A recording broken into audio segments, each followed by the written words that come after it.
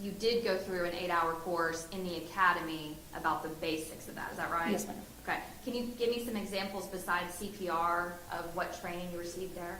They teach you to apply tourniquets, chest seals, your basic CPR. Can you tell the jury what a chest seal is? A chest seal is like a thin piece of plastic that is extremely sticky on one side. And when there's a hole anywhere in the abdomen, you want to seal it up so that air is not getting in. When you said anywhere in the abdomen, why is it just the abdomen? I'm not for sure 100% on that. I know it has something to do with air and the lungs. Okay. Because the name's chest seal, so Yes. that didn't make any sense to me. But regardless, it's some kind of sticky device, if you will, that can close or at least hold in the blood over some kind of wound. Yes. Okay. Have you ever used that before? I have. And you're certainly trained on how to do that. Yes. Okay. So do you just carry around a chest seal on your person, or how do you have that with you? Some officers carry it around in their vest if they have an outer vest.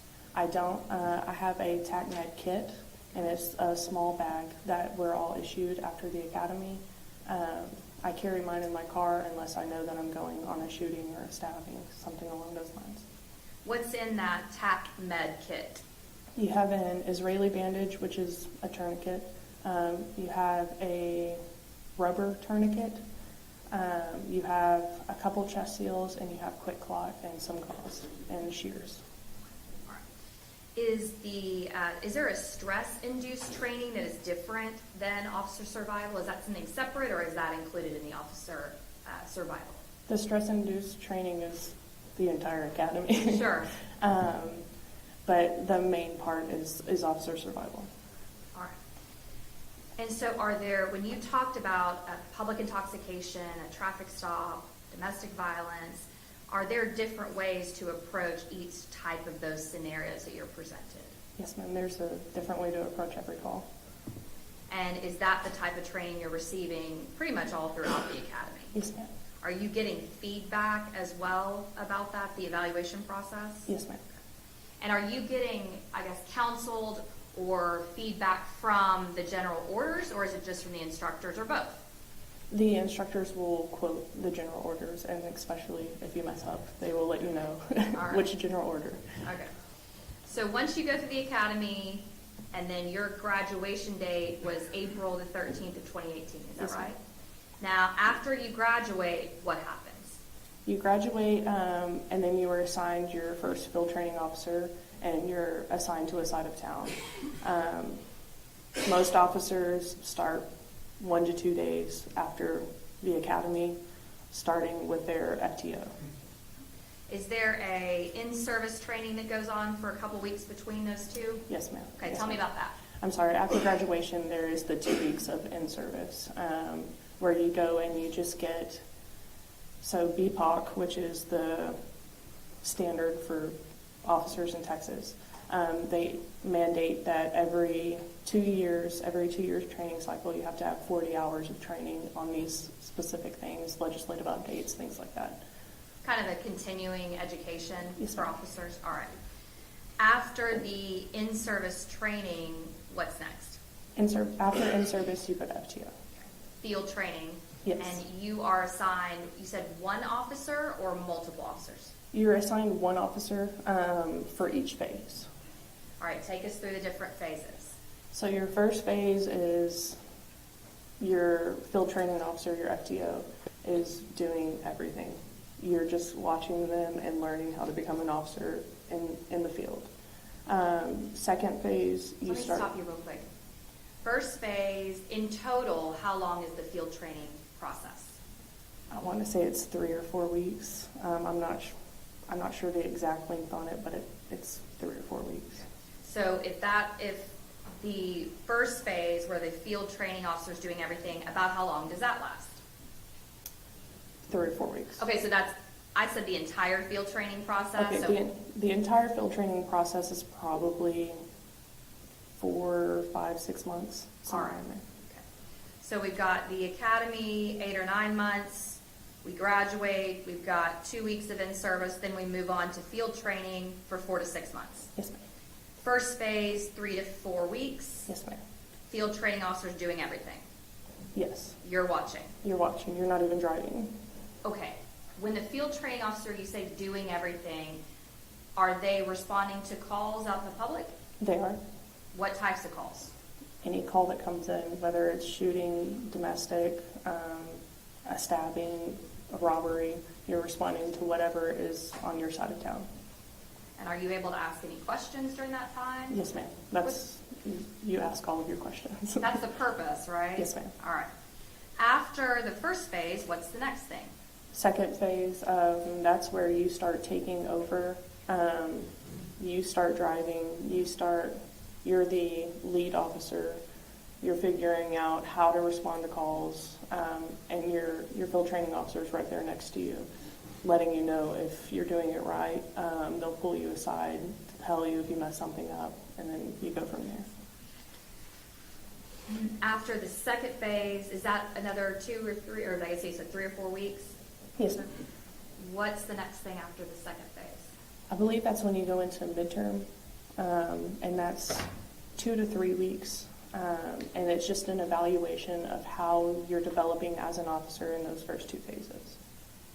And when you say there's an evaluation, is the field training officer that's been with you, the first and second, the one evaluating you? No, so every phase of FTO, you have a different officer riding with you. So then who's evaluating you at midterm? Those 2 that have ridden with you so far, or someone No, different? someone different. Okay. How is the person during midterm, if there's somebody different than has been riding with you and observing you, how are they able to evaluate you?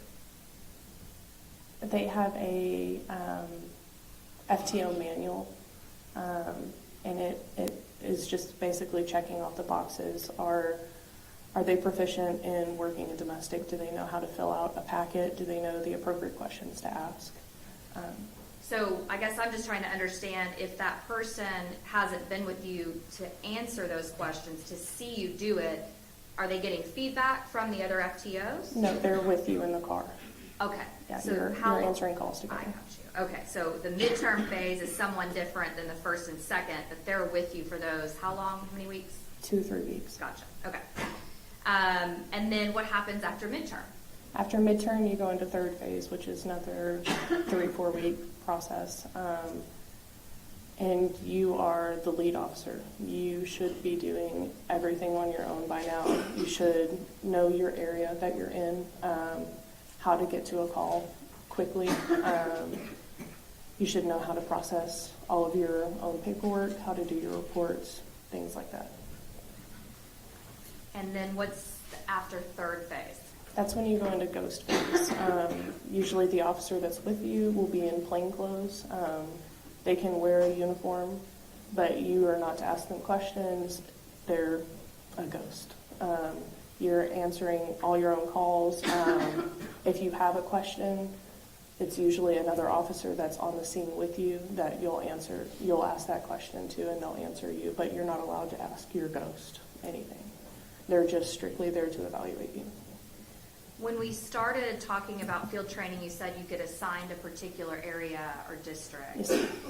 Do you stay in that same area or district the entire field training process? For me, I did. I stayed in East Side. I know before that they had switched different sides of town. So you could be in North for one phase, you could be in South for the next. Okay, after field training is complete, the ghost phase is the last phase. What happens after that? You get cut loose. And when you say cut loose, do you have somebody riding in the car with you? You are a solo officer. Is each officer, as far as patrol is concerned, in Fort Worth, are they assigned a particular car? You're not assigned cars. It's you take what you get and you hope you get a good one. Okay. So when you show up, I'm sorry, go ahead. That's clean. Okay. All right. So when you show up to a shift, you just go out and hope that there's a car there you can take and, Yes, ma'am. like you said, that it's clean. All right. So when did you actually get, quote, cut loose? I got cut loose in, I want to say the later half of September of 2019. What area were you assigned to when you were on your own? I was in East Division as an overflow spot for a couple, I want to say maybe a week. And then I got assigned to Baker Division, where I had never been. And I was there approximately 2 weeks before the shooting. And where is Baker Division?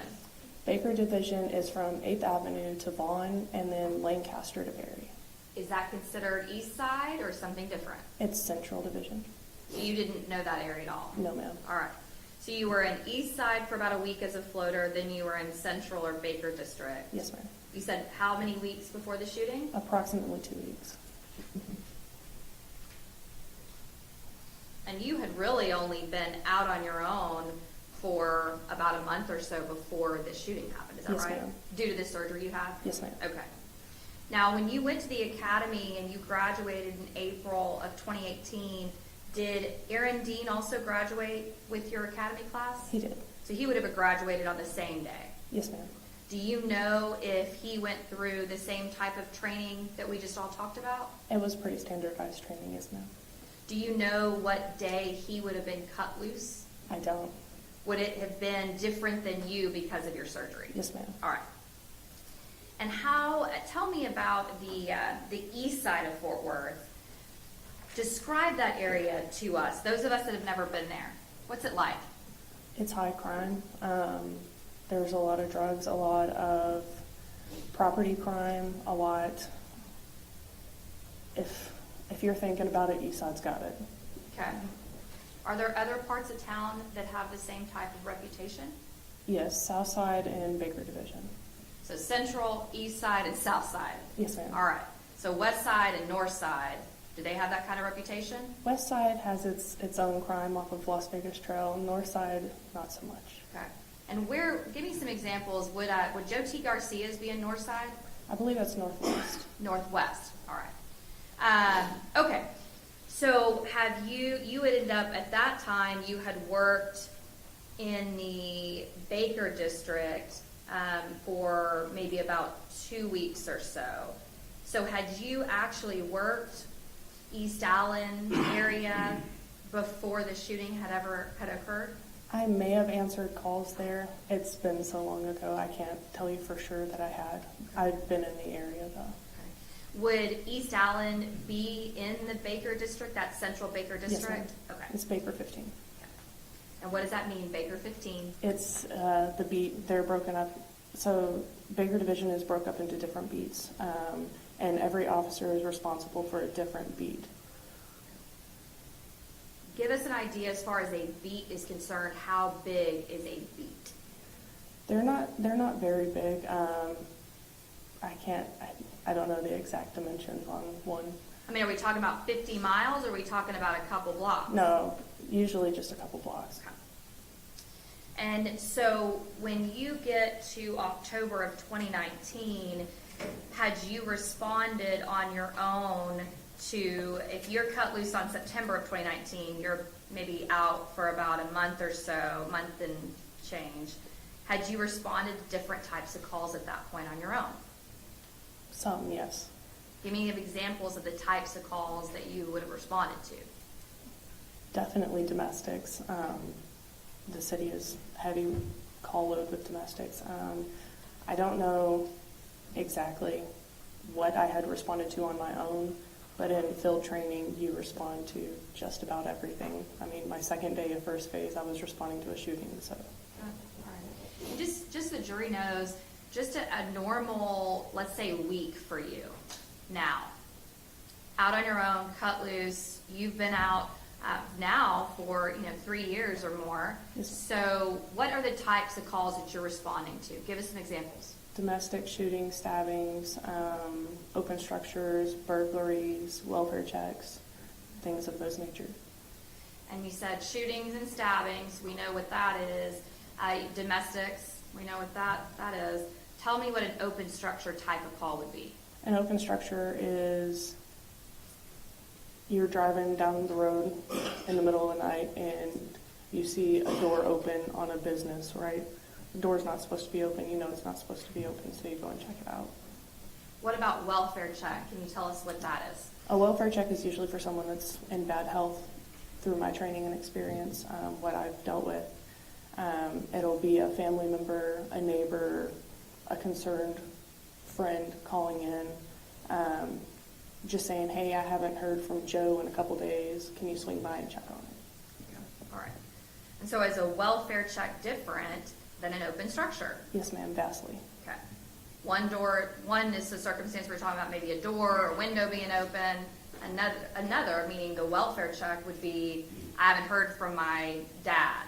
Exactly. I haven't heard from my grandmother. Exactly. Okay. All right. Had you at that time, I know you don't know exactly, and if you don't know, that's okay. Had you worked open structure calls up to that point? Can you remember? I'm not 100% certain on that, no, ma'am. Have you now? Yes, ma'am. And the same for welfare check calls. Do you know whether you had done any of those back in those 3 or I guess month or so? I'm not sure. Have you now? Yes, ma'am. All right. Okay. And had you also, maybe you don't remember about at that point, but up until now, you worked burglary calls before. Yes, ma'am. Have you ever worked a burglary where it's in progress? Yes, ma'am. Meaning when you get out there, the suspect's in the house and or in the business running away? Yes, ma'am. Okay. And when you, as far as burglary calls are concerned, well, I'm going to ask you each one. Welfare checks, how common are those? Welfare checks, you get those. On night shift, they're not too common. On day shift, you're getting them left and right. What about burglary calls? How common are those? Very common. And what about open structure calls? Very common. So you don't know if you had necessarily responded to that. Let's talk about narrowing it in now, the 1200 block of East Allen. Do you know whether you'd ever responded to that particular intersection and area? I can't tell you with exact certainty. Besides the shooting that occurred on October the 12th, have you, in 2019, have you responded to any calls over the last 3 years in the 1200 block of East Allen? Yes, ma'am, multiple. Okay. So let's talk, do you know who James Smith is, by the way? I don't. I've never met him. All right. Did you were not a part of the investigation out there at the scene when this happened, correct? Meaning you were not a part of the major case investigation, interviewing people? No. You were getting interviewed? Yes, ma'am. All right. Okay. May I approach the witness, Your Honor? Yes, ma'am. And you and I have met before, is that right? Yes, ma'am. And you've met with Dale as well? Yes, ma'am. And Mo, who I don't know if he's in here, but our investigator? Yes, ma'am. All right. And we've met how many times, do you think? 3 or 4. Okay. And when we've met, I think we've met over at outside the office, and we've also met over here in the office. Is that right? Yes, ma'am. Okay. Who else has been present when Dale, myself, and Mo and you have met? My cleat attorney, Terry Deflin. Tell the jury what a cleat attorney is. It's Combined Law Enforcement Association of Texas, and I pay in every month out of my check to the POA, which is the Police Officers Association, and cleat is with them. It's legal advice, legal attorneys for whatever you need, and it's very standard after a shooting to have your cleat attorney right there with you. So tell them about that. So after a shooting happens, how does that cleat attorney get notified? Do you know about a shooting? You can call them, your sergeant can call them. Really, anyone that hears the shooting goes out can call an attorney and have them present at the scene. Let's say you're going to make the call. Who do you call? How do you know who to call? So Terry came and talked to our class, and she gave us her phone number during that class while we were still in the academy, and we're instructed to call that number. And is Terry here in the courtroom today? Yes, ma'am. All right. So she talked to y'all's class, gave you guys her card. Are there other cleat attorneys? Yes, ma'am. All right. So a shooting happens, she gets called. Is she showing up pretty quick after the shooting happens? It was fairly quick, yes, ma'am. And so is Terry the one that actually showed up in this case? Yes, ma'am. All right. And so when she shows up, what happens? Do you go talk to her? Does she come talk to you? So for me, I was in a patrol vehicle in the passenger seat, and she came and sat in the driver's seat, I believe. I'm not 100% certain. I don't remember a whole lot. I guess what I meant is she's there for the purpose of being there with you, correct? Yes, ma'am. Not the other officers that are there at the Yes, scene ma'am. at that moment. Okay. So you guys talk, and then is there anything else that happens out there at the scene as far as, does Terry then go inside the house and the scene? What happens? I'm not for certain on that. I was sitting in the car. Okay. And I guess I met with you. Oh, with me? I know she did my walkthrough with me, with a major case. Okay. Tell the jury what a walkthrough is. Major case, just ask you a question. You don't say yes or no, you just point. They'll ask you, where were you standing when the shot went out? Do you know where Officer Dean was standing when the shot went out? Do you know why you don't say actual words, you just point?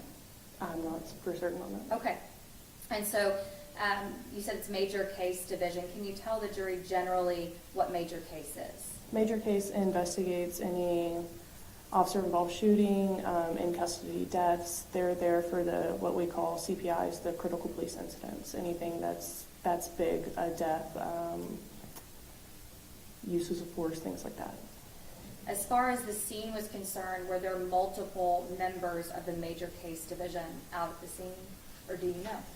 I'm not for certain on that. I know Detective Brumshiss was out there. Okay. All right. So I'm going to show you State's Exhibit 1 and ask you, what is that? This is the body cam from Officer Dean. Did you have an opportunity before you testified today to review that? Yes, ma'am. Were you actually here yesterday? Yes, ma'am. Okay. And then State's Exhibit 4, 5, 6, 7, 8, 9. I'm going to ask you to look at those, if you will. Okay. And just kind of without showing the jury, just because they're not in evidence yet, if you'll look through those.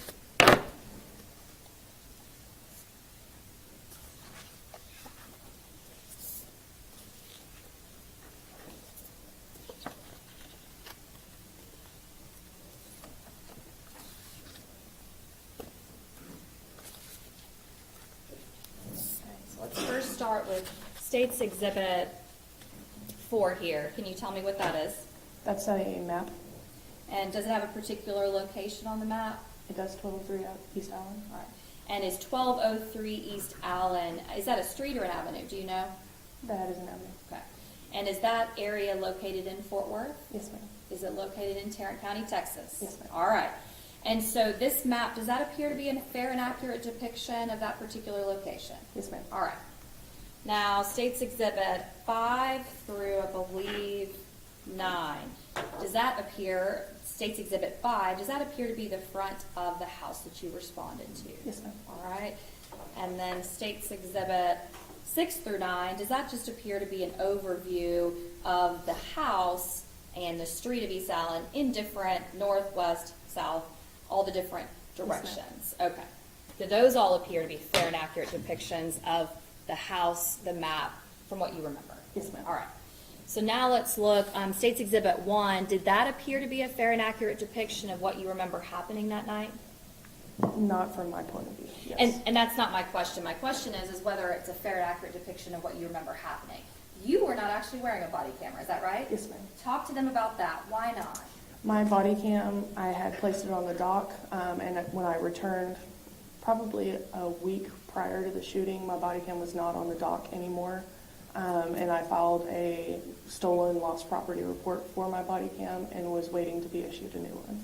So you used a couple different terms that I want to break down. You said, so body camera, or is each officer, patrol officer, issued a body camera? Yes. To wear on their person?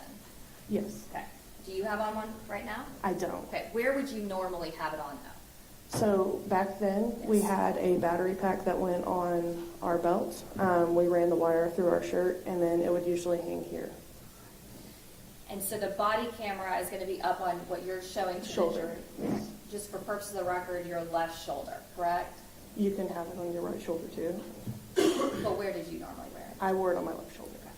And then as far as, there's also patrol cars that are equipped with video recording device too, Yes, correct? ma'am. Did your patrol car back then have that ability? Yes, ma'am. You have a dash cam on the front windshield, and then you have a camera that watches like the spot where you would put your prisoners. How does a patrol car, you just called it a dash cam, how does the patrol car video get activated to start recording? If you have your lights and sirens on, it immediately goes on, and it turns on anytime you turn on your lights and sirens. Other than that, you have to reach up and turn it on. There's a middle button that you reach up and you literally just click it on. What about body camera? How do you turn that on and off? Those, I believe there was, it's like a box, and there's a little round circle in the middle, and you push the round circle to turn it on. So you told us that you went to a dock station. Can you tell us what that means? It's the charging station where you plug your camera up. It downloads all of your videos from the day and uploads them onto the evidence.com cloud. Okay. So all the patrol officers throughout the day, when they get done with their shift, they can take their camera and put it on this dock station. Yes, ma'am. And it charges as well as it downloads all that video. Yes, ma'am. Is that the same way that it works for the patrol car? The patrol car, I'm not exactly sure how it downloads. But you don't have to take anything out of the car to charge? No, ma'am. All right. And so on State's Exhibit 1, yes. So my question was, you didn't have a body camera. You mentioned why you didn't have one. Did your patrol car, was it working and have a video recording device at that time? Did you have it on when you responded to this scene? No, ma'am. Tell us why not. You don't turn them on for every call. You mainly turn them on for traffic stops or anything that you're going to be doing right in front of your car. So if you're searching someone in handcuffs, you can put them in the front of your car, and then it just has a different angle. If you're doing traffic stops or if you're running code somewhere, it's going to have your video on. The body camera footage that you reviewed from former Officer Dean's body camera, did you remember him wearing a body camera that night? Yes, ma'am. Okay. And do you remember which shoulder he was wearing the body camera on? I'm not certain. That's okay.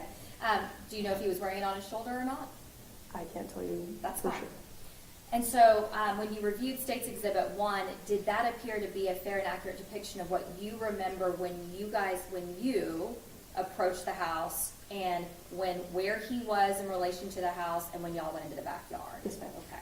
Not your perspective. Not my perspective. You didn't have it on, No. right? Okay. And now State's Exhibit 10 and 11, I want to ask you to look at those. And can you tell me what I'm looking at there? This is actually my patrol car where I parked that night. When you say this, are you pointing to State's Exhibit 11? Yes. Okay. And I believe that's just the scene that night. Okay. And when you say I believe that's just the scene on State's Exhibit 10, is that you're referring to? Yes. Okay. Now, State's Exhibit 12, 13, 14, does State's Exhibit 12 and 13 appear to be photographs of the defendant, Aaron Dean, and his, I'm going to call it a duty belt. What Yes, do you call it? Duty belt. Okay, all right. Top half of the defendant and the duty belt. Yes, ma'am. State's Exhibit 14, does that appear to be the back of the duty belt? Yes, ma'am. State's Exhibit 15, 16, 17, 18. Does that appear to be, and you can look at that, does that appear to be the defendant's gun that was used and issued by the Fort Worth Police Department? Yes. So tell us how do you get a gun from the Fort Worth Police Department? When you go through your weapons section of the academy, I believe it's halfway through, they issue you your duty weapon then. You'll do all of your shooting down at the range with that weapon, and then it is locked up until the day that you graduate and you get it back. And State's Exhibit 19, does that appear to be your gun? Yes, Okay. And do you actually have a gun on today? I do. Do you know if that one that you had on that night and that one you're wearing right now is the same? They're not. Okay. And were they exchanged and you were given a different one, or do you know? That night, they gave me a different one. Then I left the department and I was issued a new one when I came back. Got it. Okay. And State's Exhibit 24, through 27, do those appear to be, if you look at those, there's just a few.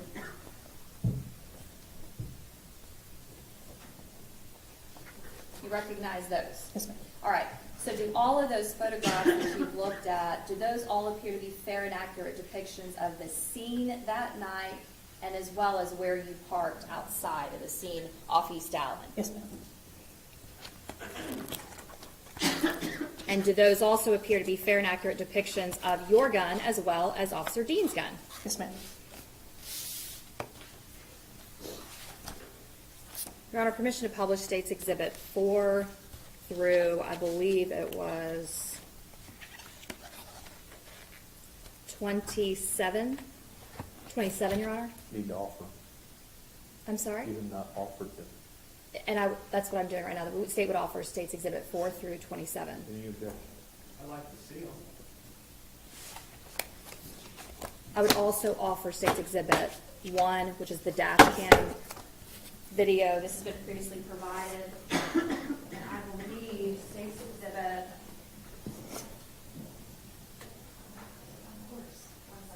State's Exhibit 4, Your Honor, I don't know if that was previously provided to defense. It's just a map. But State's Exhibit 5, 12 through 27. It's okay. We're already provided to defense.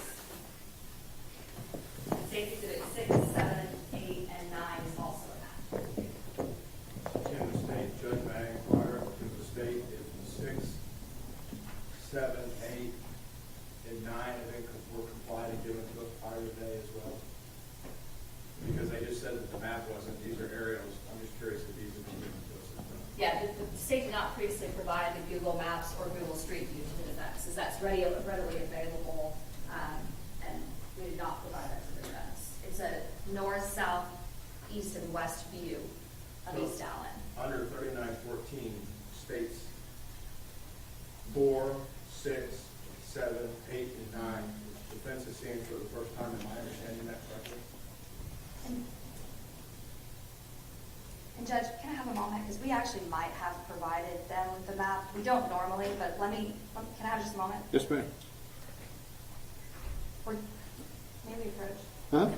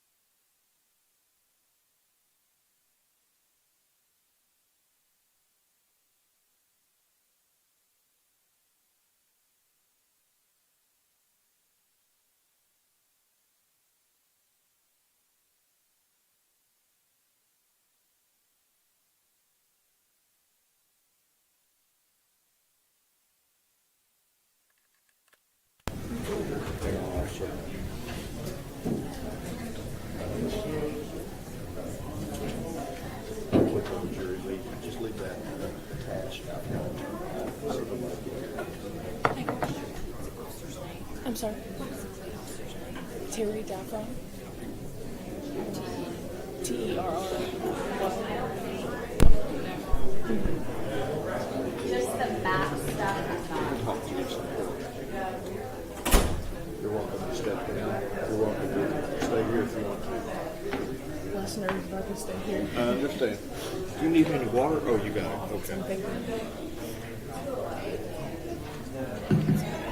I'm heading back that way. You want water? Do you need a cough drop or anything? Man, we need cough drops for this whole court. I know.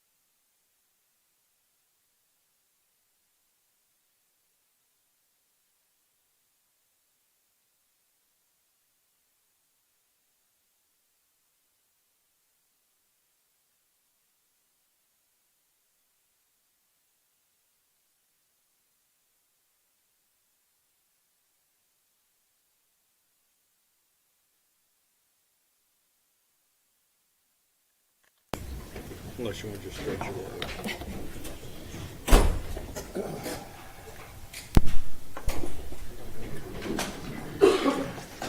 Hey, did you guys want these to look at too? Yeah, we need to, I'm just trying to get back and forth. Oh, you don't have, it's okay. Like, I get the numbers wrong.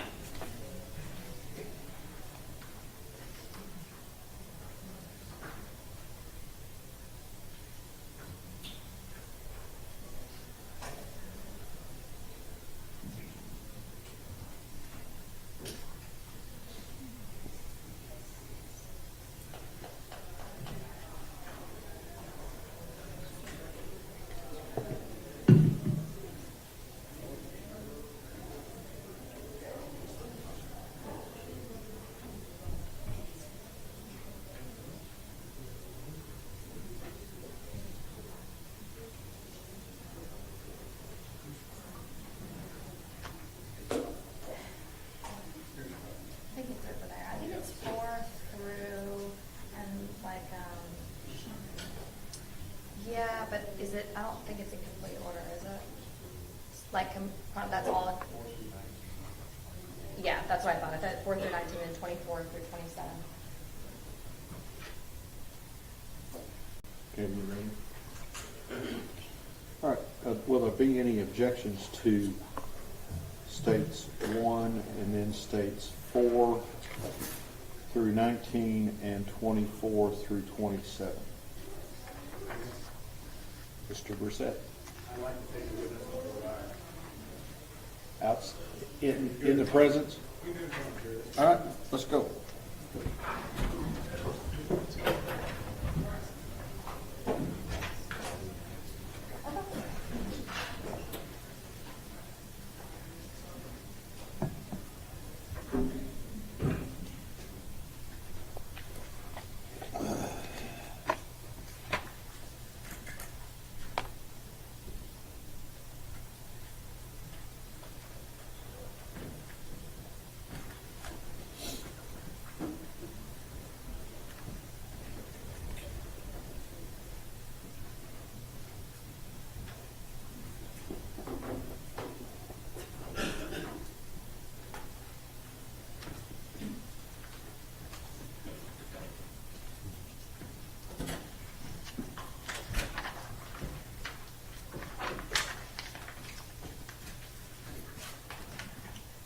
All right, everyone may be seated. Mr. Brissett, are there any objections to States Exhibits 1, 4 through 19, and 24 to 27? May I take a listen on a brief word item? Yes, sir. May I approach? Yes, sir. Morning, Officer Darch. Morning.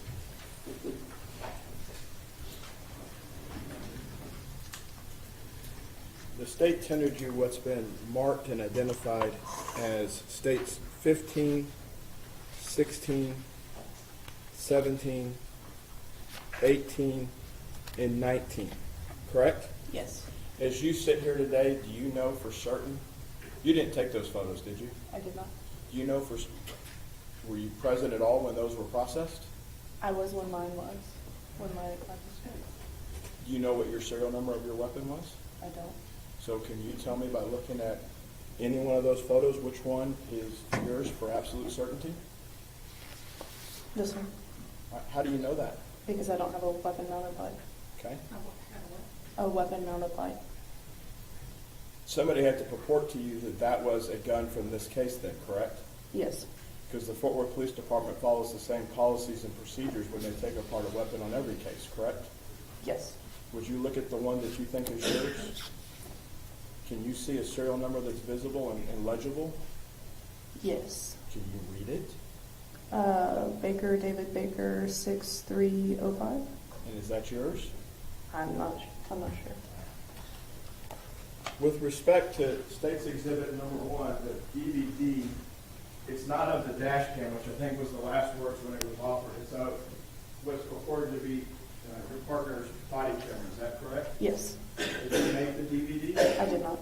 Did you download Aaron's DVD that night? I did not. Bad question. Did you download Aaron's body cam that night? I did not. Is there a chain of custody with body cameras? I mean, you're responsible for your own. when the evidence goes to evidence.com, is there a trail or an audit trail of how the verification process starts from the cradle to the download to the disk? I believe so. Have you seen that to see if it was accurate? I haven't.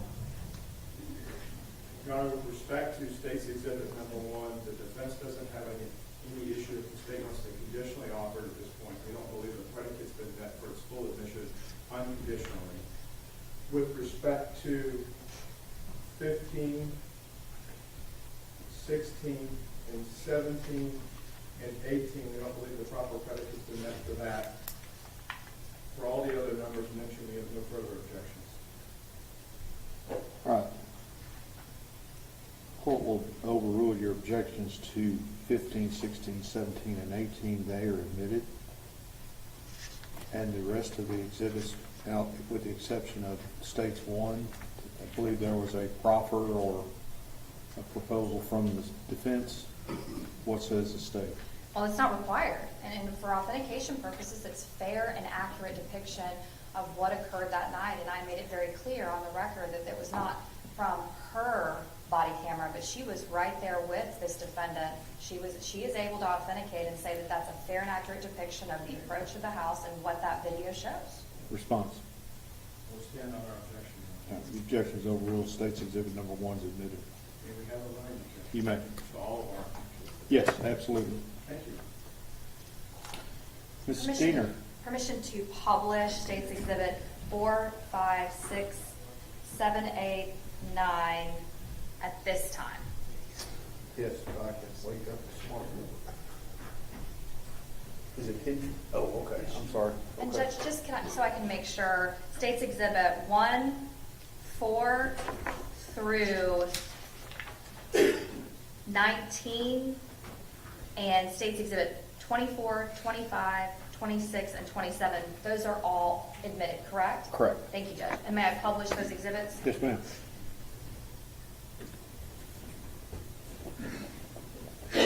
All right, now looking at State's Exhibit 4. Can you see that? Yes. Okay. May I have a moment, Your Honor? Yes, ma'am. Does anyone else need one? Anyone? Okay. Are you guys good? Okay. State's Exhibit 4, we can see 1203 East Allen. Can you show me, and Your Honor, do you have a pointer at all in here? Yes, ma'am. May I approach the bench?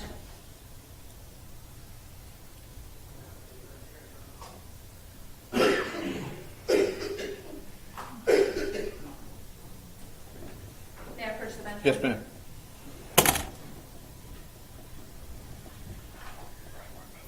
Okay, perfect, thanks. Okay. Can you see it if I'm out of the way here? I have it on this computer. Oh, okay, perfect. Well, for the jury's purposes, I'm just going to go over here to the far left-hand side.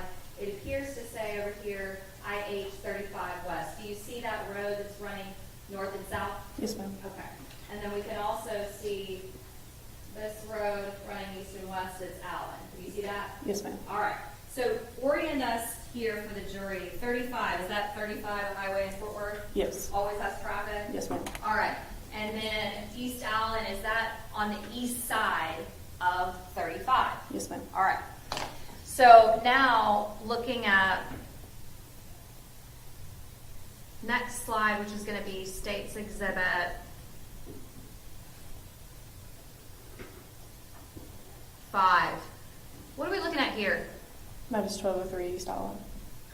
And is that the residence where Atatiana Jefferson was living? Yes, ma'am. State's Exhibit 5 to the left, there appears to be some sort of structure or building. Yes. What is that? I believe it to be an apartment, like an old apartment that's empty. I'm not sure. As far as what's on the 1203, that 1200 block of East Allen, are there any other houses to the left of the 1203 address? Which left are we talking? If you're looking at State's Exhibit 5 to the left. No, that's Mississippi right there. And does Mississippi run perpendicular to East Allen? Yes. And to the right of Atatiana's house, on State's Exhibit 5, is there another house or are there lots after that? It's just an open field. Now looking here at State's Exhibit 6, a little better perspective for the jurors. I'm going to use my laser pointer. You were referring to some kind of an apartment building or that's to the left of this house, this 1203. Is that what you were referring to, what I'm circling for the jury? Yes, ma'am. And that's just to the left of her house. Is Mississippi the road that is running perpendicular to East Allen? Yes, ma'am. Now, across the street from 1203, there appears to be some additional structures. What are those? Houses? Okay. You know who lives there? No idea. State's Exhibit 7. What direction are we looking? You're Now. looking westbound.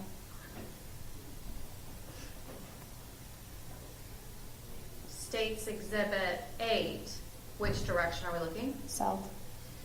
And on State's Exhibit 8, you can see this building that's to the right of Atatiana's house. We're now looking at the back, if you will, over top to the back. There appears to be this additional structure behind Atatiana's house. Do you know what that is? I believe it's a garage. Okay. And then we can see some buildings over here behind. Do you know what those are? No idea. State's Exhibit 9, which direction are we looking? That would be eastbound. And now State's Exhibit 10. Let me back up for just a second here. State's Exhibit, let's go to State's Exhibit 7. State's Exhibit 7, is there a house? So we have Mississippi, East Allen, and then Atatiana's house. This house right here that's on the corner, sitting on Mississippi and East Allen, do you know the address of that particular house? It's 1120, I believe. That's the first house we walked up to. All right, so let's talk about that. When you were called out to the scene, did you know about what time it was? 2:30, 3 o'clock in the morning. And can I inquire to the court how to get rid of that box? I can walk up to it, Judge. Okay. Or do you know how to get rid of it?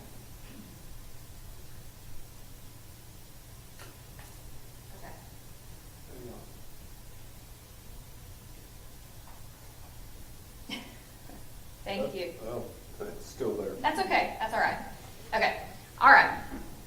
And so what time did you say it was? I believe it was like 2:30, 3 o'clock. And I was asking you a little bit earlier about going through the academy with the defendant. Do you see Aaron Dean in the courtroom today? I do.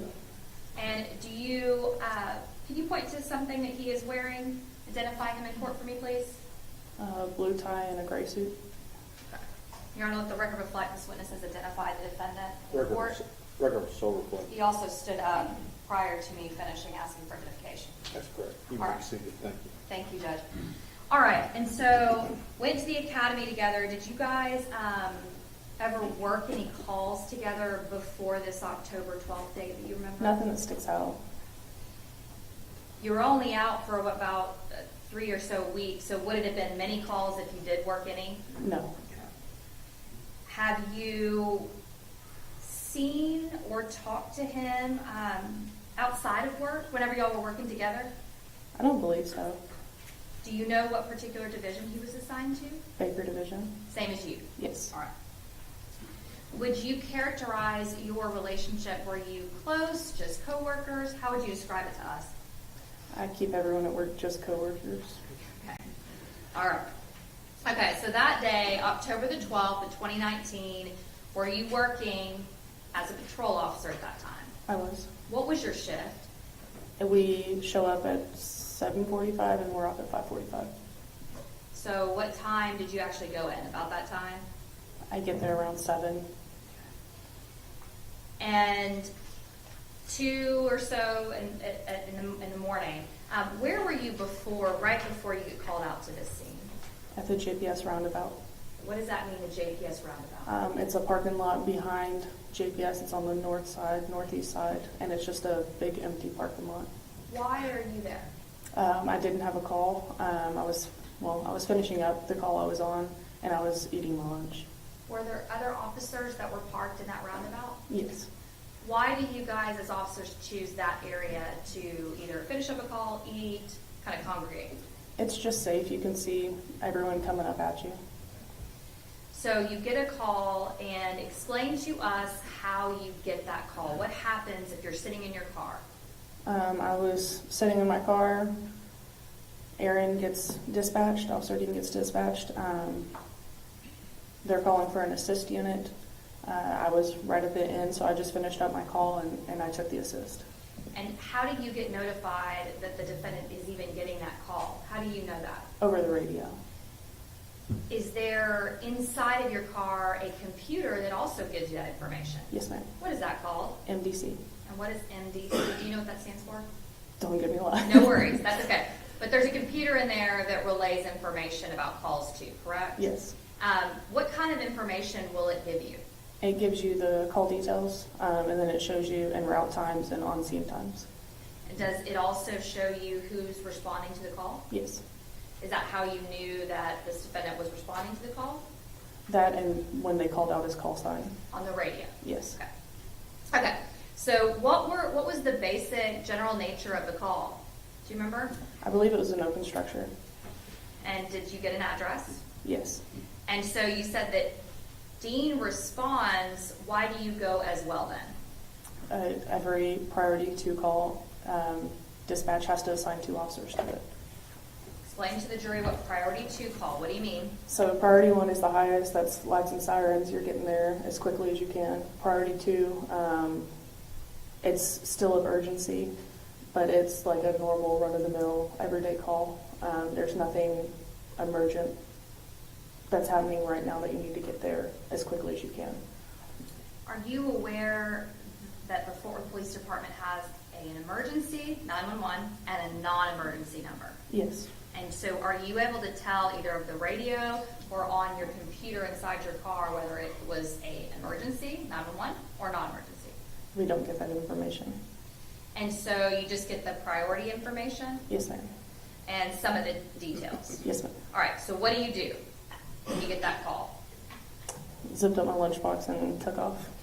How far away were you from this particular address at JPS Roundabout? A mile or 2, not very far at all. And if the call comes in around 2:25 in the morning, do you remember about what time you arrived? Just a couple moments later. It doesn't take very long to get there.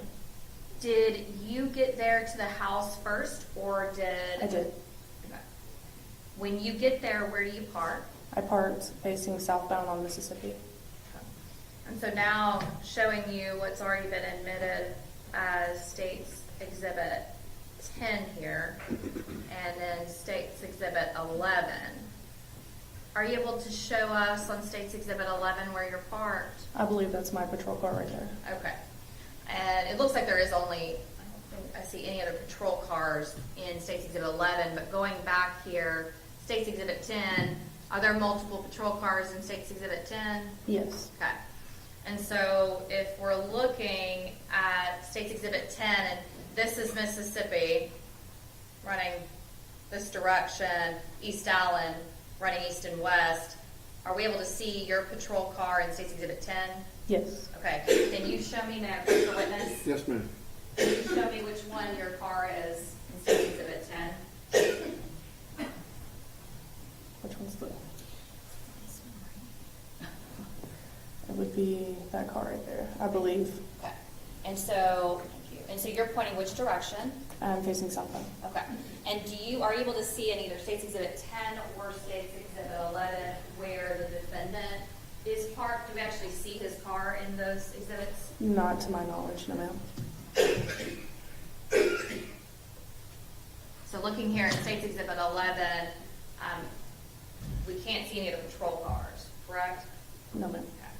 Can you show me, though, using this laser, where he pulled in? Did he come in front of you, behind you, or somewhere else? It'd be like right in this area, Okay, so kind of on that, I guess, corner or catty corner. I believe, yes ma'am. Tell me the address again of that. Is that a residence or a business? It's a residence, I believe. I believe it's 1120 something. So when you guys get out there, you said you get there first, he parks kind of catty corner or behind you at least. Yes, ma'am. What do y'all do? We get out of our patrol cars and we walk to that first house. And it ended up being the wrong house? Yes, ma'am. How did you know that? By the numbers on the front of the house. And the Did- door was closed. Okay, so the call is, door's open, and you walk up, the door's closed, and the numbers are not matching. Yes, ma'am. So what do you do? I believe when we went back to the car and checked, we either checked on the MDC or we radioed out asking what the numbers were.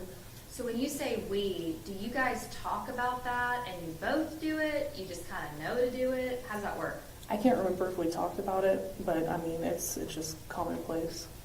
Do you remember whether or not you both went to your separate patrol cars to check, or No, ma'am, I don't. don't remember? All right. Regardless, you figure out wrong house. Yes, ma'am. So where do you go? We walk across the crosswalk here and then up, like catty corner to corner across the street. All right, so let's go over State's Exhibit 9. And may I push what's in Yes, there? ma'am. You show me the route that you take from that address that was wrong. I believe that we walked like right through this way, just like diagonally across. And when you go diagonally across, so you would have been passing just right in front of this building. Yes. Once you get over here to the street, and then some go in this direction before you approach her house. Yes, ma'am. All right. Do you have your flashlights out? I don't recall at that time. Do you remember whether it was a pretty lit area or a dark area? It's darker in that area. And when you go to approach the house, show you, leave. Let's go back for just a second. When you approach the house in State's Exhibit 5, you said you kind of walked in front of it. Did you notice whether or not there was a fence between those two buildings No, that night? no, ma'am. Okay. So you go up to the front door of State's Exhibit 5, that house, and what do you do?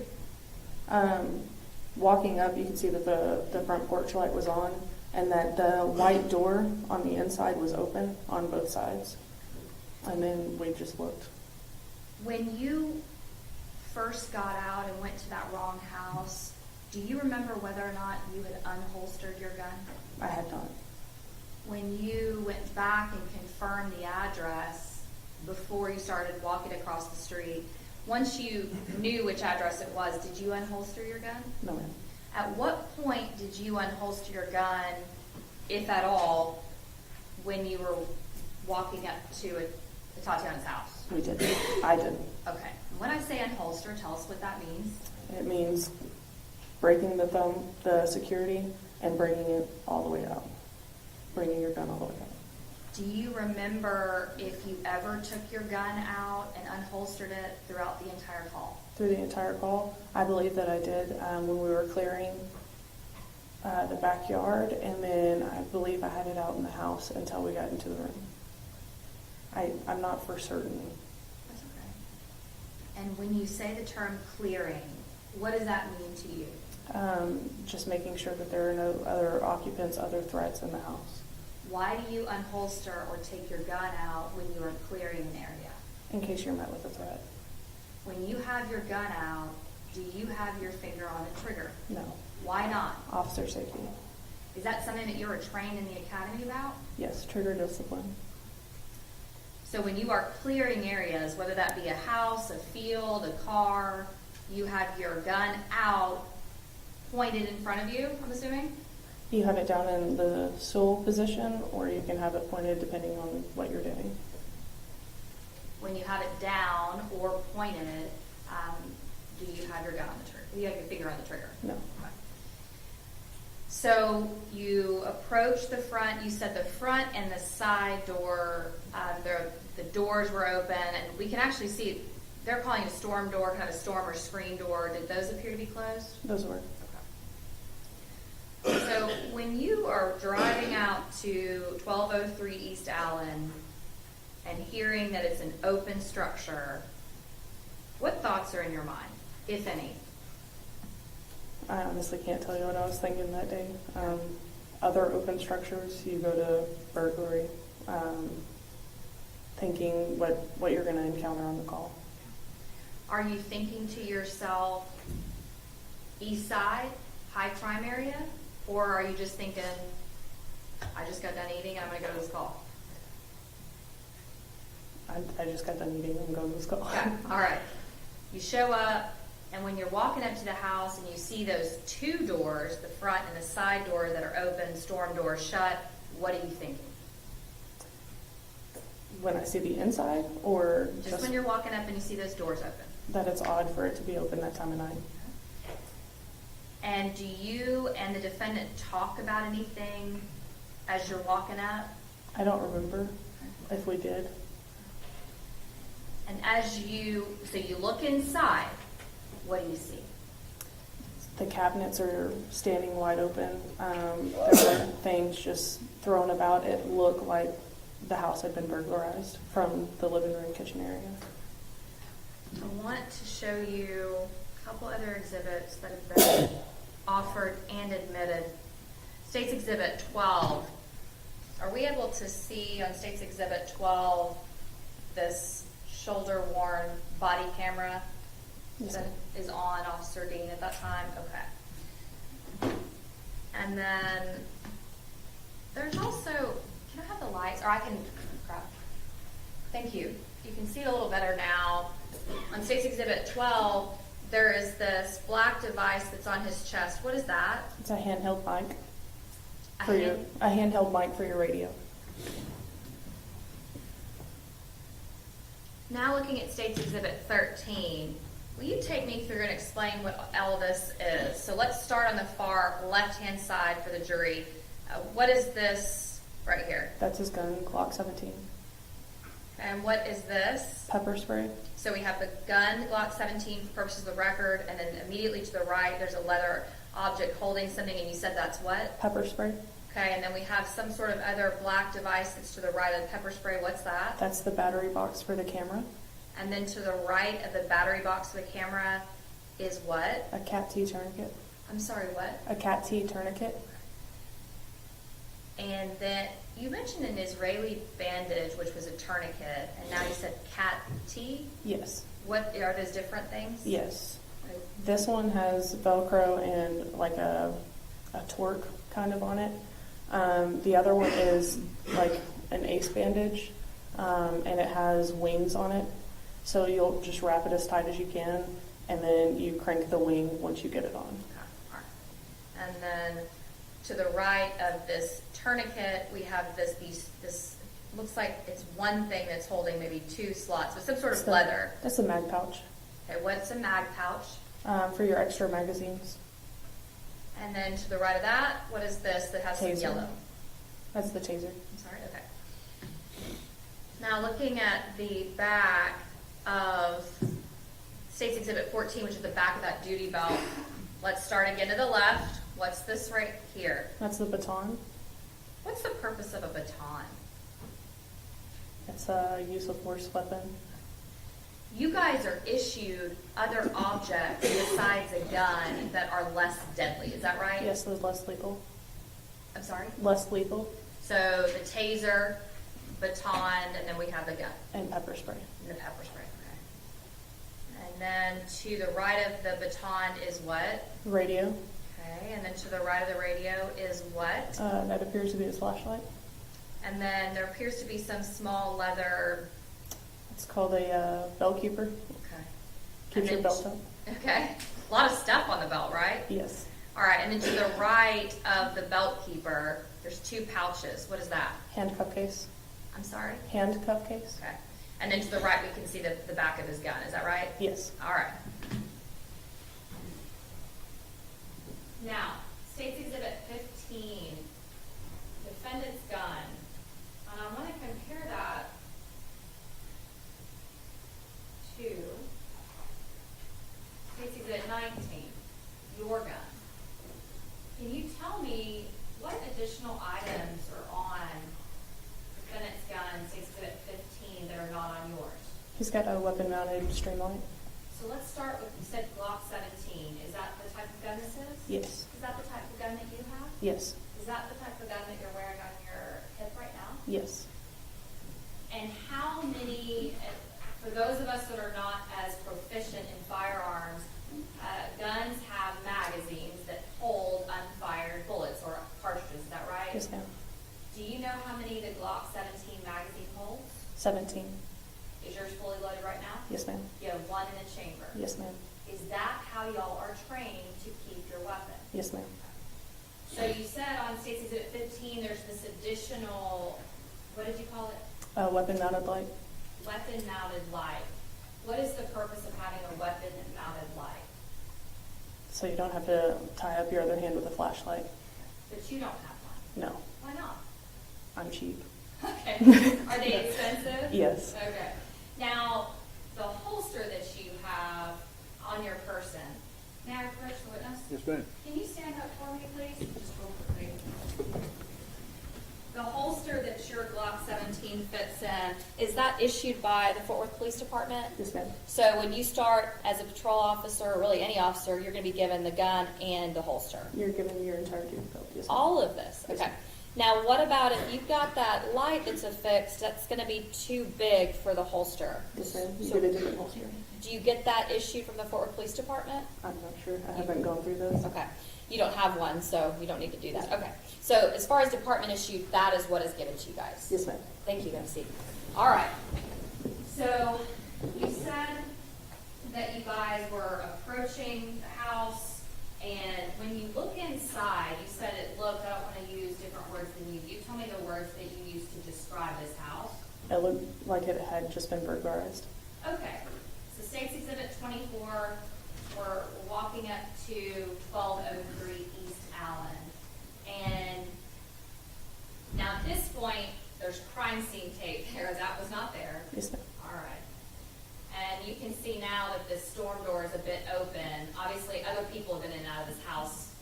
Was that door completely flush and closed? Yes, ma'am. As I recall.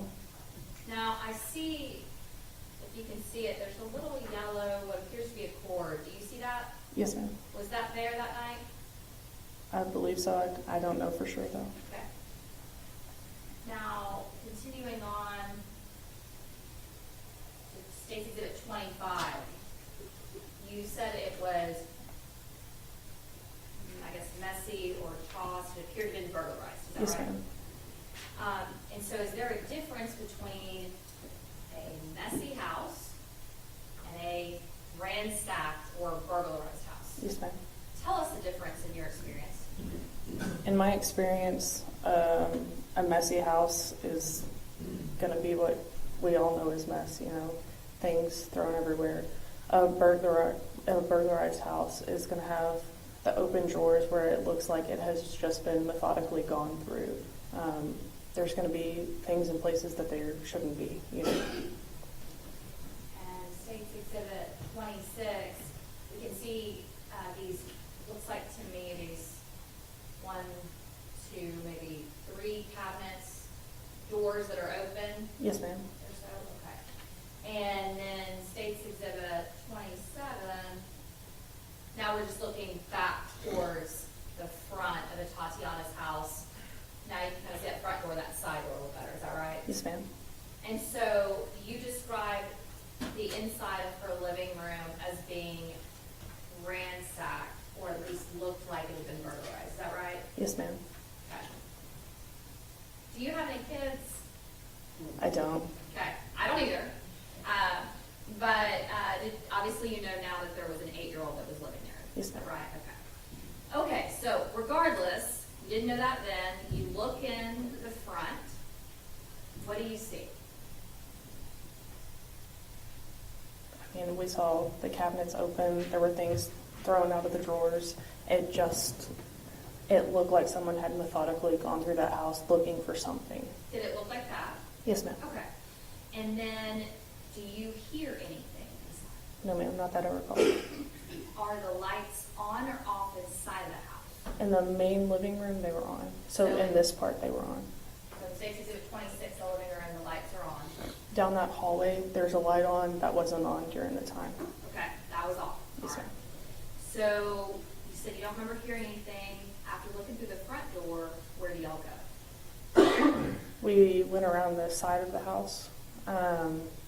When we did that, we were clearing the cars just to make sure that there was no one in the cars ready to escape or ambush us as we walked up.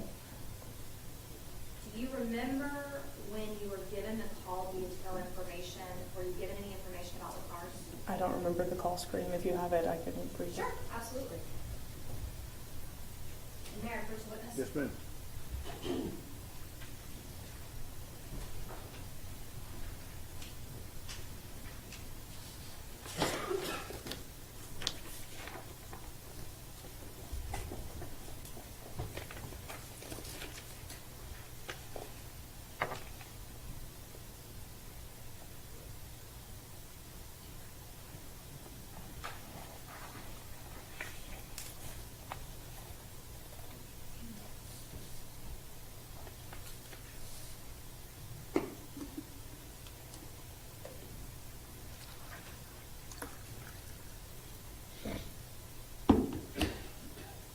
State's Exhibit 95. Let me give you an opportunity to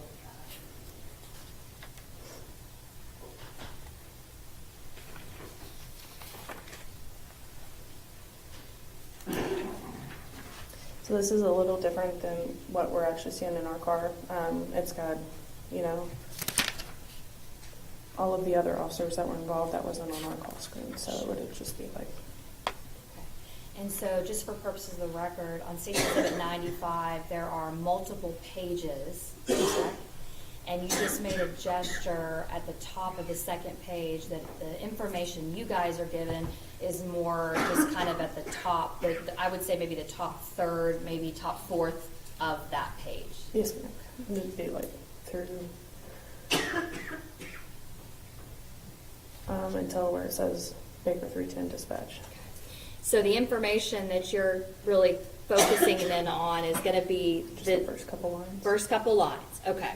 And so, by looking at State's Exhibit, now you're fine. Do you need a cough drop? No, you got it. A bunch, okay.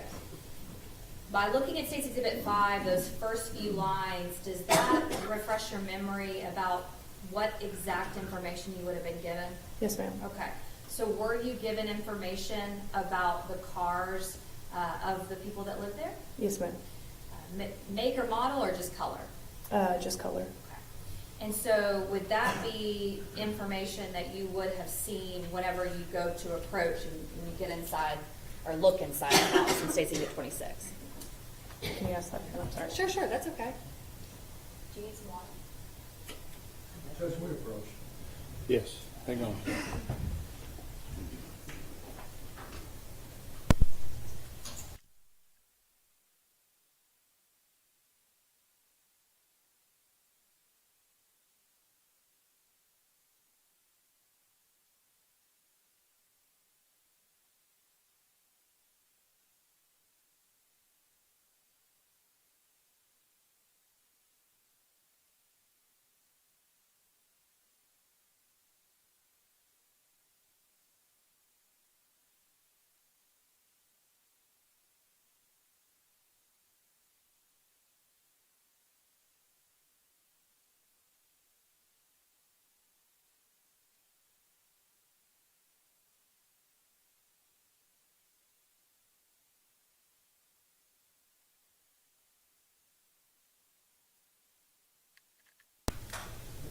You good?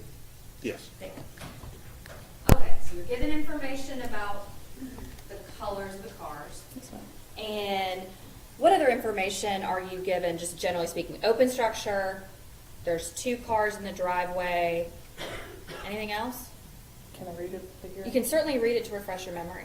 It says that the neighbors are usually home. Okay. And were you given information about who called the Fort Worth Police Department? Do you know if you would have been given that information inside of your car or over the radio? We would have gotten it both places. Both. And are you given the information about, so would it have the name of the person that called, and then does it also have a phone number? It does. Okay. And just looking at State's Exhibit 95, are you able to tell who the caller name was and the phone number? You don't have to say it and you don't have to read it out. I just want to know if that's on the call. It is on here. On our MDCs, there's different tabs where you don't, if you don't have that tab clicked, you're not going to see who the caller is. But you have the ability inside your car to do so. Yes, ma'am. All right. Okay, so you get out there, you look inside, you go to the side door. Now where do you go? The side door, we started making our way, which would be northbound down the side of the house. Do you hear anything like that? Not that I remember. After you get to the side of the house, where do you go? That's when we go into the backyard. You said that you guys cleared, or I think you said y'all or you cleared both cars. Yes, ma'am. Do you guys talk about who's going to clear what or how you're going to do it? Not that I remember. I don't remember a whole lot of communication from it. Before you walk up to the house, do you guys discuss who's going to take lead or call the shots, if you will? It was his beat, so it was his sheet. Okay. Now you said that to me before. It was his beat, it's his sheet. What does that mean to us? If you're responsible for that area, most officers take pride in their areas and they try to take the sheet on it, just so that people get to know their face, get to know their names, things like that. So naturally, are you going to kind of take a back seat to what he's kind of telling you to do or directing you to do? Or y'all going to do it together? My primary mission at that point is to be an assist officer. All right. And so who makes the decision, or do y'all discuss who's going to go into the backyard? I don't think we did. Who opens the gate? I believe it was Officer Dean. Now, I want to ask you, do you have some trouble with your memory? Yes, ma'am. Can you tell us why? I've had 2 TIAs, 2 transischemic attack strokes.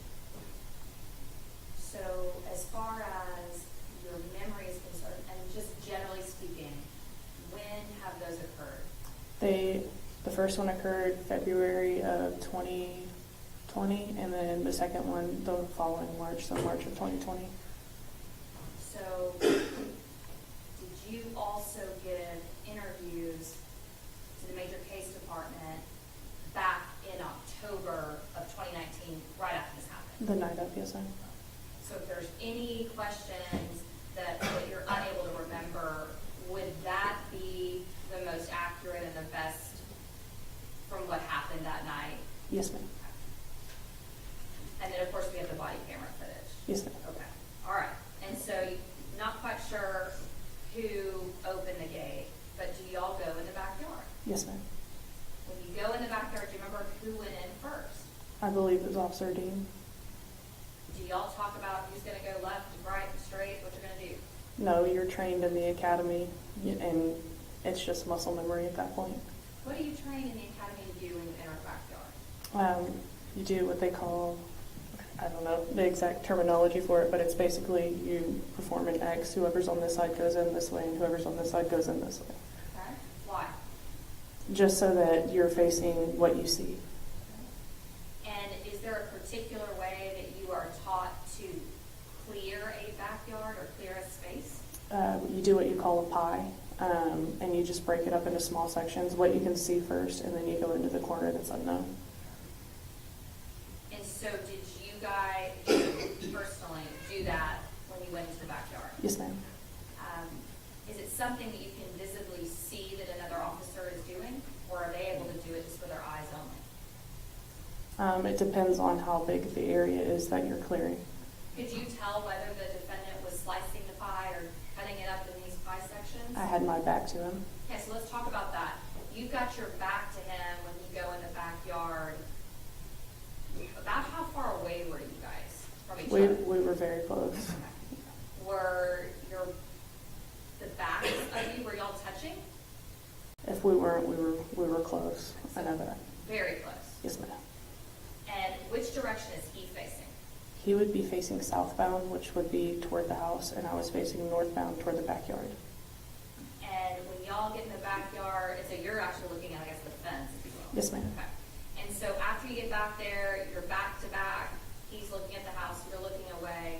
What's the next thing that happens?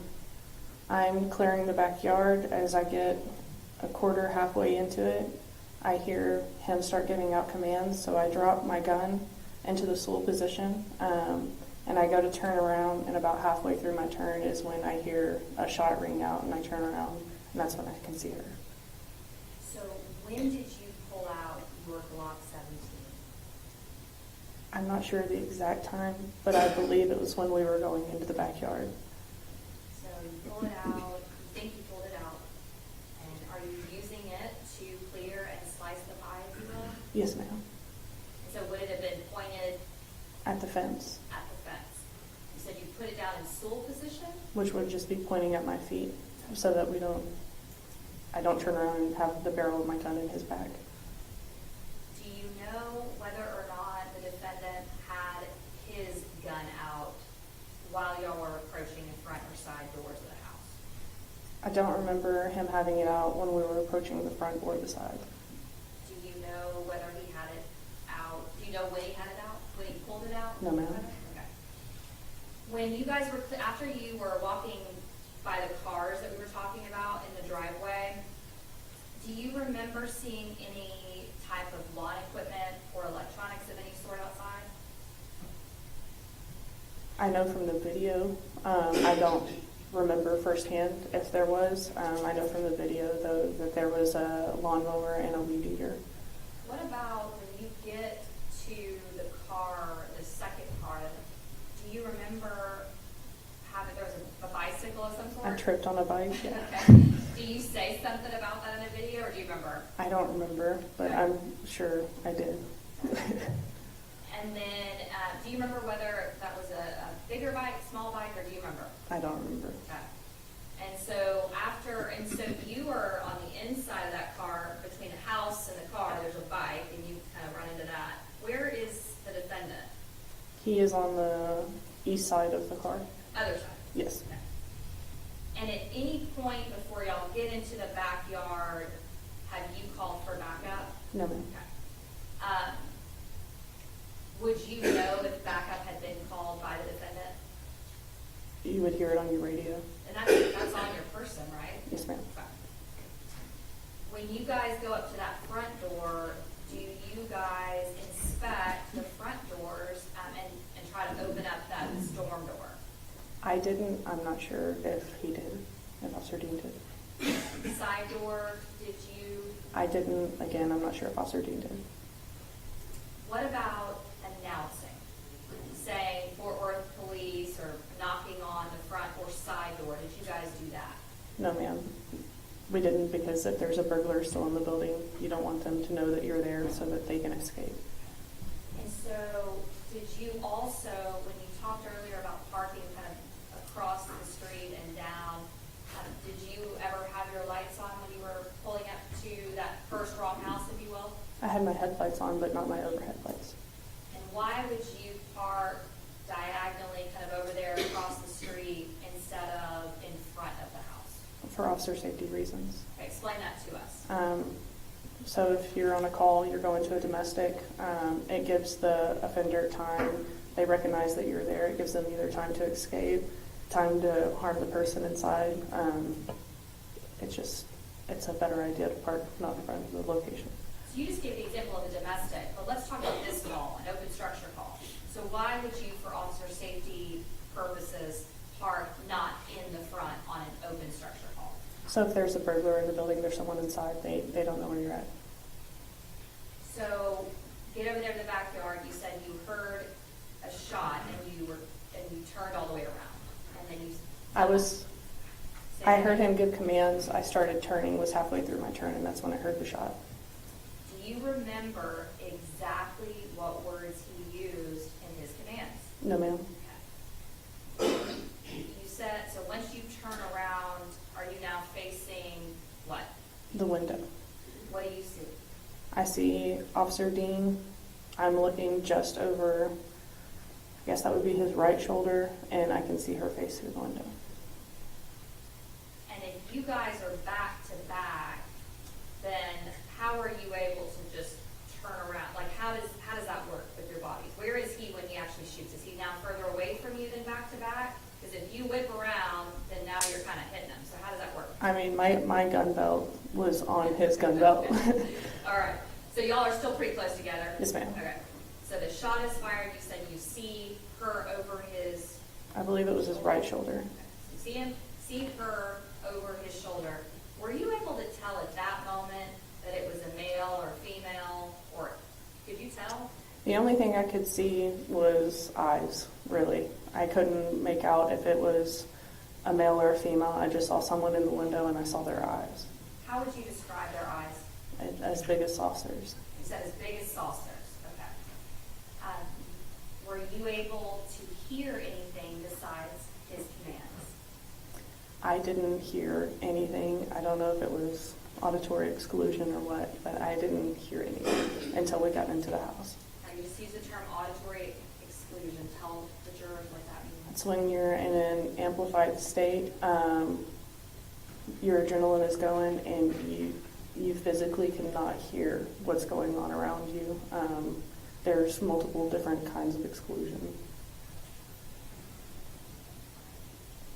Permission to publish State's Exhibit 1, Your Honor, the body camera footage. Yes, ma'am. No, and we approve. Sure.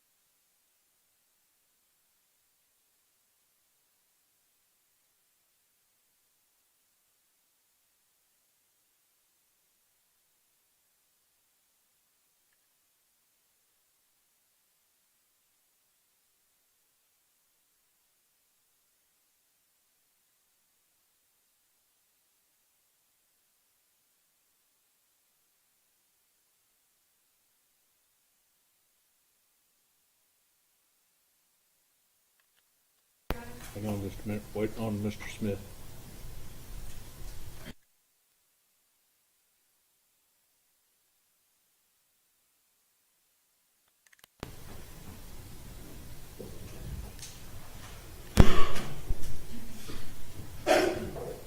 All right, Ms. Diener, you may proceed.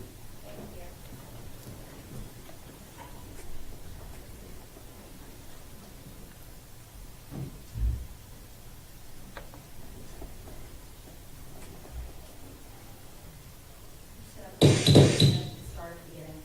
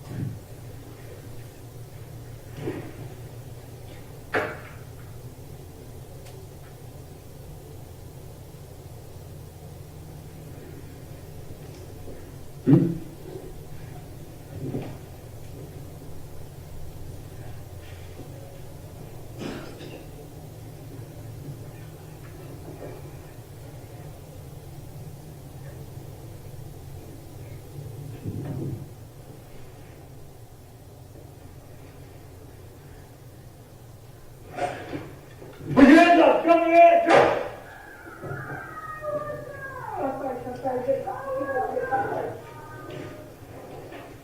Bring it 325, shots fired, start supervisor, and then start coverage.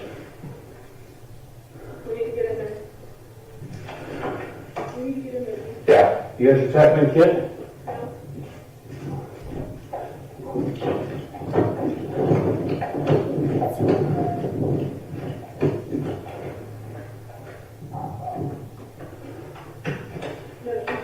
Thank you, 325. Hands up! Hands up. Show me your hands. Show me your hands. Show me your hands. Hands up. Show me your hands.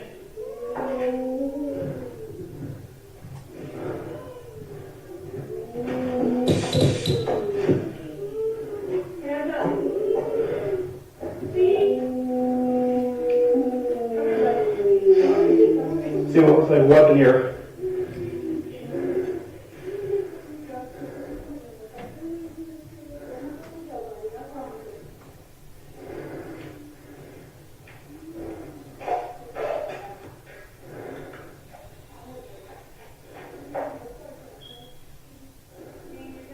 Yeah, I'm good.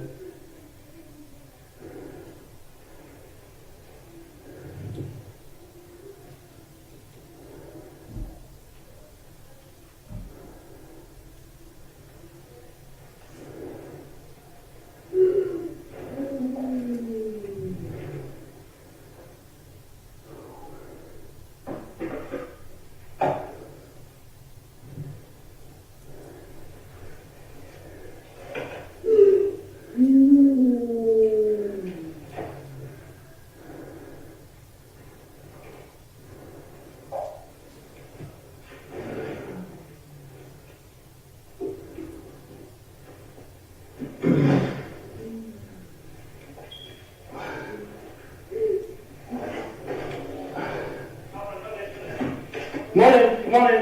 It's clear, it's clear, it's clear. Can that go? There's a weapon on there. I have not cleared it yet.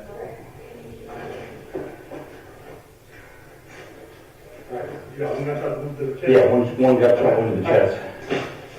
Sit back, sit back. I got you. Come on. Big bit.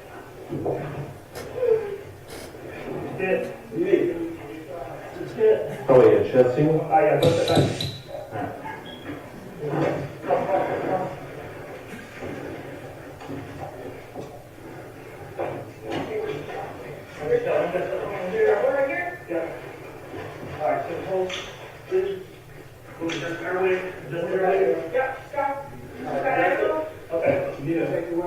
Yeah. Yeah, we still do.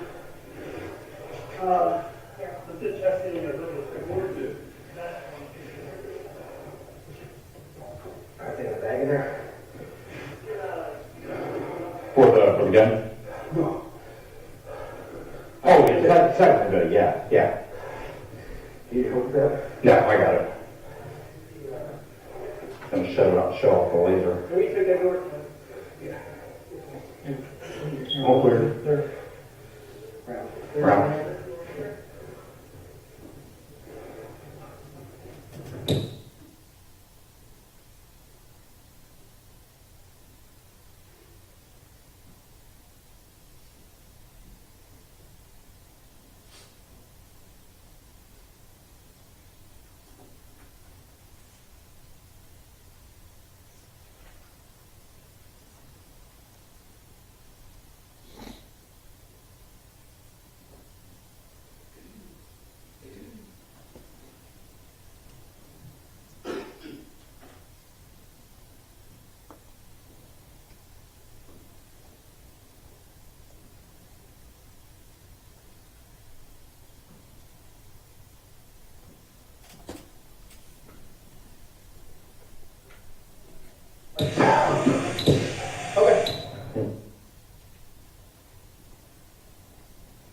Okay.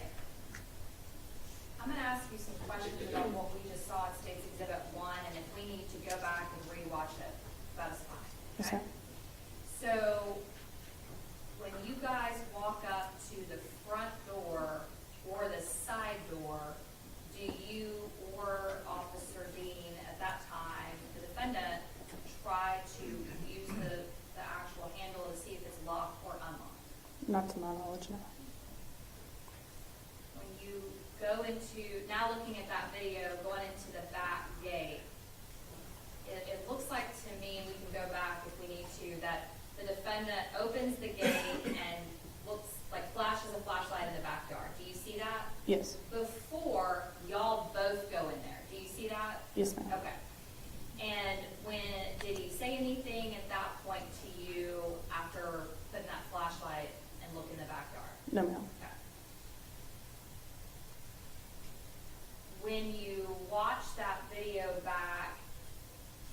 see the commands and then the shot, do you now know what he said?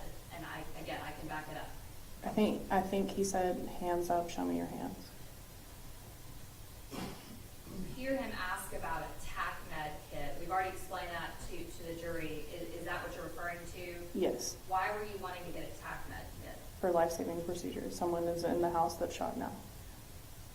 Is that when you could have applied, but TAC med shows up, but a halo seal or a chest seal, Yes, if there's a shot, or anything else you need in there? All right. So y'all go around and go into the front, and then you go inside, and I hear your voice before his making some announcements of some sort. yes, ma'am. Do you remember what you said? From the video, I said, hands up. Okay. And why are you saying hands up? I can't tell you exactly why I said hands up. I don't know if I was in a heightened state of adrenaline, and that's the last thing I heard, so I said it too.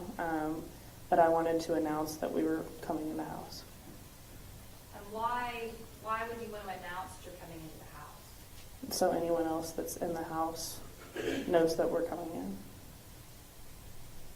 When we see you guys, well, specifically, we can see the defendant going and pointing into some of the other rooms before we actually go to that back bedroom.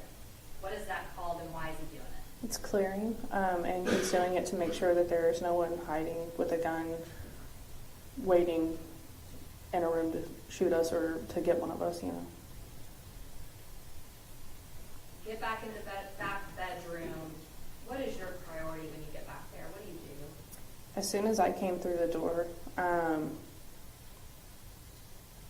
I heard the baby, and that became my sole focus. What did you do with the child? I got him to come to me. We went down the hallway. I remembered that it was cold outside because I had my jacket on, and there was a blanket on the back of the couch, so I wrapped him up and I went and stood on the curb with him so that he didn't have to see what was going on in there. So whatever happened inside of the room after you took him outside, you don't know. No, ma'am. Was the child you're talking to, Zion Carr, you know his name now, was he emotional? Yes, ma'am. And we can hear him on video. Yes, ma'am. And so how long did you wait out there? Do you remember? It felt like 30 minutes, but I know it was not long. By the time that we see the defendant's body camera come out to the front, we already see some police personnel that's already there. Is that right? Do you recognize anybody on that video? Yes, ma'am. I recognize all of them. I work very closely with them. Okay, who are they? Tell me their names. Officer Vitek, Officer Cotton, Officer Fuller, Officer Gilbert, and then Sergeant Horner at the door, and then Officer Hoffman in the room. Okay, and VTech and Cotton, were they part of the TACMED team, those first two officers at the scene, or do you know? They're not. They're assigned to Baker Division as well. And the first few officers that we see that come into the room and tell the defendant to get back, who are they? Who's that? That's Officer Cotton and Officer Vitek. Did they then perform some type of life-saving measure? They did. Were you able to perform any life-saving measures on Atatiana? I was not. Your focus was on that little boy. Yes, ma'am. From what we see in the video on State's Exhibit 1, did the defendant perform any CPR life-saving No, ma'am. measures? Okay. VTech and Cotton show up, they do. When you're still there at the scene, I didn't have it marked, but I know it was in the last maybe minute or so, maybe 2 minutes of the video, the sound goes off. Yes, ma'am. Do you know why? That would be muting your body cam. Do you know why he would have muted his body cam? No, ma'am. Do you know whether he did that on his own, or maybe somebody told him to do that? I'm not sure. You don't know. Okay. And you go to, when you're outside, does another officer come and relieve you, or where do you go after you're out there with Zion? I'm outside with Zion standing on the curb, and Officer Ray pulls up and we get him into the back of a patrol car and turn the heat on just because it was so cold outside. And then where did you go? I went back in through the front door to see if there was anything I could do to help. And was there? No. So where do you go? What do you do? I was still by the front door, and that's when Sergeant Horner told me to go find a car and sit in it, and Officer Hoffman was assigned to sit with me. And how long do you think you were in that car, just sitting there? A couple hours. And do you talk about what has happened? No, ma'am. Talk about other things. Yes, ma'am. When does your cleat attorney, Terry Daffron, when does she show up? I can't tell you the exact time, but it was probably 30 minutes or so, an hour. After the shooting? So when she gets there, do you guys go back inside the house and do that walkthrough we talked about earlier? We never go back inside the house. It's just we go around to the backyard with Major Case. All right. Go back around and then you point in certain areas. Yes, ma'am. Okay. Is any of that recorded? I'm not sure. And the walkthrough that you're doing, is your attorney with you when you're doing that? I believe she was, yes. After the walkthrough, what happens? I go and sit back in the car, and then Major Case tells me that I need to go down to 1000 Calvert. And what is 1000 Calvert? That's where their offices are. When you get there to their offices, do you remember about what time it was? No, ma'am. Still the same day. It would have been that the shooting is around 2:30, 2:33 or so. You're out there for hours, and then you go to the Major Case division. Yes, ma'am.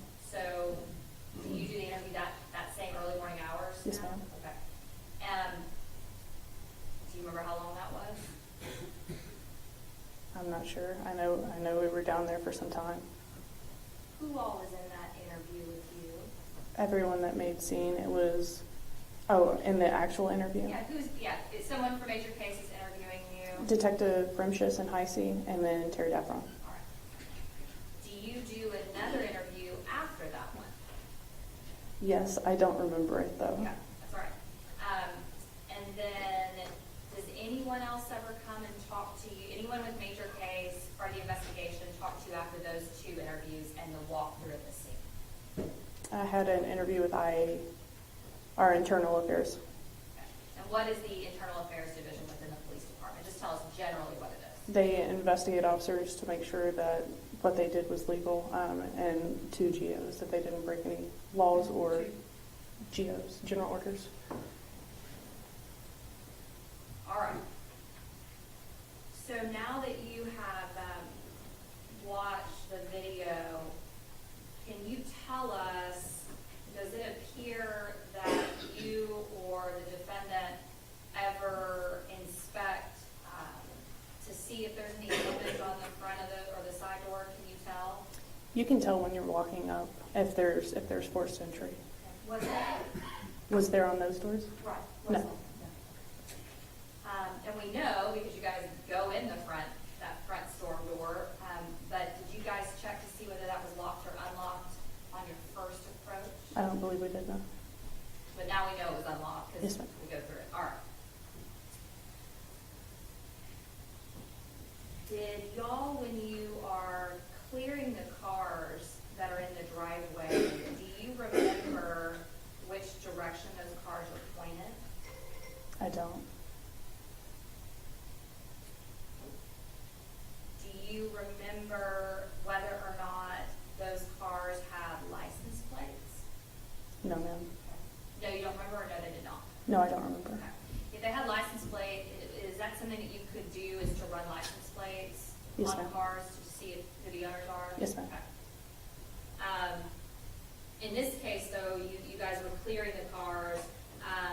Did y'all run the license plates to see who the owners of the cars were? I did not. Did you need to do that with the information that you had from the 911 call details? With my experience then, I wouldn't have thought about it. Okay. Wouldn't have thought about who owns that car. Did you think at all about that those cars were the neighbor's cars, as it says in the call details, or were you Didn't even think about it. No, ma'am. Okay, that's fine. 3 weeks you were cuddling us, right? Yes, ma'am. All right. Okay.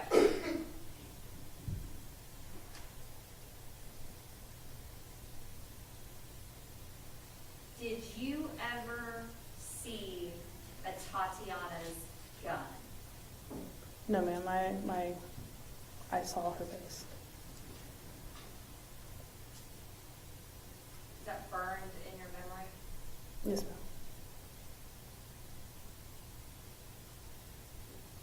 Did you ever hear the defendant say gun? No, ma'am. When y'all were leaving the back of the house, talking about getting that tac med kit, we didn't hear y'all calling stuff in, calling medical personnel, notifying SAR, all this is happening. Fort Worth Police Department, lots of folks show up, right? Yes, ma'am. Chief of Police was up there, is that right? Yes, ma'am. Okay. At any point from the time that you're in the backyard and you go to the side, all the way to the front, does the defendant tell you gun? Not to my knowledge. She had a gun. What about as you guys run inside that house? Does he ever warn you that she has a gun? Not that I can remember, no. Now, when you come out of the house and when officer, I believe, did you say which officer it was that showed up to kind of relieve you with Zion? Officer Ray. Officer Ray. And when you come out of the house and he finally relieves you and gets Zion in the back of his car, kind of have a minute to think, what's going through your mind? That there's someone down inside the house.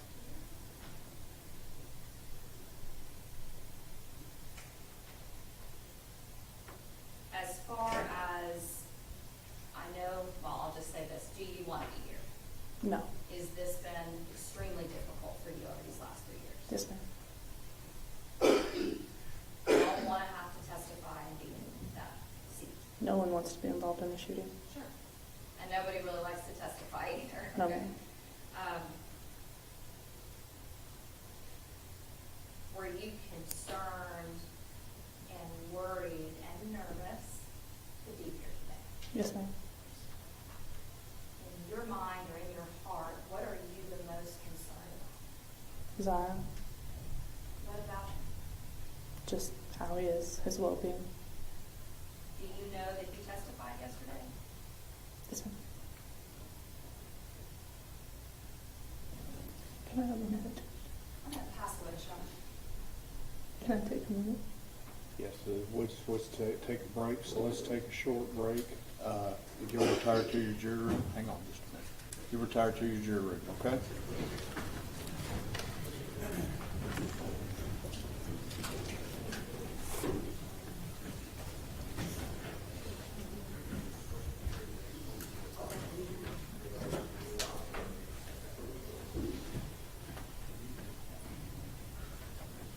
on just a minute.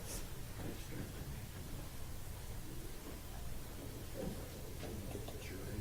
Get the jury.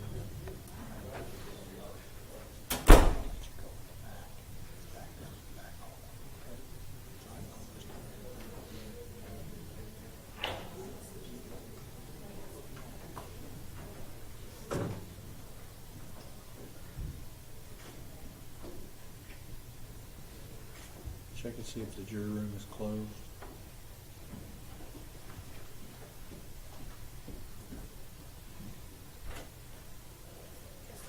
Okay, Alan, let her run down the back hallway.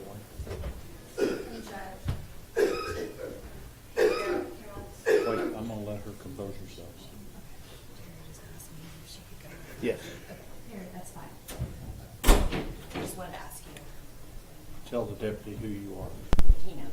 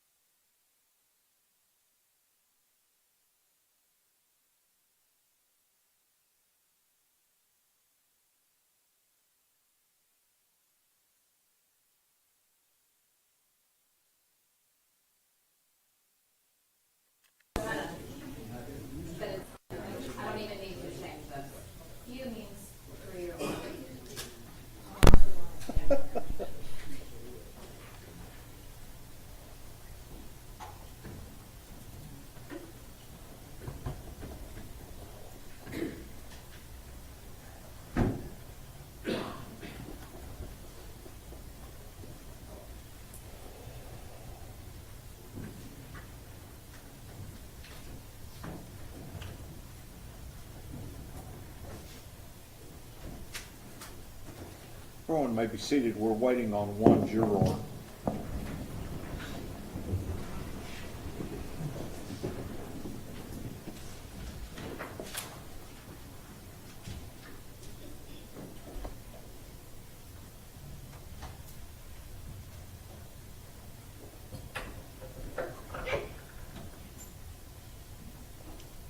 Ms. Diener, does the state wish to reopen it?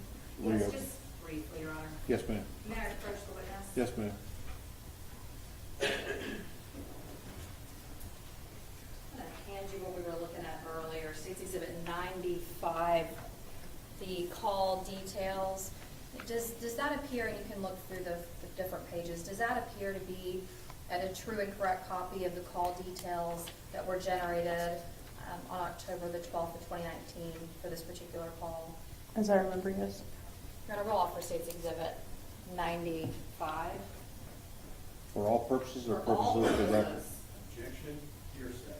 For all purposes, objection sustained. And for purposes of the record, we're going to offer it as well, and then just for, and I can change it and then re-offer it later, maybe as 95A, but at the very, very top of page 2, just the first.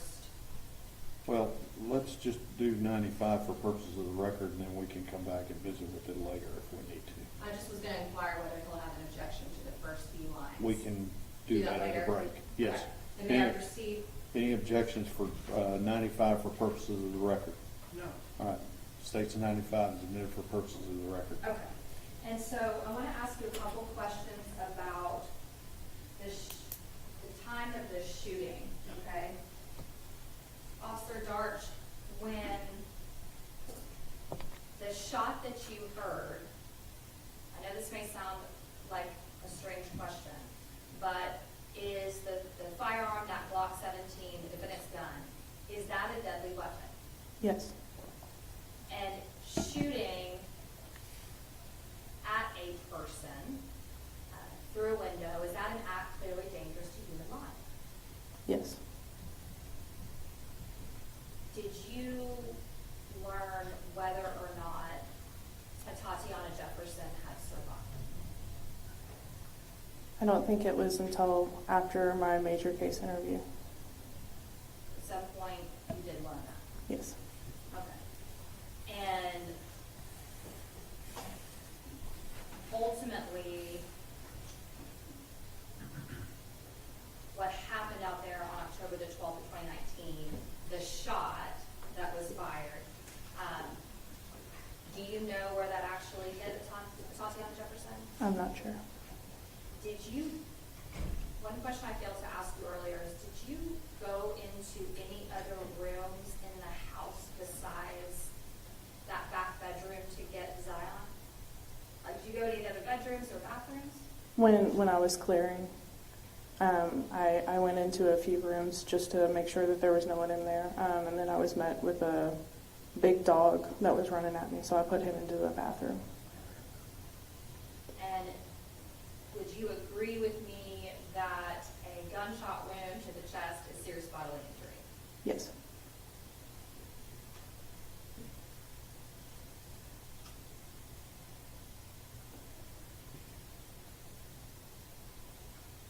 I'm going to pass it, insurance. All right. Cross-examination. Carol, would it surprise you that VTech and Darts were EMT paramedics at the time? I was not a paramedic. I'm sorry, were VTech and Cotton? Paramedics? Yes. Not to my knowledge. They're the ones that started attending to Miss Jefferson first, do you recall that? Yes. And they moved Aaron out of the way. You've seen the video. Yes. Aaron had started with an Afghan right there at Yes. some point, correct? Yes. On direct, you mentioned the word auditory exclusions. Yes. Is one of the events that takes place with the human psyche or body under a traumatic event, like a police shooting, correct? Yes. Are you trained on some of the events that take place in critical incidents? Yes. What happens to your vision during a critical incident? You get tunnel vision, What's that mean? where everything around you just encloses and your primary focus is what's in front of you. As part of your training that the state went through for a significant amount of time, did you review critical incidents of other officers both in Fort Worth and around the country? Yes. As part of your training? Yes, sir. Did you learn that your tunnel vision focuses usually on the threat that's going to harm the officer? Yes. What harms an officer usually on a person? Like hands. Where's the gun held on a person? Hands. In your training experience at the academy, did you learn that though you may have the best commands in the world, when that stress environment of the vision that's here goes to the tunnel, that commands usually change to what they're seeing as opposed to what they are trained to say? Yes. Would it surprise you that in your major case interview before 7 o'clock that morning that you said that he had called out Fort Worth police? It would. I don't remember. But that's how you're trained and that's what you're used to hearing, correct? Yes. Would it also surprise you that Aaron's call out for the commands was like what you saw in training from other critical incidents? He's vocalizing what he's visualizing. He's seeing the weapon and yelling, "Show me your hands," because that's where the danger is coming from. Yes. Is there a term in your field of training for critical incidents called lizard brain? I don't know. You had a pretty good adrenaline rush as well with this critical incident. Fight or flight, correct? Yes, sir. If a weapon were pointed at the direction of your partner that night, that weapon, if it had a green laser on it, the weapon with the green laser pointed at your partner's chest, it would be pointed at your back as well if he were to move out of the way, correct? Yes, sir. Let's break for lunch. Okay? Be back at 1. We have your lunch ready. Okay? So if you go with Deputy Nicholson.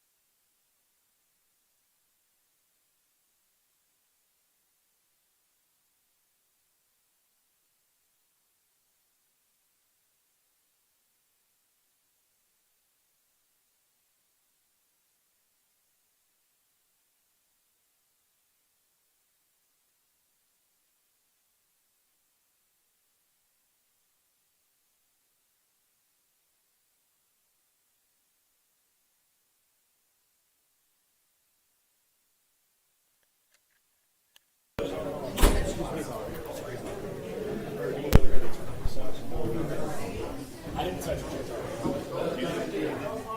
Not at all. I plugged everything back in and it's working.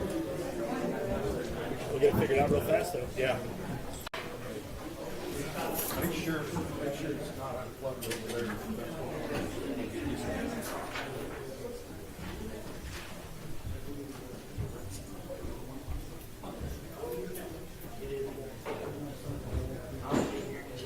There you go. Now we're good. Yeah, that's the same thing this morning. We've got it stretched so far, that's why it's.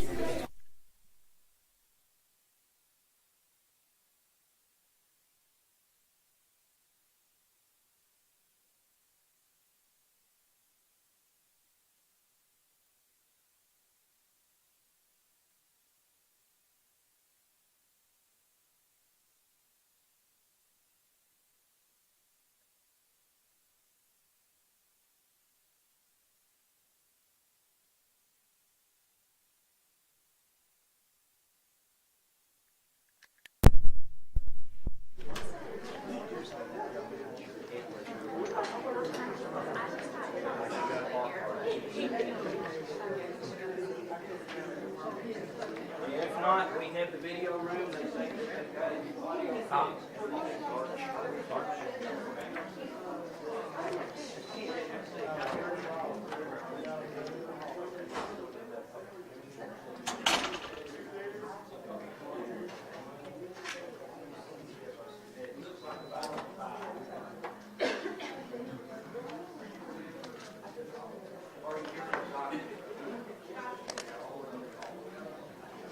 Okay, ladies and gentlemen, do I have anybody here that is here for a case of court setting?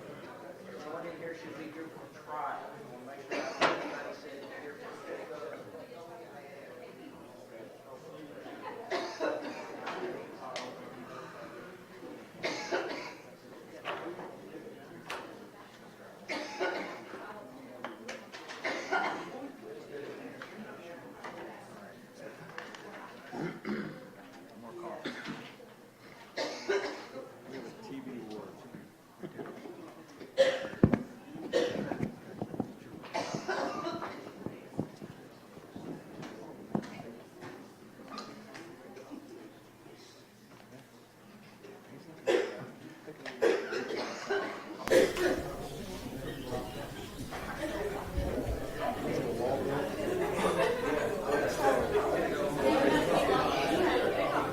Are both sides ready for the jury? Huh? Is she gonna be okay? Do we have a cough break? Let everybody get their coughing out for a few minutes before we start. All right, let's go. I need quiet in the courtroom, please.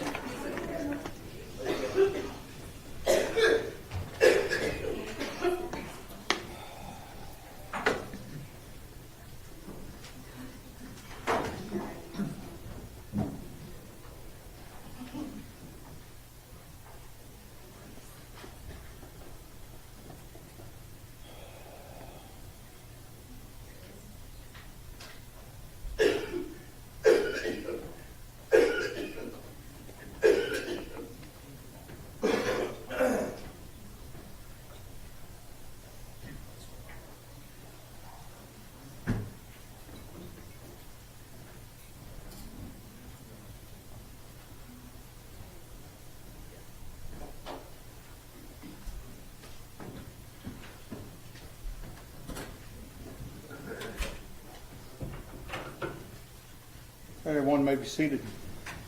Good afternoon. We are ready to proceed. Mr. Brissett. Thank you, Your Honor. For record-keeping purposes, you're the same Carol Darch that was sworn in this morning, correct? I hope so. I'm also cheating so the judge can do a sound check. Say your name again for us. Carol Darch. All right. Officer Darch, when you were at the academy, you go through a lot of different classes. It doesn't teach you everything under the sun for how to be a police officer, does it? No, sir. It doesn't tell you where the best coffee in town is, does it? I wish. Okay. So, is part of that, though, it teaches you some basic and if not advanced life safety skills for your survival. Is that correct? Yes, sir. Can police work be a dangerous job in the United States? Yes, sir. Before lunch, we were having a short discussion about part of your training and education on use of force, and I'd like to go back through some of that, if that's okay with you. Yes, sir. You mentioned before lunch that hands are what draw your attention most of the time with the police department, correct? Yes, sir. I think you mentioned on direct, you separated from Fort Worth since this incident for a brief period of time, correct? Yes, sir. Did you take up employment in the state of Louisiana, if I'm correct? Yes, sir. Were you a peace officer over there? Yes, sir. Did you have to go through an academy over there again? No, sir. So one broken foot equals one academy for both departments, right? Yes, sir. Did you have to learn their policies and procedures, though, as well? Yes, sir. Were the use of force standards for the department you were in Louisiana the same, generally speaking, of what they were here at Fort Worth? Yes, sir. Would you agree with me it's pretty much a national model of what the use of force policy is? Yes, sir. In the academy, you're taught, I think you mentioned on direct with the prosecutor, times that you go to the firing range, is that correct? Yes, sir. And you're not issued your gun the first couple weeks at the academy, are you? No, sir. It's not until you're at the firing range. Prior to even having your weapon, I know I used the phrase before lunch of lizard brain, and you didn't understand that. If I mention the phrase rubber ducky when we're dealing with firearms, do you know what that means? Rubber ducky what? Rubber ducky. No, sir. You recognize a Yes, sir. rubber gun? Yes, sir. All right. Is that what they give you at the academy prior to you having your actual weapon on your duty belt? Something close to that, yes, sir. And Your Honor, just briefly, just for purpose of the record, defense counsel has held up what appears to be an orange gun, just for purpose of the record. Correct. You're given different academy classes. I'm a little bit older than you. They're carried around, and you're carried around your holster, correct? Yes, sir. Is that to get you used to wearing your duty belt Yes, sir. and get used to wearing your holster? Yes, sir. Now, holsters have evolved. The prosecutor asked you some questions about a holster. You recall that? Yes, sir. And the holster of today is not the holster if your father was an officer that your father would have worn. They have advanced safety features in them, correct? Yes, sir.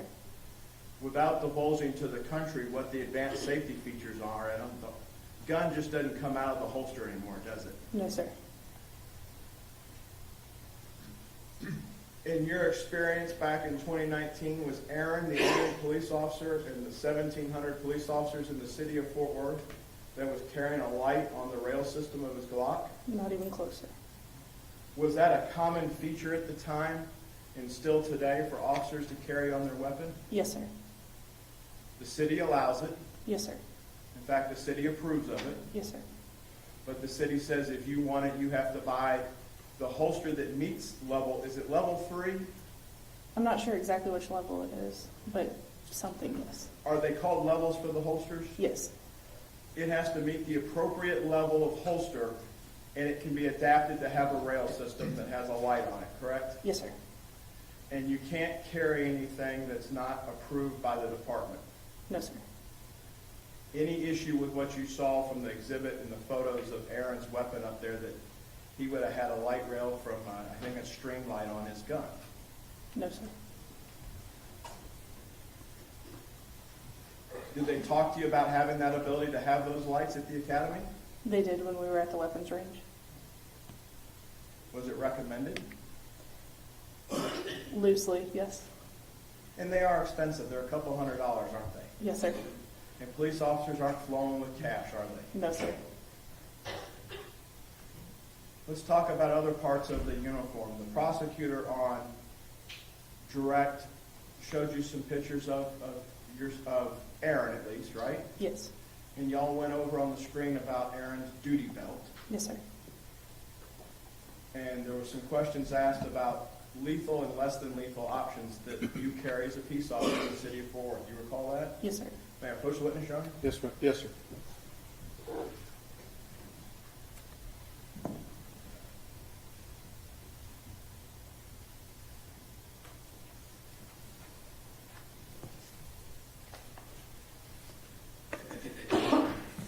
Officer Darch, I'm going to show you what's been marked for identification purposes. Is Defendants Exhibit 27 and 28. Do you recognize 27 and 28? Yes, sir. And were those taken at Major Case? Yes, sir. And were those taken during the early morning hours of October the 12th, 2019? Yes, sir. And do you understand what the purpose or why those were taken? To document what we have on it? And you're in Defendants Exhibit 27, is that correct? Yes, sir. And Aaron is in Defendants 28, correct? Yes, sir.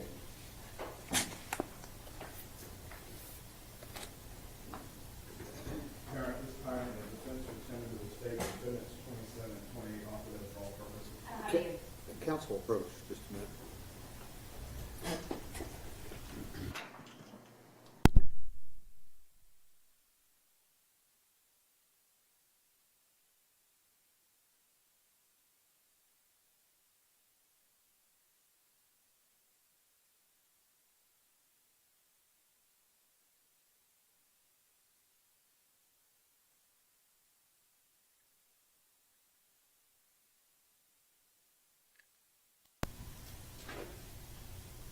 Any objections? I do not. That was Defense Exhibits 27 and 28 are admitted. May they be published as well, then? Yes.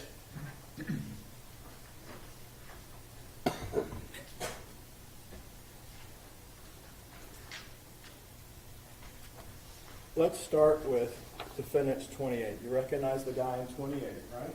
Yes, sir.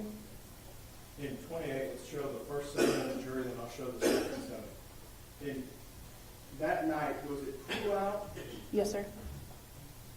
If I told you the high on October the 11th was around 65 at 3 o'clock in the afternoon and it dropped like a rock that night, would that surprise you? No, sir. It was very cold that night. About the time of the shooting, it was down to about 40 degrees Yes, sir. with the wind gusting out of the north. Yes, sir. It was cold. Is there a quartermaster for the Fort Worth Police Department? I'm not sure what a quartermaster is. Do you get your supplies or your clothes? Do you have to buy them from a certain place or are you issued Yes. uniforms? You're issued some and then you buy the rest. Are you issued a watch cap? No. All right. So looking at Defendants 28, you see Aaron wearing a watch cap that says FWPD. Yes, sir. What's that stand for? Fort Worth Police Department. And that's something Aaron would have to go to the quartermaster of the supply house and buy that? Yes. You recognize anything distinctive about his shirt? Is he issued? You have what I would call a Class A uniform on today because you have your tie on. Yes, sir. A tie is not something normally you go to the street with. Is that correct? No, sir. And that's for officer safety as well, isn't it not? Yes, sir. Why would a tie be not part of the uniform for the streets? Something someone can grab onto. Something someone can hurt you with. Yes? Yes, sir. Now, your uniform, your long sleeve shirt, that's consistent with what Aaron had on that night. Yes, sir. You both appear from that night to have vest on. Is that a safe assumption? Yes, sir. Over the years, the policies differed at Fort Worth, so I don't know how it is for your class. Is it mandatory now? Is it still an option to wear a vest or not wear a vest? It's pretty mandatory. Is it an option in 2019 to have an outer vest like the deputy behind Aaron right now? If it's approved, yes. Or you could have an inner vest on that goes underneath your duty uniform like you have on today. Yes, sir. And it appears from looking at the picture of Aaron that he had an inner vest on. Is that correct? Yes, sir. Your formal dress shirt, the dress shirt that you're wearing here, you're issued at least one badge when you graduate the academy. Is that correct? Yes, sir. Now, those badges are individualized to some extent, are they not? Yes, sir. How are they individualized? They have a number right here. All right, you're assigned a badge number, is that correct? Yes, sir. And as long as you're at the department, that's your badge number. Yes, sir. Did you get a new badge number when you came back? Yes, sir. So it's during that stint, that's your badge number. Yes, sir. Because what Ms. Morton's typing on can't visualize the badge, the badge for a patrol officer without rank, line officer, is silver, is it not? Yes, sir. And it's a shiny silver. Would you agree with me? Yes, sir. The exhibit you have in front of you, I think defendant's 28, 27. 27. That's what you're wearing that night, correct? Yes, sir. You have on an outer fleece jacket, would you agree with me, or something similar to that? Yes, sir. And it has two distinctive Fort Worth patches like your uniform shirt on the sides of it, correct? Yes, sir. So if you know that is it Officer Ray who you gave Zion care, Yes, sir. custody, and control of? Yes, sir. He took great care of Zion, did he not? Yes, sir. And you know Zion, while you went to major case, Zion went back to y'all's substation. I'm not sure where he went. Where's the sergeant office? Your sergeant that separated y'all, where's she office at? 1289 Hemphill. 1289 Hemphill, is that where your office was? Yes. If it was told that they took Zion there first to get him some clothes and to let him have something to drink and lay down and try to go to sleep as best he could, and if it was out of the sergeant's supplies of her stuff, that's where it would be? Yes, sir. That's where her personal vehicle would have been? Yes, sir. So if the sergeant sent somebody back to get stuff out of her vehicle to set up a crate or a cot for Zion, that's where it would have been? Yes, sir. If Zion says he saw a badge through the window with what you're wearing that night and what Dean was wearing, whose badge would he have seen? Officer Dean's. When light bounces off of your badge, is it reflective? Yes, sir. It's shiny.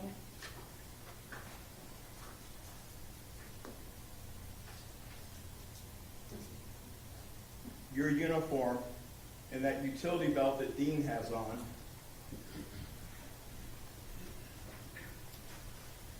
the prosecutor broke down Dean's uniform, but you carried the same utility belt, correct? Yes, sir. You may have had stuff placed in a little bit different area. They asked about less than lethal items. You recall that? Yes, sir. You were trained at the Fort Worth Academy under a time period that's and if I'm wrong, correct me, the use of force, it's not the continuum, it's a use of force wheel now, is it not? I believe it was still a continuum. We had the pyramid. Okay, can you explain a pyramid to the jury? So the bottom level is completely compliant. I'm talking with you.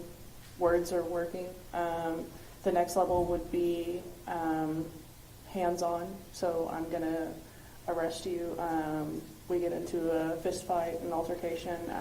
When hands are no longer working, then it goes up to the next level.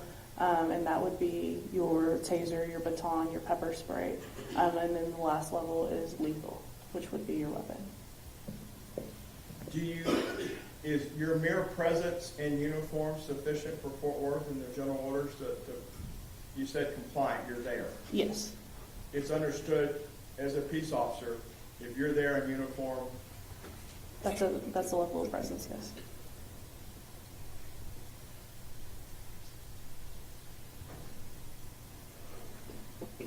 what Aaron was wearing that night, did it clearly identify him as a peace officer? As clear as I'm sitting here, yes, sir. Now, the pyramid you're talking about, if you're faced with a threat level that's higher than hands, do you have to escalate up the pyramid, or is the use of force continuum or the use of force wheel where if you're faced with deadly force, you can meet with deadly force without having to start talking to them? Deadly force is always met with deadly force. Do you have to go through the pyramid first? No. Are you trained at the academy on drills or situations where deadly force is confronting you in simulations without your knowledge and you may have to make split-second decisions? We're trained to stop the threat, yes, sir. Can you explain that to the members of the jury? You have to stop the threat. I'm not sure exactly what you're asking. Poor question on my part. Are there drills at the firing range where you have a silhouette that's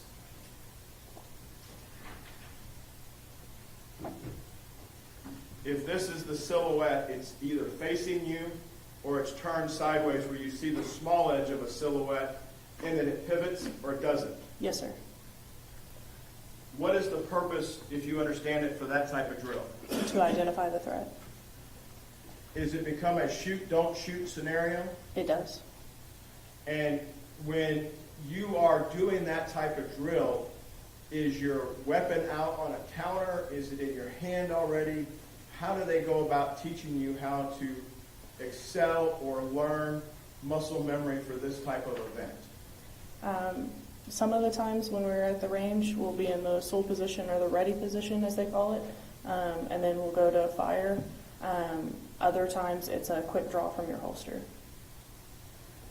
You just motioned on the stand and said quick draw. What does that mean? It means you're getting your weapon out as fast as you can because there's a threat in front of you. Again, without revealing nation secrets of how to get something out of a level 3 holster, it's not the easiest thing to do, is it? It's not. You have to have a distinctive touch and feel to your weapon and your holster in order to draw it out. Is Yes, that sir. your understanding? Yes, sir. Through your training, did you learn about incidents when we switched nationwide to level 3 from level 2 of critical incidents where officers couldn't draw their weapon in a timely fashion? Yes, sir. It's something that when you're at the range, they train you daily on how to safely unholster your weapon and bring it to bear if, God forbid, you were asked to do that, correct? Yes, sir. Is there a training scenario in the academy or continuing education where you're met with a threat and the threat is as close to me as this board and you have to do something right then and there? Only when we're shooting from the 3-yard line at the range. What does it mean to shoot from the 3-yard line at the range? There are different yardage at the range. It goes from 3, 5, 7, 10, 15, 25, I believe. And you're trained to shoot from each range. Do you recall any close quarter drills where you're taught if you have somebody not through glass, but you're standing next to somebody, you're talking to them, and all of a sudden it goes south? And by south, I mean it disintegrates whatever's going on, and you're met with a weapon of some kind, and you have to take a defensive position. Yes, sir. All right? Can you take the members of the jury through what you would do in that situation? Like, if the person had a gun in their hand? Yes, ma'am. Okay. If they're in close to you, you want to try to disarm them, but you're going to draw out your weapon as well. All right. Are you right-handed or left-handed? Right-handed. Are you taught as part of that training, if I understand your training, that you're going to try to give distance and drop to your gun leg to gather more distance as you unholster? Yes, sir. Is that a training technique? Yes, sir. Do you recall watching State's Exhibit number 1 and watching Aaron take half a step back as he's unholstering his weapon? Yes, sir. Is that something that you would consider as a fellow officer looking at the video to be part of the muscle memory from the training? Yes, sir. Y'all drilling that on a regular basis? Pretty frequently. Because both of you weren't that far out of the academy, were you?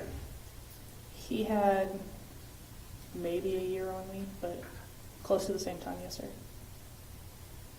They drilled the academy into you every day, didn't they? Yes, sir. This isn't go to the academy at 6 and leave at noon, is it? No, sir. How many hours a day were you at the academy?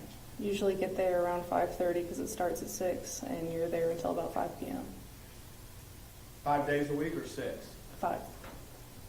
Supervisors went off on the weekends, don't they? Yes, sir.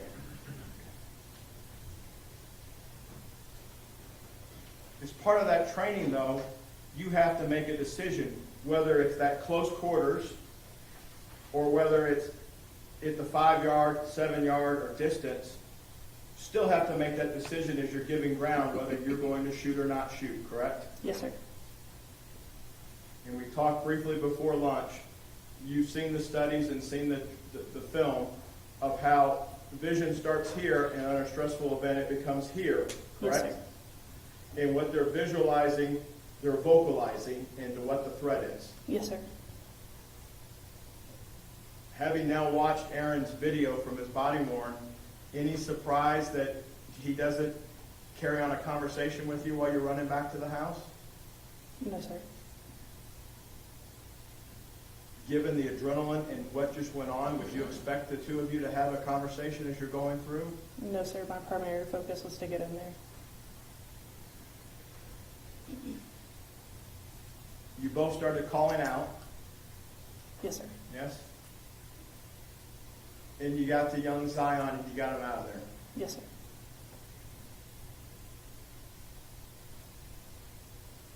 From the time you were with Zion, I know you said when you were standing on the curb for the cavalry to get there, it sounded like it felt like time was standing still, right? Yes, sir.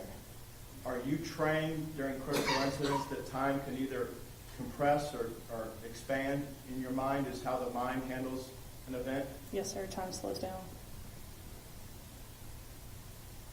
From the time that Officer Ray took over, the time you were there, it's safe to say until we see the photo of Aaron with his camera on, he's still got it on his uniform when y'all are getting your pictures taken, yes? Yes, sir. So nobody's watched his video at that point. No, sir. Zion's been split away from you, so there's no outside influence on Zion's video interview that Lindsay Dula does later, right? No, sir.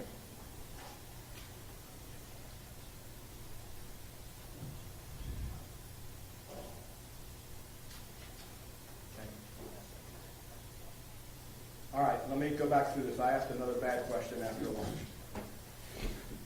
There was no outside influence that you were aware of on Zion's interview. He was isolated. I'm not sure what happened to Zion after we separated, so no. After Officer Ray took care of custody and control, you don't know. Yes, sir. All right. Sergeant Horner separated you and put you with a partner. Yes, sir. Why did they do that? That's customary after any CPI, a critical police incident.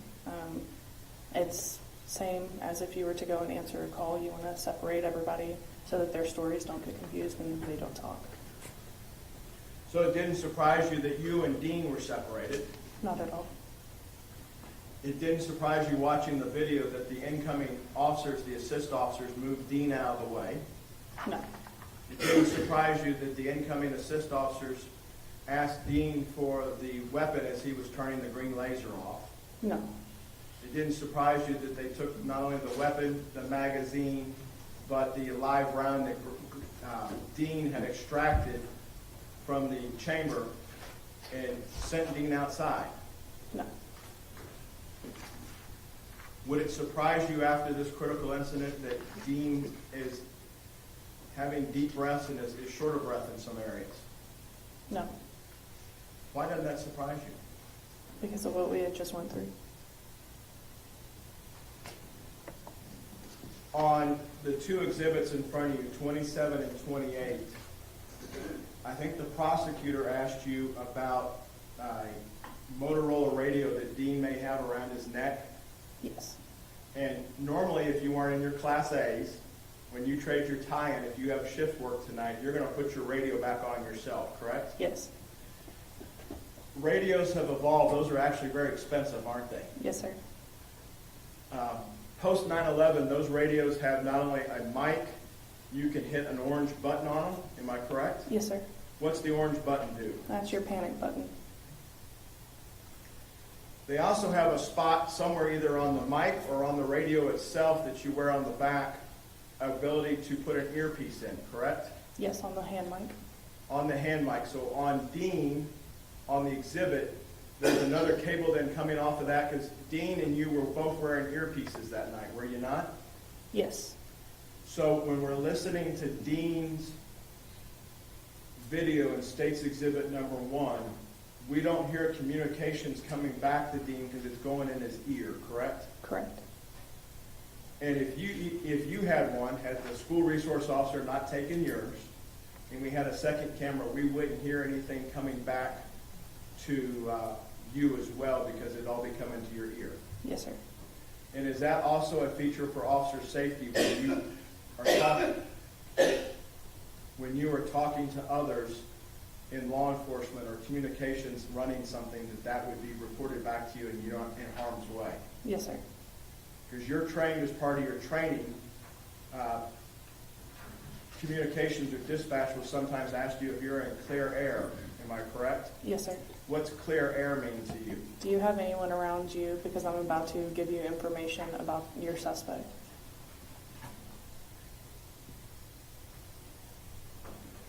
On direct, you were asked when you're sitting at JPS of how you got on this call. The sheet goes to the primary beat. That's Dean in this case, yes? Yes, sir. And it's a priority 2 call because it's an open structure call. The call taker's already made that decision. Dispatch, if dispatch disagrees, it takes a supervisor. So it goes out as an open structure call. Yes, sir. And you put yourself on the call, or how do you put yourself on the call if you did? I believe that I put myself on the call. I'm not sure exactly how it was. I was on a sheet, I cleared, and then I would have radioed out asking whatever my call sign was that night to be put on the sheet. You have the ability to, even though you're in a squad car, you could key up your motion here on the stand, keying up like you had your Motorola strapped to you. Yes.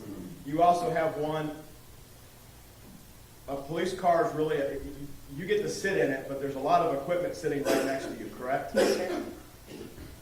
There's a radio and a light controls right next to your right, am I correct? Yes, sir.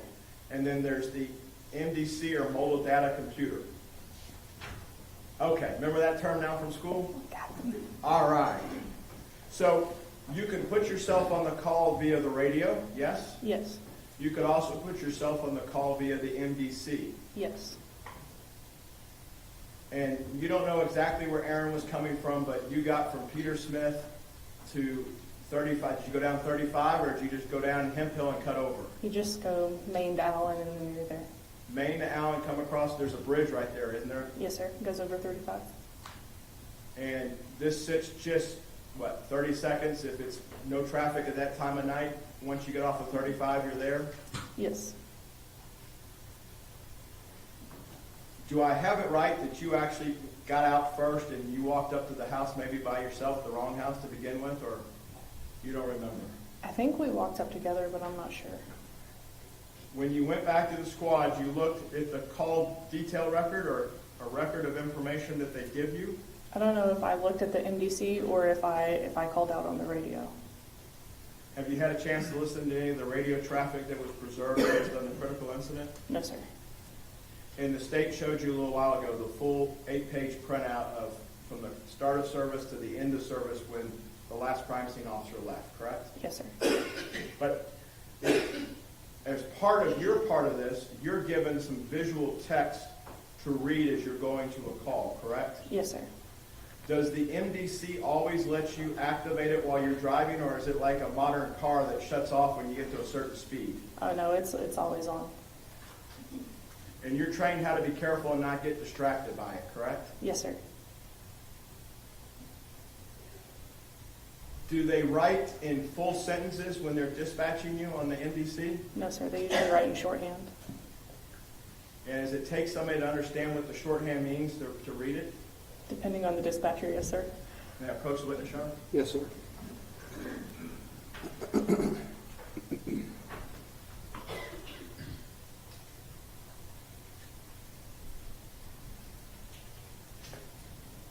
All right, I left my glasses back over there. I think that's defendant's 29, is that correct? Yes. All right. Have you, if I gave you that as a hypothetical, could you translate that for me without saying it right now? Could you translate what that is? Yes. All right. Have you seen those sentences before? Yes. Are those the sentences that were on your MDC that night for this call? Yes, sir. All right. If you could, We'd offer 29 for the record only at this point, Judge. You know, we have first exhibits that Yes. are not, Yes. I believe it's 95.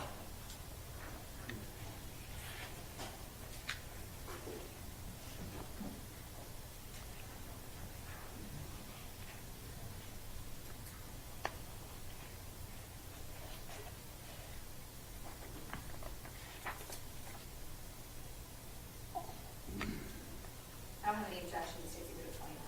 Excuse me, Defense Exhibit 29. for all purposes, or you only offered it for the record?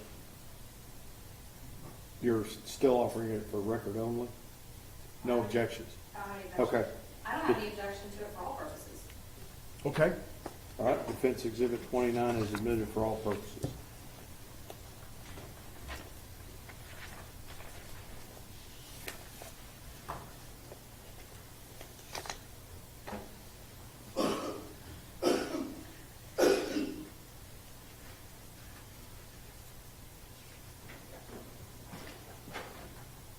Officer Darch, let's go through the first sentence here. What's CP stand for? Complainant, Complainant. What's ADV stand for? advised, All right. Complainant advised front doors to address yes. is open. Should be are open, but it is, right? Yes, sir. See, my mom said TCU would pay off after all, right? Both of the neighbors' vehicles are in the driveway. What's WHI? White sedan, And DRK? dark colored, Sedan? yes, sir. Neighbors are usually home but never has door open. All right? Anything about a welfare check on here? No, sir. Anything that you and Dean were ever told about a welfare check? No, sir. It came in as an open structure. At any time, I know you were asked this question on direct, and I don't know, maybe you didn't understand it or maybe you did, and I haven't seen it in my notes. The caller that called in, the CP, you weren't asked to call them. That's what you were dispatched on the MDC to, correct? Those were all of our call details, yes, sir. And based on this, that's a signal 56 in the general orders, correct? Yes, sir. It's an open structure. And you have to treat a signal 56 as what? A silent alarm.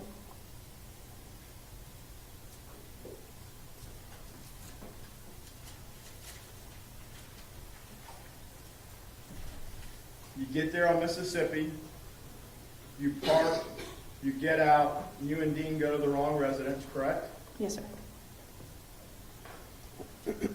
When you start walking from the wrong residence, after you've gone to your car and figured out what the right address is,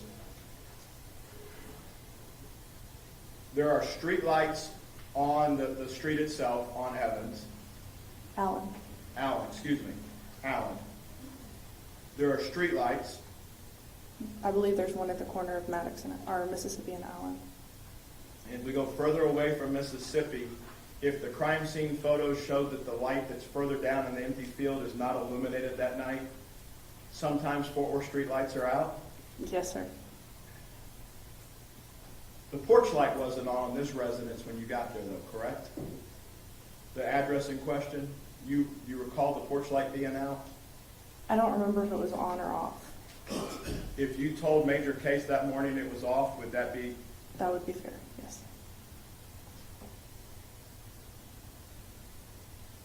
When you see these doors on an open structure, and I want to make sure I understood it correct when you were going over this with the prosecutor.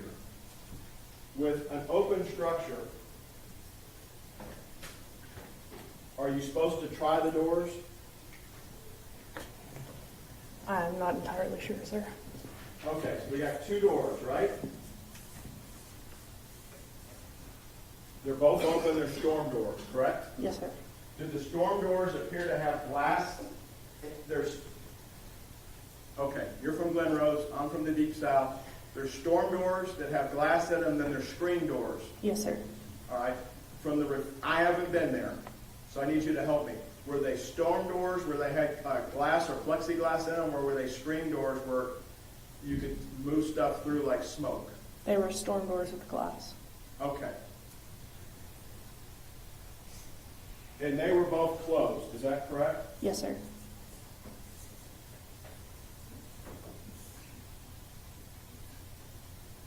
When you looked in, you've seen Stage 1, the video from Dean's camera. Did Dean's camera give you the full view that you could see standing there with your naked eye?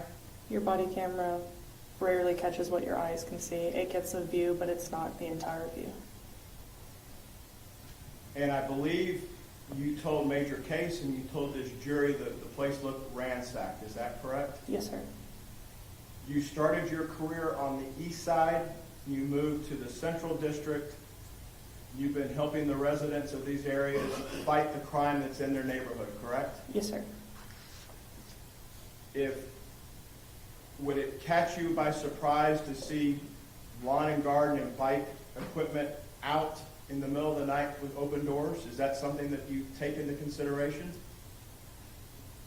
I'd say it's pretty common for the area. Pretty common that stuff's just laying about, or pretty common if it's out, it might get stolen? If it's out, it might get stolen.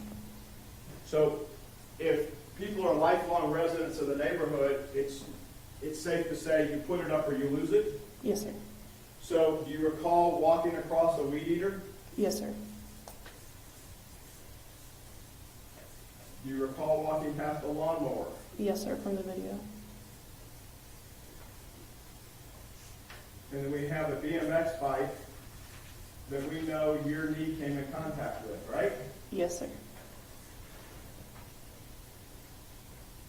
As part of your training in the village and at the academy, where you've been taught that open structures or burglary in progress sometimes find stuff moved outside so it's easier to get away with it. Yes, sir. Are those data elements that you have to take into consideration when you're evaluating the scene? Yes, sir.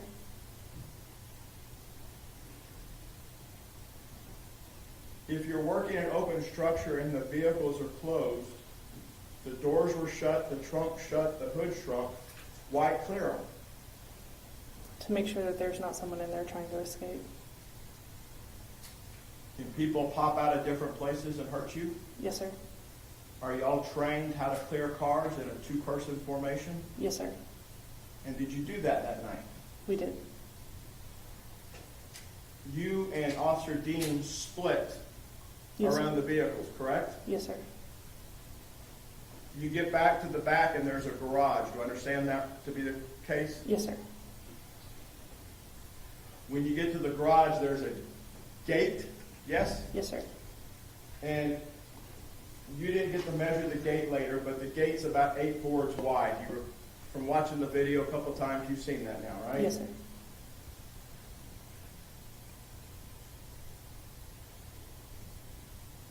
If I understood your testimony on direct, the decision for who went to the window was based really on where you were standing. Yes, sir. Had you been the one that opened the gate, you would have been the one confronted with what Dean saw, correct? Yes, sir. And Dean would have been working the backyard. Yes, sir.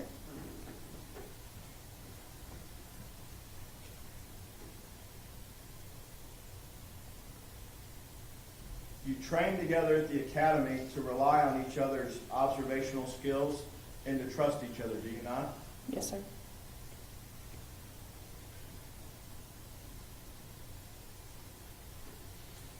Are there training scenarios or things that you have learned as your police officer that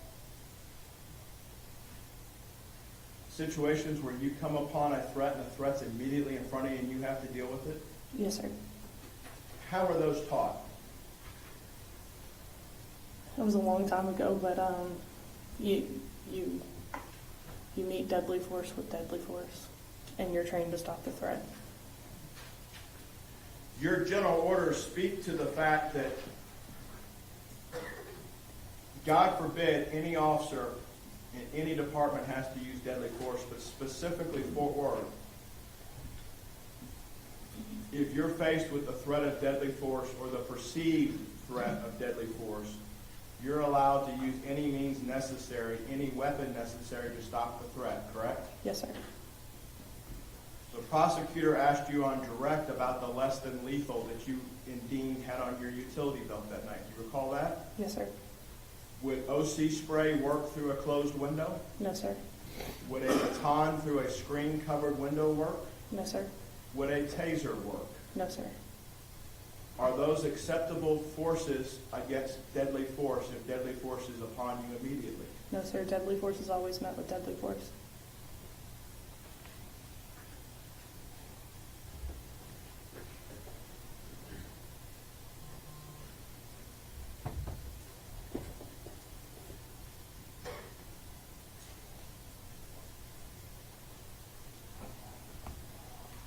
at the academy,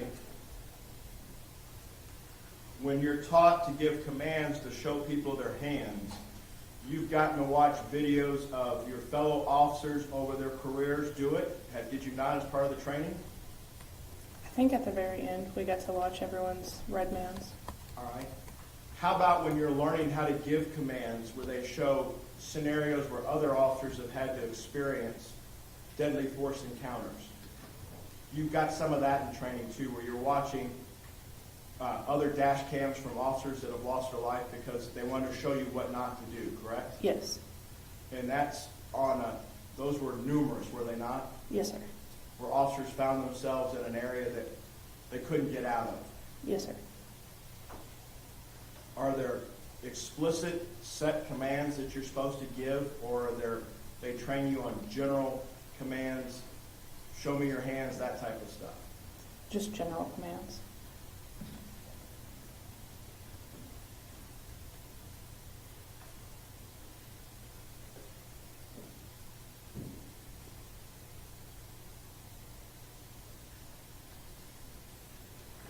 May I approach the witness, Your Honor? Yes, sir.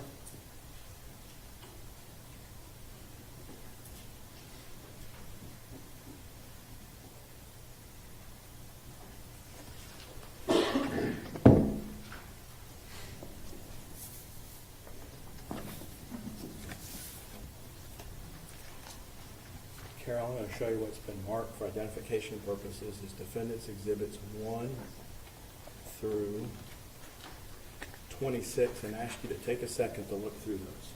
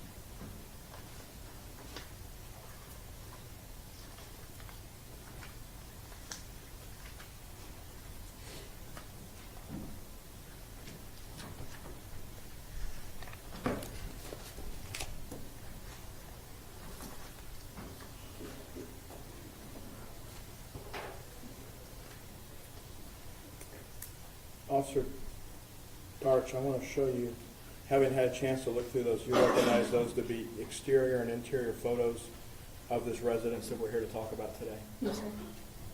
Before we start trial, we don't know what the state's going to use. There's some pictures that are already in, but our number sequence is already printed on our exhibits as well. So there's Yes, some sir. duplicative here. Yes, sir. Right. With respect to defense 16, 17, and 18, do you see an area in those three exhibits that's been blurred or grayed out for privacy concerns? Yes, sir. And that's not how the scene would have looked, but that's how they look on the exhibit for privacy concerns. Yes, sir.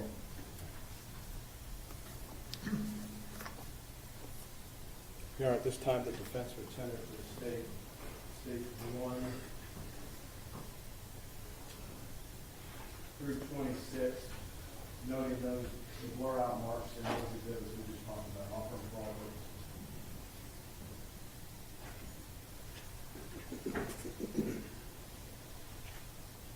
So I don't have any objection to 1, 2, or 3, Your Honor.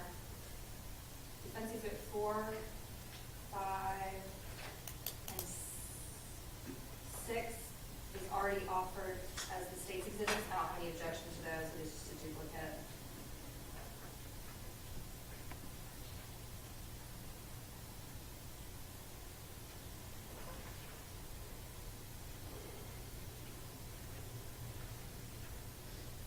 No objection to 7 through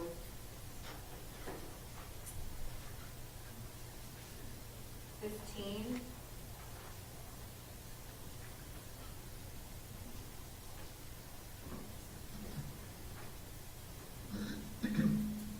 No objection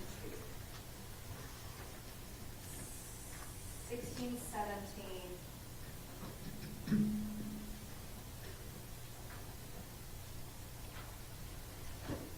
And may I ask this witness a couple questions? Yes, ma'am. Regarding this photograph, can I approach the witness? Yes, ma'am.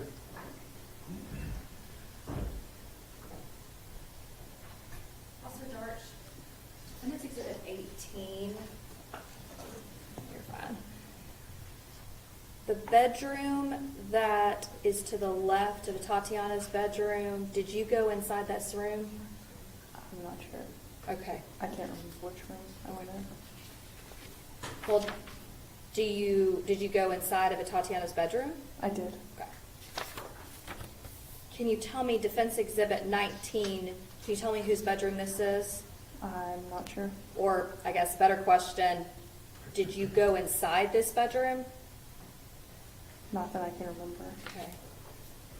Defense Exhibit 20, can you tell me whether or not you went inside this particular bedroom? I don't remember which rooms I went in other than hers. Okay. And same question for Defendant's Exhibit 21.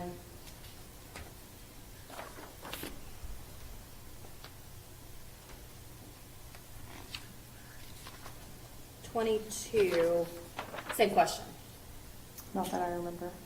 Did State's Exhibit, or excuse me, Defense Exhibit, I apologize, I've been calling it State's Exhibit, Your Honor. Defendant's Exhibit 23, 24, 25, and 26. Did you ever go inside of that bedroom? Not to my knowledge. Your Honor, we would just object for that purpose as well as relevance. To 18 through Defense Exhibit 18 through 26, I believe. But I don't have any objection to the other exhibits, Your Honor. Those objections are overruled. Defense exhibits 1 through 26 are admitted.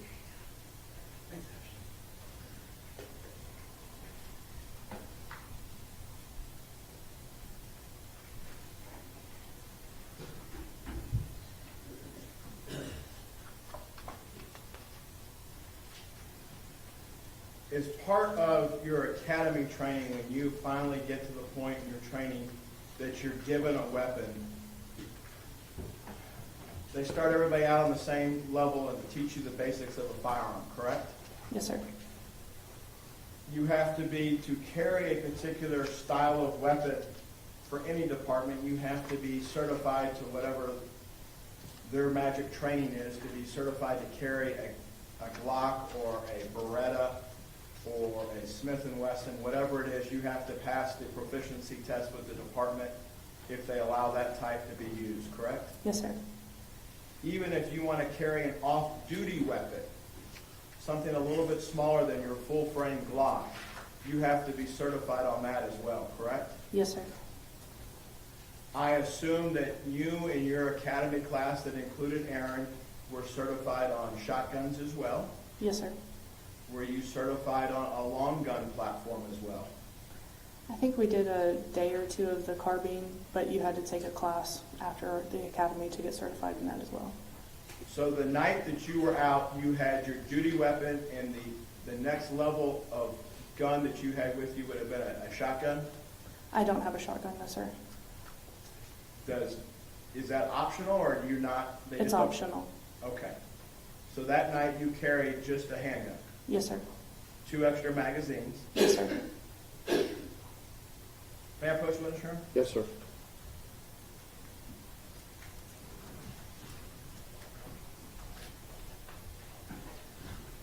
How familiar were you with firearms before you started the academy? Pretty familiar. Pretty familiar. Okay. Well, for the members of the jury, this is a rubber gun, correct? Yes, sir. All right. If it were a true firearm, this is what would be classified as a semi-automatic weapon, correct? Yes, sir. What does it mean to be semi-automatic? It means you can pull the trigger multiple times without having to reload. Do you have training scenarios at the academy, both when you were in the academy and now when you have to go back for recertification, where you're taught how to pull the trigger as fast as you can to anticipate stopping a threat? Yes, sir. 17 plus 1, so 18 rounds. Yes, sir. You can empty a magazine such as that pretty quickly, can you not? Yes, sir. We're talking single-digit seconds. Yes, sir. We're really talking below 5 seconds, If you're good. Yes, sir. right? Probably 3 or 4. Yes, sir. So there has to be some discretion involved in a critical incident just to fire 1 round then as well, correct? Yes, sir. You're supposed to evaluate after every shot.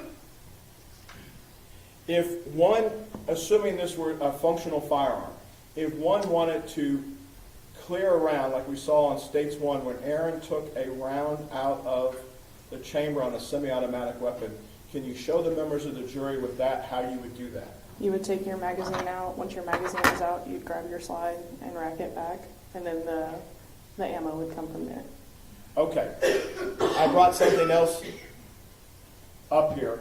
I brought an empty magazine. You agree with me this magazine's empty? Yes, sir. All right. And it's a smaller magazine than what would traditionally fit probably in that mock of a Beretta 92. Yes, sir.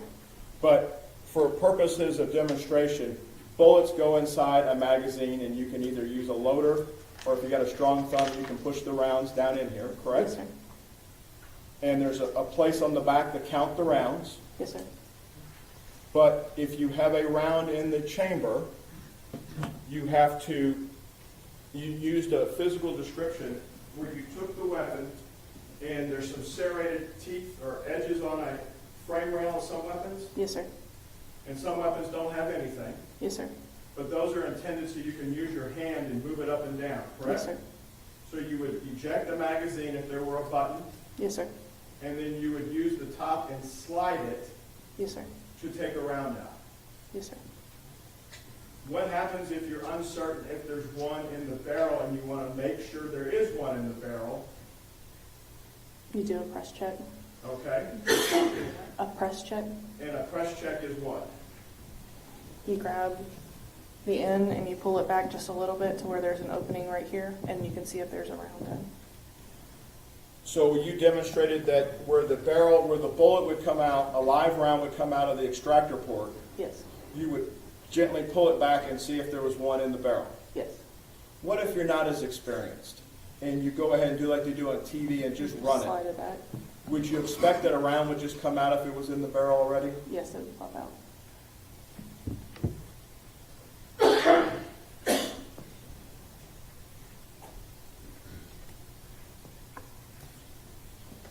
You saw on the video, State's Exhibit number 1, your partner that night, Aaron Dean, hand off the weapon that was found at Miss Jefferson's feet, correct? Yes, sir. You saw your partner, Aaron Dean, turn off the green laser that was emitting from the front of the gun, correct? Yes, sir. It appeared that he did. It also appeared that the weapon was emitting a green laser when he picked it up, did he not? Yes, sir. Because today's not the first day you've looked at the video, correct? Yes, sir. You and I met one time. I think you said you met with the state 4 times, Yes, sir. and they had you look at the video. Yes, sir. It troubled you then like it troubles you today. Yes, sir. It's not easy to look at. No, sir. Would you consider a green laser a stimulant if it was placed at you as an officer? Yes, sir. And if it's placed at your chest on the frame rail of a gun, is that an indication that trouble's bearing on you? Yes, sir.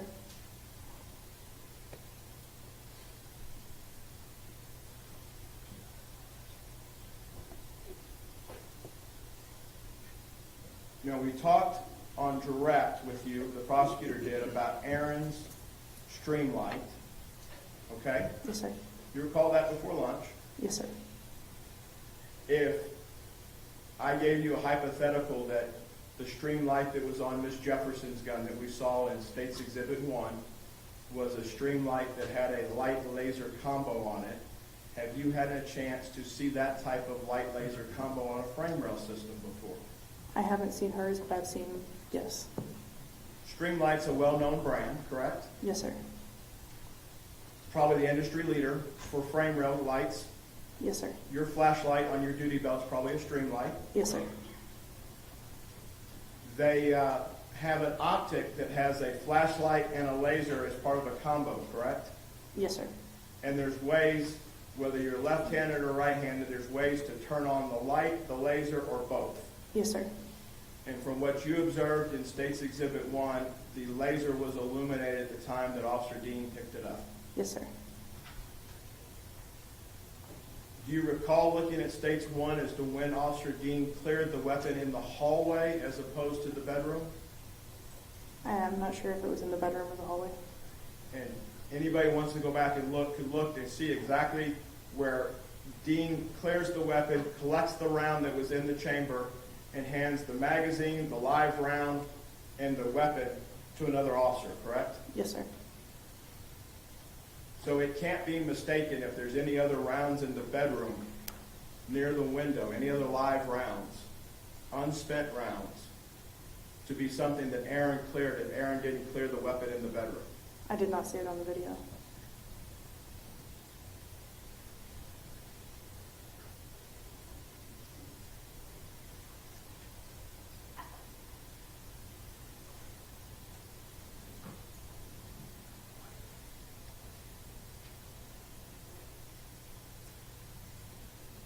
This Streamlight or any of the rail systems that use a laser, some guns come from the factory with a laser mounted in as part of the grip system nowadays, correct? Yes, sir. What's a laser intended for those that may not know? Accuracy on your target.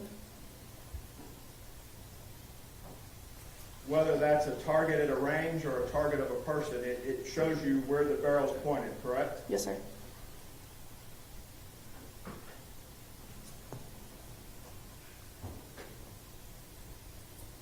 Judge, may I have a second? Yes, sir.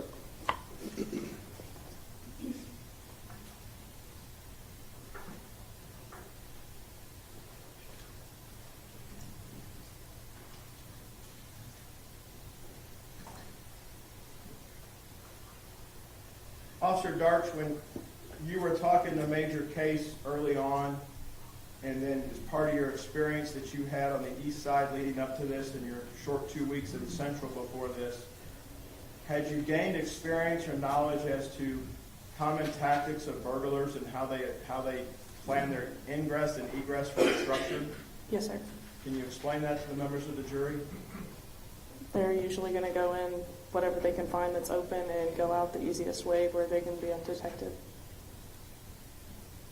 The street that this is on, that would be more visible than going out the back, correct? What would be more? The residence. If I'm going to walk out with a bunch of stuff, if we have an open structure, you got two doors with glass that are open. The interior, the regular entry doors are open. It's what time? About 2:30 in the morning? Yes, sir. Is it unusual to see any doors open in that beat at 2:30 in the morning? Yes, sir. You see a weed eater, you see a lawnmower, you see a BMX bike, you see the inside of the house. I think you said it was what? Ransacked. What's that mean? It's methodically gone through. Things are out of place. And the body-worn camera really can't pick up what you could see around the sectional sofa and everything else. Yes, sir. You've had a chance to look at the photos here. You could look further into the house than just what Dean could see with his camera, correct? Yes, sir. Down that hallway, it doesn't get much better, does it? It's pretty dark down there, if I recall, but no, sir. There's still debris on the floor. Yes, sir. Consistent in your mind with what structures, when you've gone in to work a burglary after the fact, you've seen. Yes, sir. That's an imprint in your mind as another data element of what y'all are facing when you're out there, correct? Yes, sir.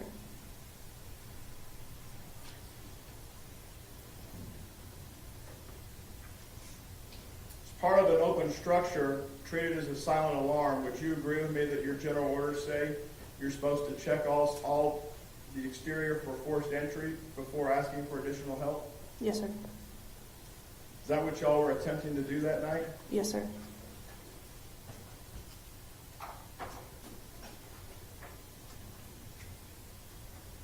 In your training at the academy, were you ever presented with a phrase called the fatal funnel? Yes, sir. Can you explain to the members of the jury what a fatal funnel is?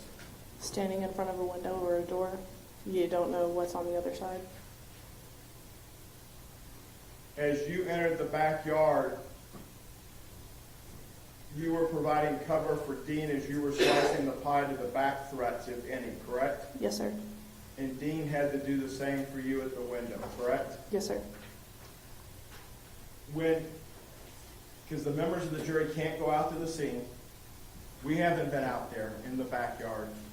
That AC system to the gate, if I said it was 4 feet 2 inches in a crime scene measurement, would that make some sense from where those poles are that are holding the fence up to the AC unit? If I step through the gate, and when I step through, I've got an AC unit 4 feet 2 over here to this. So 4 feet 2 inches, I'm in an area. Yes, sir. And you step through this same opening off the concrete, and you're right behind me. If I'm Dean, you're right behind me. Yes, sir. You're looking that way, and I'm looking this way if I'm Dean, correct? Yes, sir. One protecting each other. Yes, sir.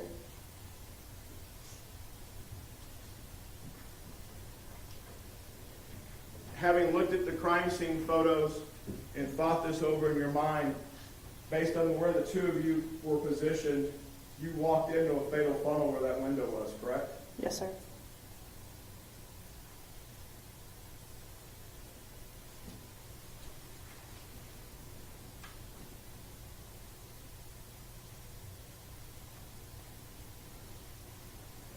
Thank you, Your Honor. Pass the witness. Redirect.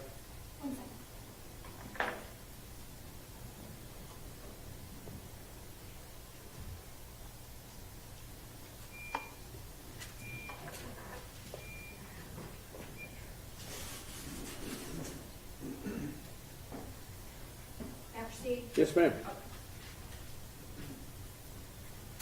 The weed eater. When you went to the front door, did you see the weed eater? I don't remember if I did. Okay.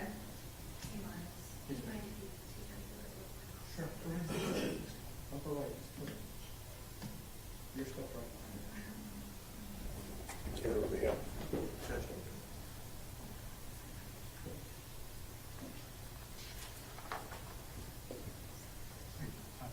okay. No, did you just minimize that, Judge? Yep. Thank you. Now, there you go. You're moving fast. Sorry about that. No, you're fine. Can you just open D-No 4, please, for me? Thank you. Right here? That's fine. Over- That one. over No, actually, here. not a 4, 03 is fine. Okay.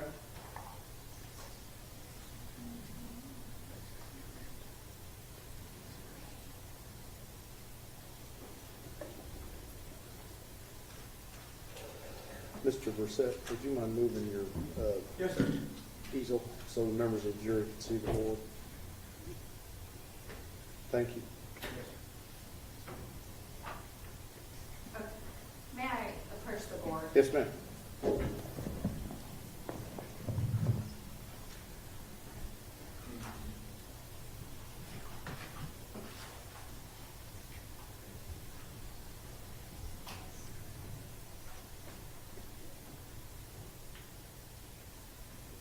Well, let me help you.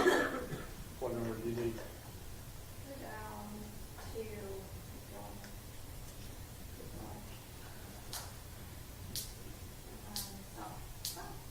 just go to the front. I'm sorry? Just go to this. like, 24? the exhibit, that's fine. 23? 23? 24? 23.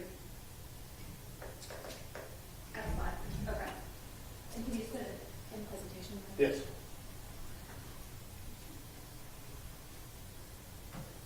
Okay, you can see it closer on your screen than the jurors may be able to see it. And can I see the state's exhibits? Your Honor, do you have them, or? You have it. I have them here, and then these are just defense exhibits.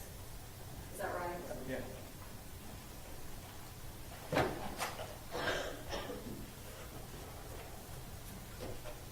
Okay, I just want to verify a couple things with you, okay? State's Exhibit 95, it's not been admitted by the court, but on the second page, is that the same text that was just shown to the jury as far as the information, the call details? The top couple lines, yes. And that's what I'm asking you about, is the same? Yes. Okay. Now, looking at State's Exhibit, that's in, I believe it's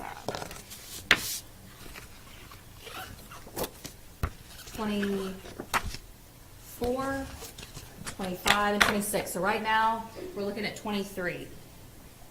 Are you able to see on that exhibit the extension cord that is going in front of the door? Yes. Your Honor, may I hand this to the jury? It's very difficult to see on State's Exhibit 23. Okay. The extension cord, you may not be able to tell, but on the photographs, it actually goes over and it is connected to a weed eater of some sort on the side of the house. Did you remember that? From the video, yes. Okay. And there is a lawnmower you were just asked about. Can you tell me where that is? I believe it's on the side of the house as well. Okay. The bike, I know you said you might have tripped over it. Where was that? That was further back. It was nearly to the opening of the gate by the dark colored sedan. When you looked inside the house, you said it appeared to be ransacked, correct? Yes, ma'am. So at that point, what were you thinking was going on in your mind? A burglary. And that's based on what? Just on the visuals that I've picked up with the cabinets being open, the things being misplaced in there, the doors being open that late. The doors being open, the way it looked inside, and what else? I'm sorry? You said the doors being open and it looking like it's been ransacked inside, correct? Yes, ma'am. Will you go to State's Exhibit 24, Your Honor?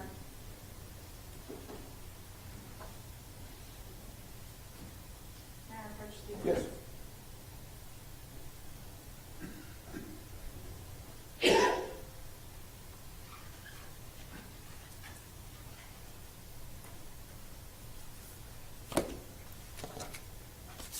$25, please.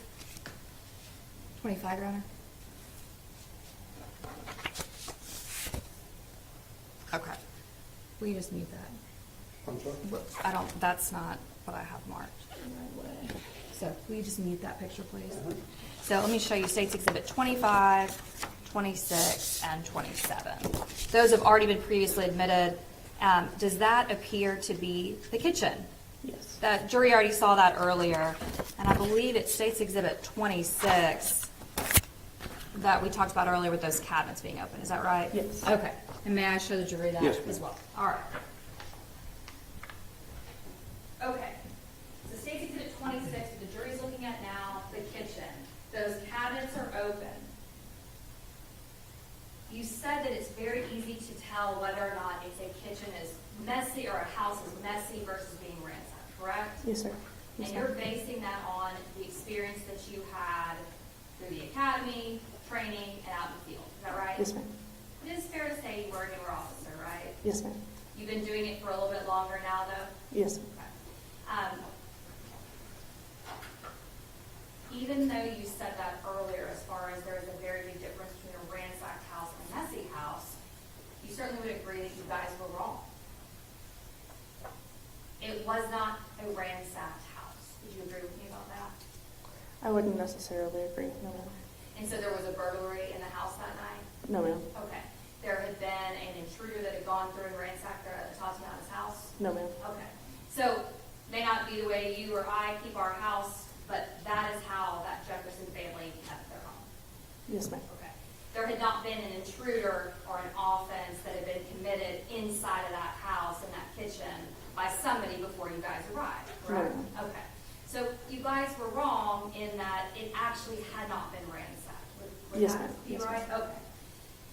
And then you were asked a bunch of questions about this list of things. I don't think it's marked as anything, but the defense attorney had written 230, 2 doors with glass, and then those following items. The weed eater, the lawnmower, and the BMX bike, all of those items were on the side of the house or between the car, kind of further down that driveway. Is that right? Yes, ma'am. So none of those things factored into whether you thought there was a burglary that had either just happened or in the process of happening, or did it? You tell me. Objection leading, it's her witness. I'll let her answer the question. Go ahead. I had gathered that just from looking in the front and the doors being open, yes, ma'am. So those things on the list, what did those 3 things have to do with your assessment of it being a burglary? Once I got around to the side and saw them, I thought maybe that it had something to do with it, but I was more focused on how the main part of the house looked. The initial looking inside. Yes, ma'am. Okay.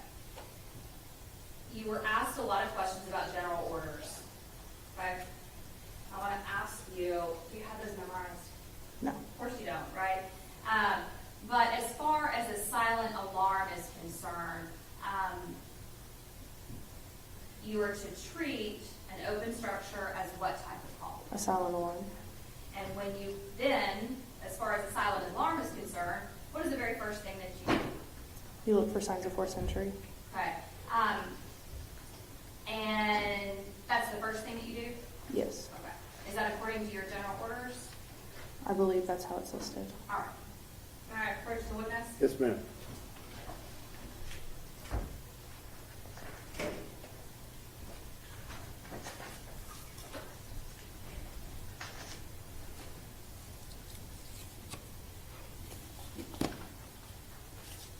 I'm going to show you a section and just have you read that. And then I can also show you it straight from this as well. So read the 32701. Yeah. Okay, 32701, silent alarms. Wait. Read No, it not out loud. Oh. Read it to I'm yourself. sorry. Just to yourself, please.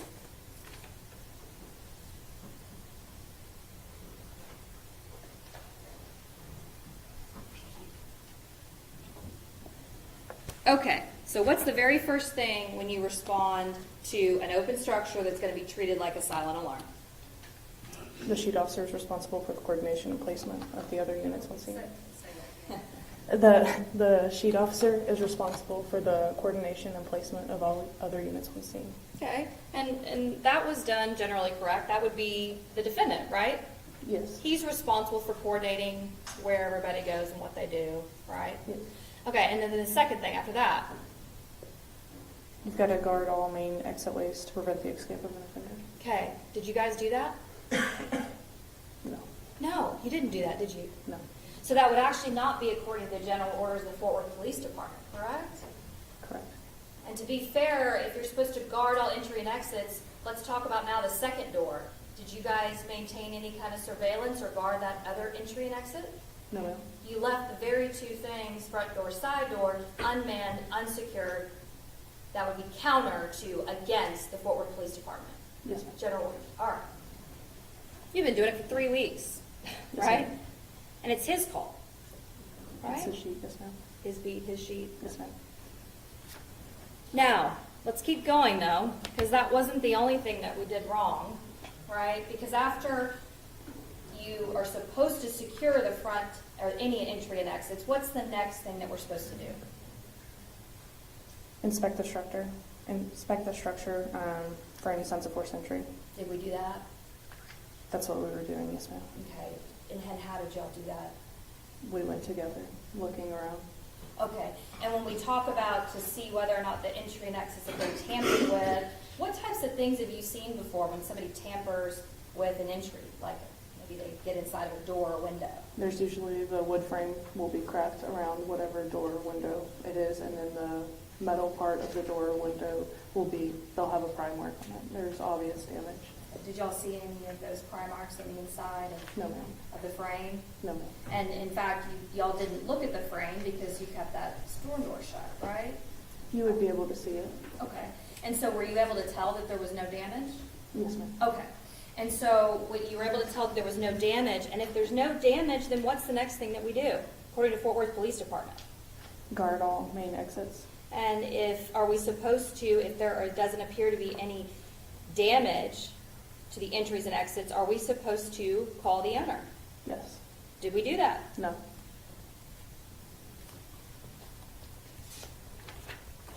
Tell me about your training regarding deadly force and de-escalation. First, let's educate the jury on what de-escalation is. De-escalation is trying to get a subject from being volatile just to talk them down, see if you can't relate to them as a person. And there are times that you are not able to de-escalate a circumstance, though, right? Yes, ma'am. And when I asked you those questions about what's around your duty belt and what was around his, those non-lethal items certainly couldn't be used against or through a window or a door, right? Mm-hmm. Okay. Now, and you were asked questions about it's common that those items, lawnmower, BMX bike, and weed eater, might be piled in an area that's consistent with a burglary tactic or something you see before? Yes, ma'am. Okay. And did you see any cars around that location besides the neighbors' cars? Just the two in the driveway, I believe.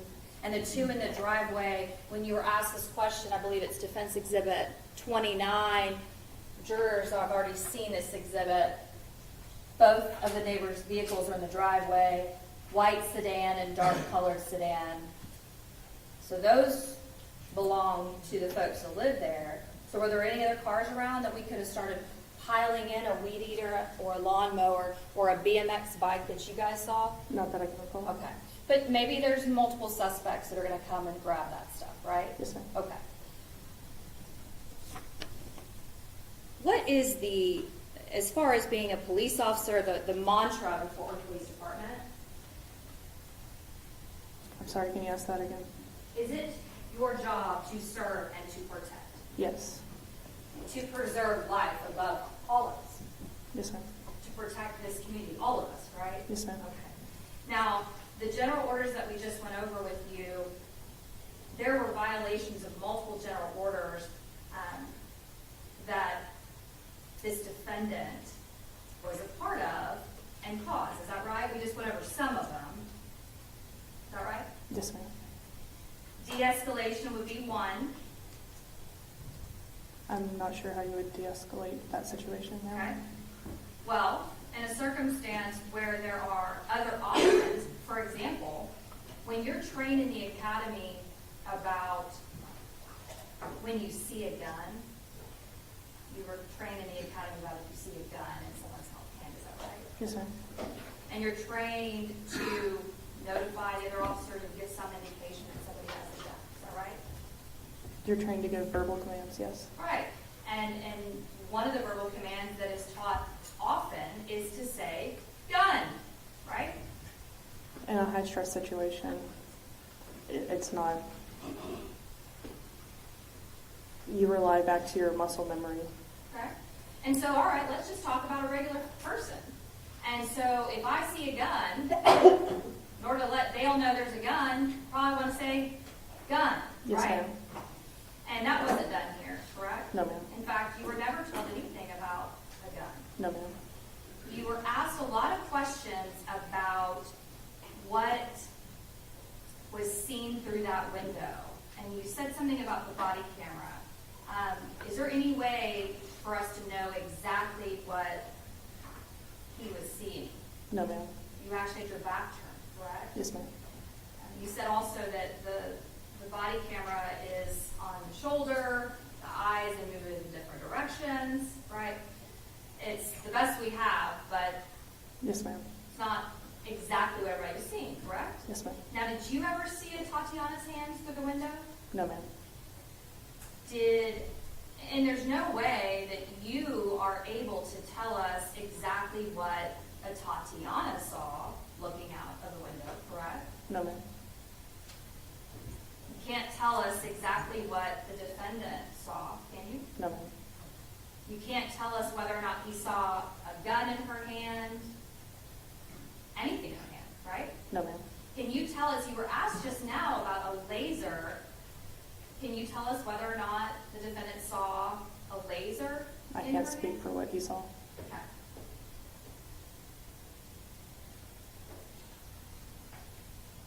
And walking in front of a fatal funnel, that is also something that is taught in the academy, that is not a good thing to do, to walk in front of a fatal funnel, correct? It's not, but sometimes that's your only option. Absolutely. Sometimes that's all you got. But it is certainly called fatal funnel for a reason, right? Yes, ma'am. And one question too, and you may or may not remember this, when you're looking in that back gate, are you able to see whether or not there is a window in the backyard from the back gate? Like when you're outside the backyard, can you see whether or not there's a window to see what's going on in the back? I don't remember. That's okay.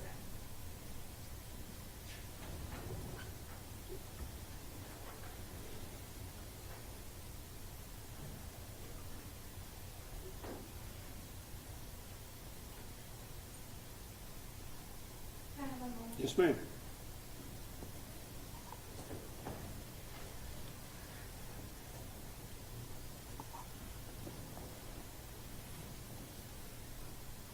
I'm going to pass the witness. Mr. Brissett.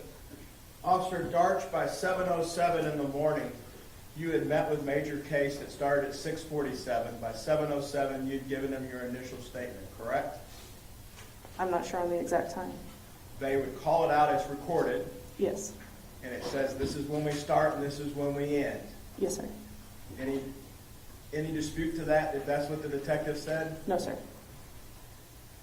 You and Dean were separated by Sergeant Horner almost immediately when you guys got on the porch. In fact, you didn't go on the porch together. You were separated, went with your buddies to different squads, and you two have never talked about this. Yes, sir. If you told Major Case at 6:47 in the morning that this place was ransacked and that's why you thought it was a burglary in progress, would you be checking the backyard to see if there was a gate to the alley? I'm sorry, can you ask that one more time? You told Major Case this incident's at 2:30. By 6:47, you're at 1000 Calvert giving an initial statement to Major Case. It's recorded. We got it from the government. In that, you talk about, they asked you what impression your observations of that front part of that house had upon you before you went around. Not 20/20 hindsight, at the time. You recall that? Yes, sir. What was that impression? That it was ransacked. And what did that make you think then and today? That there was a burglar in the house. Silent alarm, you have to go to the back to secure all points. You guys screwed up by not going to the front, all right? And staying there. Somebody still had to go check the back, correct? Yes, sir.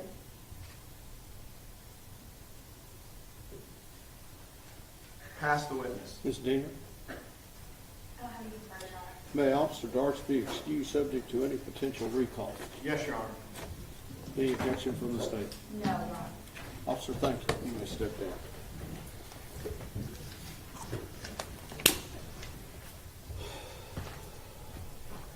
Let's take a break, okay? See you in 15 minutes.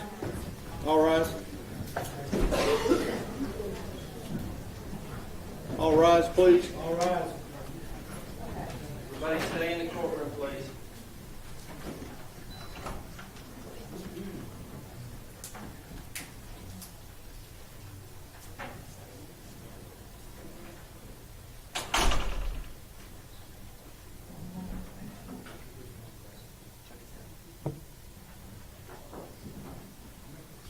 Everyone needs to stand up and sit down when the jury leaves, all right? When I say all rise, that means all rise.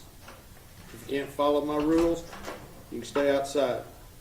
Ms. Diener, we're on a break. Thank you very much.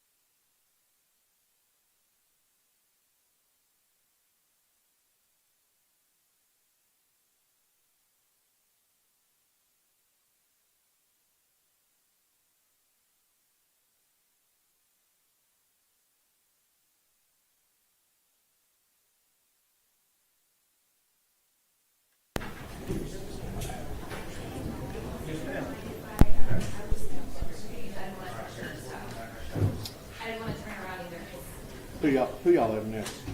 The state's gonna call April Albert, and she is the 911 call taker. Have her come on in, I'll swear. I don't think she's been sworn in, Judge. Okay, yeah, I don't think anybody has been.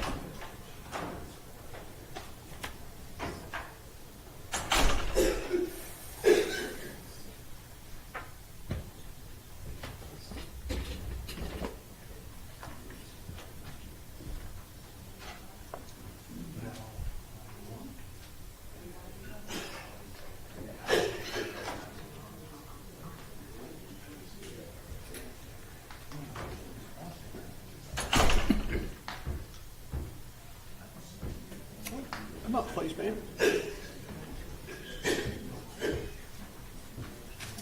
Okay, first of all, you have beautiful hair, but you gotta keep it back behind you, okay?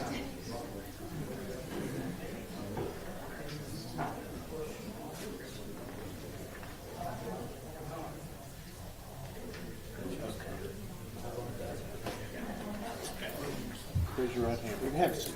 Okay. Solemnly swear or affirm testimony given this cause with the truth, whole truth, and nothing but the true self of God. Okay, have a seat. There's a rule of evidence in effect that says you cannot be in court unless you're testifying. Once you have testified, don't discuss your testimony with anybody else except the lawyers, okay? Keep your hair back for me as much as you can, because if it hits that microphone, it makes all kinds of noise. Okay? First and last name for my court reporter, and if you spell it for her, please. Gabriel Talbert, A, B like boy, R-I-E-L. Last name Talbert, T like Tom, A-L, B like boy, E-R-T like Tom. Are both sides ready for the jury? State's ready, Your Honor. We are. Okay. All right, let's go.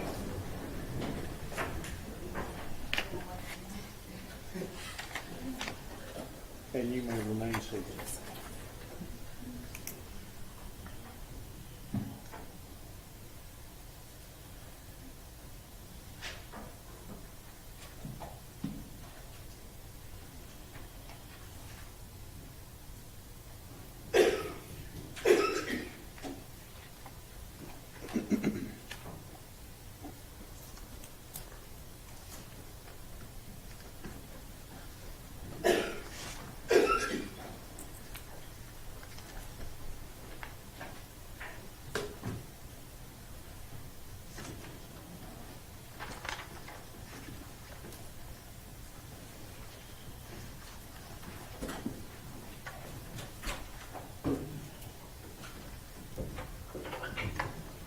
All right, everyone may be seated.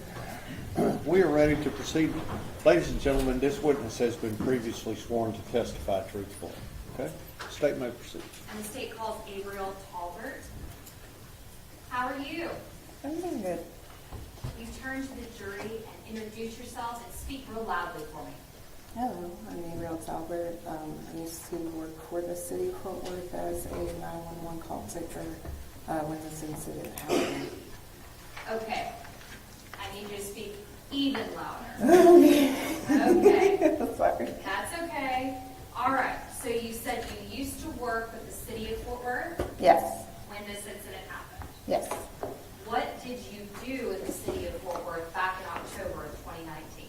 So I was a 911 call taker. I would take non-emergency and emergency calls from the public, generate a call, which is then sent to the dispatcher, who then dispatches the officers. Okay. What date did you start with the city of Fort Worth as a call taker? I believe it was November 15th of 2018. Okay. Tell us about your educational background. Where did you go to school? I went to Tarrant County Community College, and now I'm with UNT, University of North Texas. Where did you grow up? I grew up in the Arlington Grand Prairie area for most of my life. Okay. And are you currently working with the city of Fort Worth? No, I left in October of 2021. Where did you go to work? I'm currently working on a program for the Oregon Emergency Rental Assistance Program. Oregon Emergency what? Rental assistance program. So are you living in Oregon? No, I work remotely. Okay. After COVID, the world has changed. Have you ever gone to Oregon? No. So you work for a company in Oregon, but you're able to do all of that remotely. Yes. Can you explain to us what you do there in Oregon? So I help with people that have been affected from COVID when it comes to rent and needing help with emergency rental assistance. You said you started working there in October of 2021? November of 2021 is when I started working there. So in total, how long did you work as a call taker with the city of Fort Worth? A little under 3 years. Tell us about the training you have to go through in order to be a call taker with the city of Fort Worth. So you have to kind of go through testing, getting licensed, going over all of the call types and the priorities, learning the CAD system, the system that we put calls into, learning the actual phone systems, things of that nature. What made you want to go and work with the city of Fort Worth as a call taker? Formerly, I was with the city of Arlington. I did branch away from them and just decided to try a bigger city, which would be Fort Worth. And with the city of Arlington, what were you doing? Same thing. I was a 911 call taker. Okay. And how long were you a 911 call taker with the city of Arlington? For 5 months. Well, 5 months. And so, you said you have to go through different certifications. Were you TCOL certified? Yes. Okay, can you tell us just generally what that is? You're basically certified to take like emergency situations calls through the state of Texas. And are you a police officer? No. A civilian? Yes. Now, the training that you go through, I want to talk first just about the call taking training. About how long is that? I'd say maybe a little over a month, maybe 6 weeks. What about when you're actually on the floor and you're going through that training, getting calls? How long is that? It's a little hard for me to remember. Maybe 2 weeks learning the material, being what we call a shadow, sitting with your trainer and having them take calls while you listen. Sometimes they'll do listening and then we'll type it and vice versa just to kind of get us started and going. And then eventually we'll do both, and then we'll kind of do a ghosting session, so where the trainer listens in while we're doing it kind of solo. But like I said, we still have our trainer listening in, and eventually we kind of get like tested to where the supervisor ends up listening in while we're doing calls, and that determines whether we're good enough to fully be on our own. So did you go through all of that training? Yes. And were you deemed good enough to be on your own? Yes. All right. So as a 911 call taker, do you answer both emergency and non-emergency numbers? Yes. Explain that to us. How does that work? How are you able to tell whether it's an emergency or non-emergency, or are you?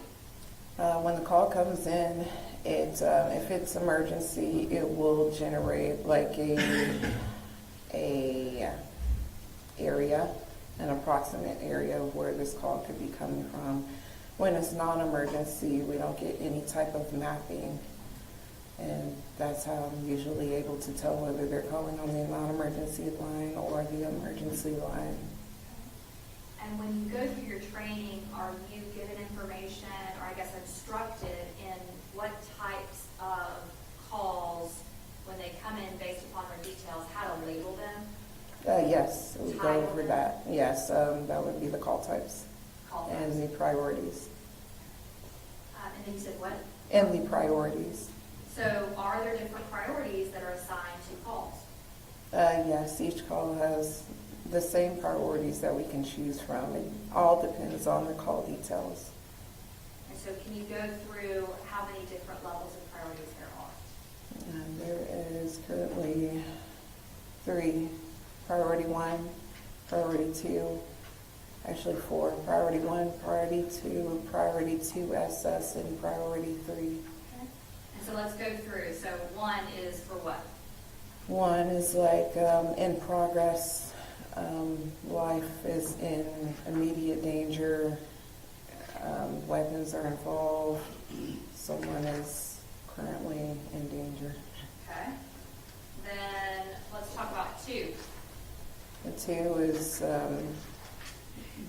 it's in progress, but it's not as immediate as a signal 1. So like a signal 1 would be, for example, a burglary in progress, someone actually seen on site breaking into a residence. It's happening versus if it's like a priority 2, we don't really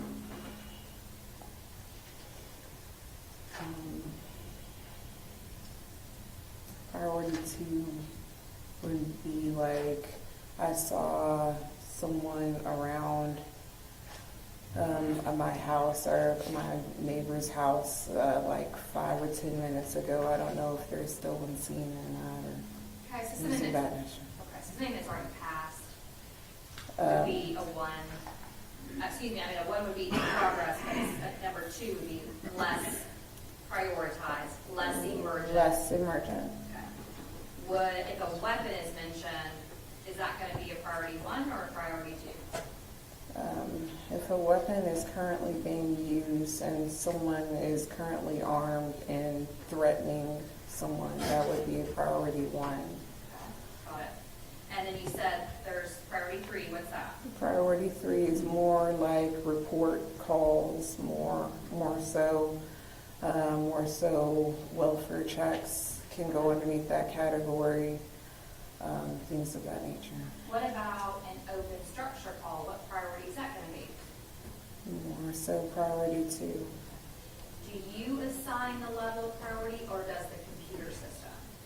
I tell the computer system what priority. Okay, so you do it. Yes. And is there a difference in the priorities and what is assigned depending on whether it's a 911 call or a non-emergency number?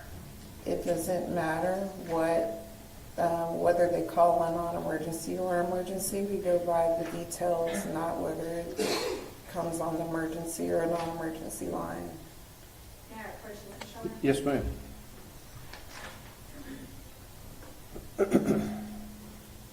Show you States Exhibit 95. It's not in evidence yet, okay? If you look at States Exhibit 95, are you familiar what that document is? Yes, it's the incident report of that day. And when we say that day, October 12th of 2019, what were your hours that day that you were working? I came in at 11 p.m., got off at 7 a.m. Is that called the midnight shift? What's that called? Yeah, that was the midnight shift. Now, looking at States Exhibit 95, are you able to tell whether or not this call from an individual was on the non-emergency number or on 911 call? No, you wouldn't be able to tell from this document. Okay. And when you talked earlier about mapping information, Mm-hmm. how would you be able, what is that information? How is that depicted on a call detail, or is it? On the sheet, no, it wouldn't be. Yeah, it wouldn't be. Where would it be then? When it comes in, it'll be depicted on our screens, but not on the incident. Okay. So what dictates the title of the call is really going to be the call details. Yes. Meaning the information that the caller is giving you. Yes. All right. And so does States Exhibit 95, though, does this particular document pertain to the call about this case? Yes. All right. Okay. So you were given information about what was going on at this particular address. Do you remember the address by chance? No, not off the top of my head.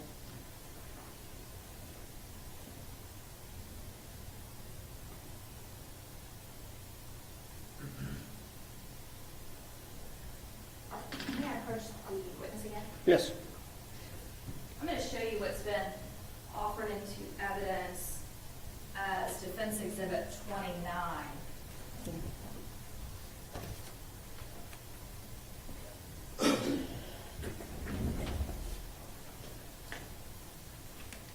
And comparing that to State's Exhibit 95, very top, will you just compare those two and let me know if that appears to be the information that was given to you from the caller? Yes.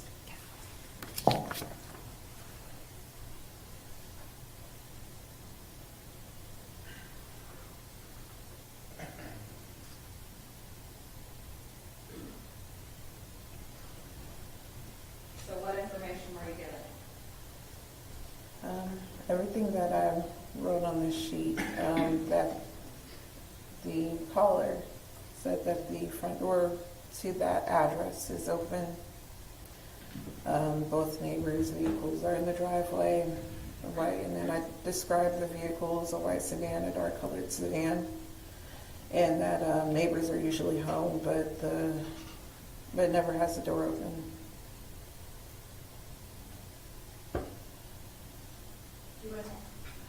We're having some technical issues. Can you go forward Yeah, without it? I don't need to screen. Okay, so that's fine. It's fine. That's fine. All right, so repeat that for us again. You said what now? Okay, so I put that the complainant said that the front door to the address is open. Both neighbors' vehicles are in the driveway, which is a white sedan and a dark colored sedan, and that the neighbors are usually home but never has the door open. Okay. Now, why did you put that both of neighbors' vehicles are in the driveway? Why did you put that? Just so the officer knows what's supposed to be at the address. Okay. Nothing out of the ordinary other than the open door. And why did you put that the neighbors are usually home? As at that time, I believe it was around early morning, maybe 2, 3 o'clock in the morning. So it was important to know that they're on scene. They're usually on scene at that time. Don't expect anyone not to be at home at that time. Okay. So your purpose of this is to tell the officers that somebody may be home. Yes. All right. And so that information is relayed. Are officers able to, on scene, call you back and ask you for updated information? Call me. Well, call the center back call, the forward Yeah. call taking area, whatever it's called. Yeah, they're able to communicate back to us. How would they do that? They can do that via message. We have a messaging system. They can, send me a message, or they can contact the dispatcher, and the dispatcher, if they need any more information, can contact me via the same messaging system. And if we need to, we can call the complainant back for any other information if they are off the phone. If they are on the phone, then we can ask them in real time.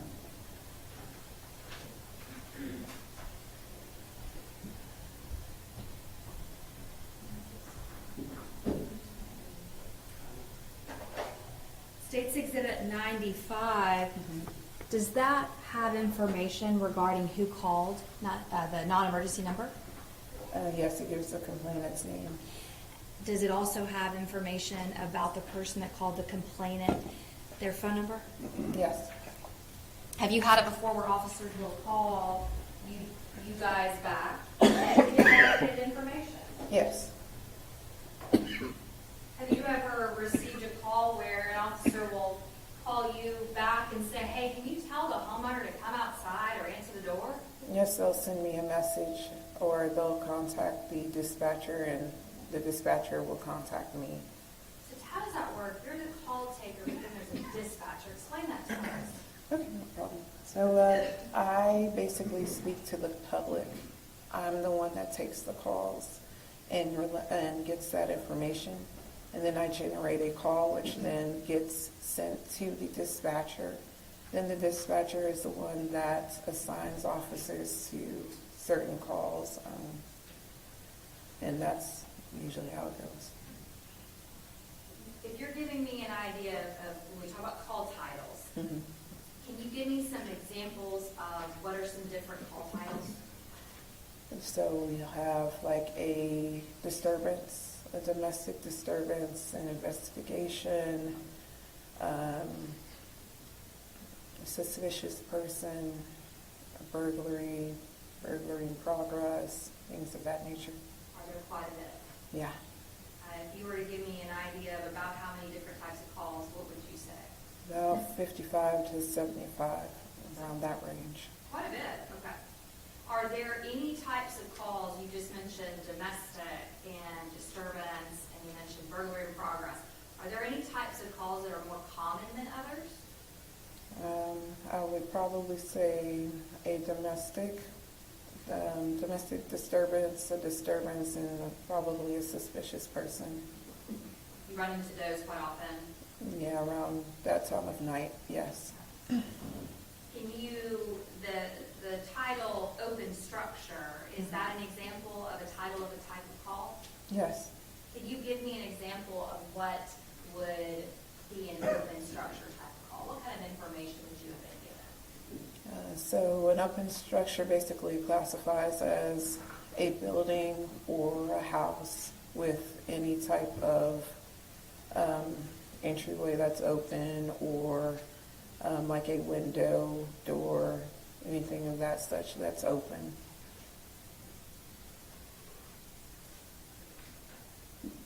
Would the police officers that get dispatched out to these addresses, would they know whether it's a non-emergency number that's been called or 911? No. And really, the only way that you know that is not looking at the actual documents, it's the computer, is that right? Yes.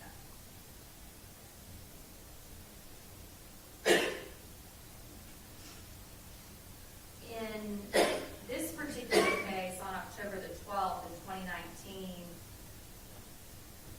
did you get a call around 2:23 in the morning regarding an open structure? Yes. Why did you do and title it an open structure and not a welfare check? Because there was a structure, house, building that had an open door. So it's pretty specific to that. So, Doesn't really fit a welfare check, does it? no. Does it fit any other type of call, any other title of call? Maybe an investigation, but it would still be about a priority too. It's just the open structure is pretty black and white on that. And in this particular case, did any of the officers at the scene ever reach back out to you or dispatch to get any further information? I'm unsure about dispatch, but for me, no. Once I hung up with the caller, that was it on my end. Are officers also able to call you or the dispatch and ask to run license plates? Yes. Do you know if that was in this case? I'm sorry? Did they call you to run license plates in this particular case? No.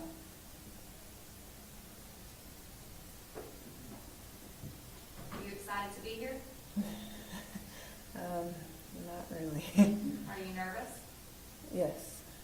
Have you been pretty much dreading coming up here and testifying? Yeah. Why? This isn't a case that I don't think any of us would ever want to be a part of. I'm gonna pass it to Sean. Cross-examination. You would agree that probably goes for Aaron as well, the defendant. This is a dreadful night, correct? Correct. Because you know what ultimately happened when dispatch sent two officers out to the scene, correct? I didn't know until way later on, and I still didn't fully know the extent of everything. And after you hung up with Mr. Smith, you didn't know your role in it until Major Case came over to visit with you. Is that correct? Yes. Because you sat down and gave an interview to Major Case. No, I'm sorry. I didn't know my role until one of our supervisors that night, hours later, basically pretty much said, hey, there's a heads up, there's a officer involved shooting on an open structure. And I was pretty much like, well, I sets up an open structure, let me check it out. And I pulled up my call details and realized it was one of my calls. As far as major crimes, the only person that talked to me right after the incident were like supervisors and homicide. So other than that, I wasn't interviewed by anyone else.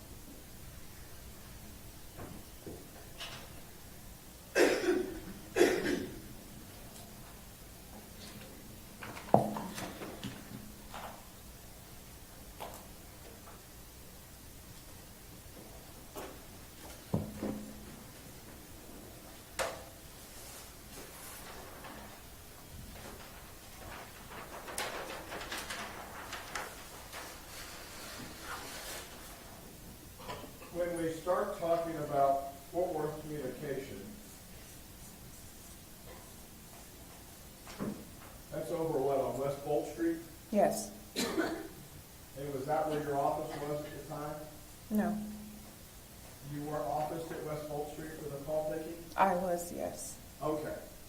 And it's a rather sophisticated center that the city of Fort Worth has. A little bit bigger than Arlington's center that's in the main police building on Division, correct?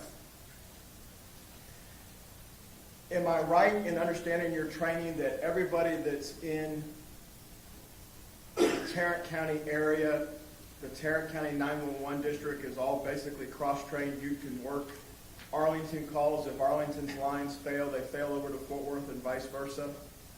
Yes, calls do get switched over, so yes. And the only way you know the difference between a non-emergency and an emergency is whether or not you get the AOI, or the automatic location identification information, into Yes. your console. Yes. And there's AOI and then there's ANI, is that correct? Yes. Automatic number identification? Yes. And those two products came about as part of the E911 system that was brought about after 9/11. You were trained on that, correct? Yes, correct. When the console that you were at that night for non-emergency, it could just as easily been a 911 desk as well, correct? Yes, and like I said, we go according to the details, not whether or not a call comes in as 911 or non-emergency. But greeting's not the proper term. You're taught to introduce yourself with your operator number. Yes. On a 911, you do it a little bit differently. What's your emergency? On the call, the regular non-emergency, you don't greet with that type of sentence to start with. Would you agree with that? No, I have greeted the same way regardless. Like I said, I don't know what I'm going to get until a caller tells me. You have a headset on, Yes. so you can have both hands on keyboard and mouse. Is the monitor a touchscreen as well, as I understand it? No, it was, but we work on 3 different screens. So we'll have one that has the calls and comes in, in the alley mapping. And then we have the one where we work on and generate calls or look up anything. And then we have like a second type of mapping system on the 3rd monitor. And our profession that ties into this building is probably the last bastion that uses a MapSco as well, right? Yeah, but I've never had to use it. Well, my time there. You're too young. Yeah. All right.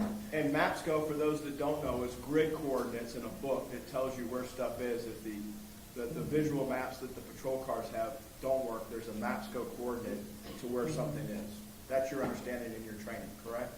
Yes. Okay. This console with your 3 monitors and your headset, do you pick and choose which calls in the queue you get to answer, or if you're available, what happens when you're sitting there? No, if I'm available, it just comes on in. So I don't get to choose or pick out of a queue or anything of that nature. Next call up, it's in your ear. Yes. You get a prompt to know you have a call? We'll get it's like a slight beeping noise, and then we'll hear the caller. And your job, if I understand it correctly, there's general orders just for communications. You remember those? Mm-hmm. Is that yes? Yes. Your job, if I understand it, was to listen to what the person was telling you and then figure out how it fits into those 55 to 75 codes or signals you talked about, correct? We listen, we ask questions to get a better understanding, and then we prioritize and assign a signal based off of that, what was said.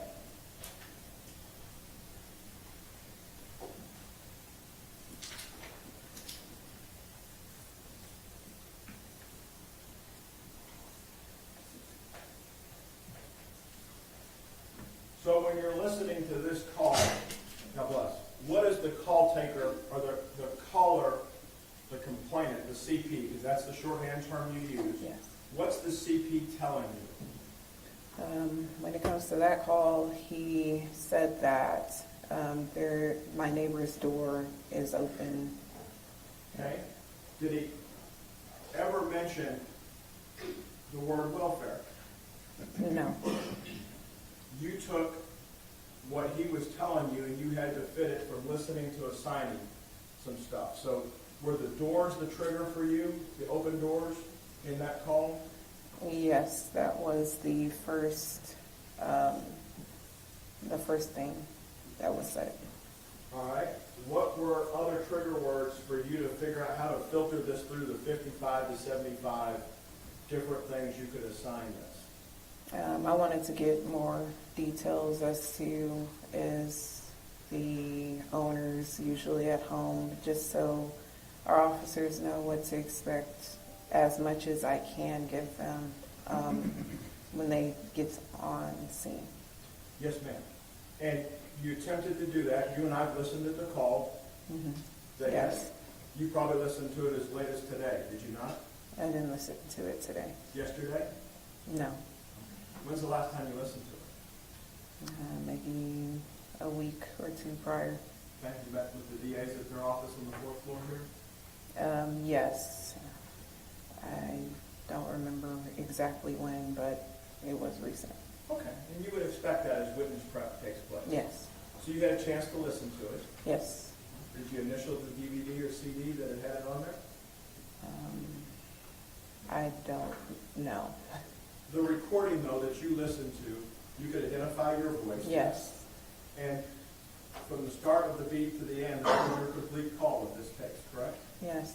And based on listening to what you were able to listen to, you went through what you have from the 55 to 75 codes and made this a signal 56. Is that correct? That's correct.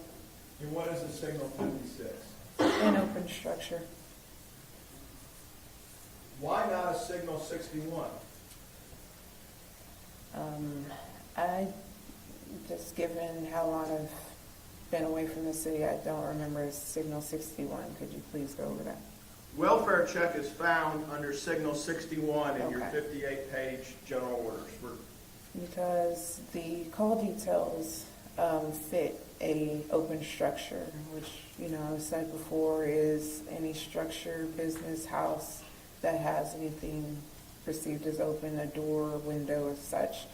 A signal 61 for welfare check is more so, like, for example, if I usually speak to my mom around a certain time and I haven't heard from her, can officers go over there and kind of check, make sure everything is okay? Most of the time, a welfare check is not within the Signal 2 realm, is more of a Signal 3 You most remember of when- the time. Oh, I apologize. I'm No, sorry. no, okay. Do you remember when you were given your interview, whether it was to homicide or somebody else, that they recorded your conversation? Yeah, I believe homicide did, yes. If I understood what you were trying to explain to homicide, had they said just that, I'm looking for my mother, if a specific person's name was mentioned up here in this call, that changes the playbook for you and gives you more factors to go on. You're looking for a specific individual then on a welfare check versus the open doors, which is the bigger threat assessment at that point. Yes, you can say that. I don't want to put words in your mouth. I want to understand. That is one of the examples of a Signal 61. It doesn't have to be specific. If, like, the door wasn't open and he just wanted to go and check up on his neighbor, that could also, classify as 61, depending on what he tells me. When you listened to that call a couple weeks ago, though, nobody ever said the word elderly residents to you. No, and it does not have to just be an elderly person. No, but I'm saying if somebody today said that they told you, they specifically told you that they wanted to check for an elderly resident, that's not what was told to you that night, No. was it? No, that was just an example. So if anybody is saying that today, they're mistaken. Yeah, I would say. Not to you, but you didn't take that down. Nobody ever told you it was a welfare check for an elderly resident. No, no one ever said that. No one ever told you they were too scared to go over there because they didn't have a firearm. No. Once you hit a sign, what takes place? Once I hit that, then it is sent to the dispatcher. And at that moment, if I am still on the phone with the caller, I can still add details, and anything that I add in there, the dispatcher is able to see. And the dispatcher then assigns a unit, I guess, based on availability. And given a priority 2, they have to have, at least it goes to 2 officers. If 2 officers aren't available, it goes to an officer and a sergeant. If the sergeant's not available, the lieutenant. They find 2 people to go out there. From my understanding. In your time at Fort Worth, did you ever work on the dispatch side, or was always the call taker side? Always call taker. And those are really specific disciplines, are they not? What do you mean? Well, are there people that are cross-trained to do both besides supervisors? Yes, there are some. Had you had the opportunity to do that at that point yet in your career at Fort Worth? At that point, no. Prosecutor asked you about officers calling back in. Was that on a regular occurrence that officers get stuff and they immediately start calling back in, or is that? If an officer needs more details, then they can contact dispatch, or every now and then they'll just shoot the call taker a message. Do you think your handling of this call, you got enough information to dispatch officers to do their job? Yes. Thank you. Pass the witness. Read, right? Nothing further on it. Then Ms. Talbot be excused subject to any potential recall. No objection to the state. Yes, Your Honor. Thank you, ma'am. You'll unclip that microphone, you're free to go.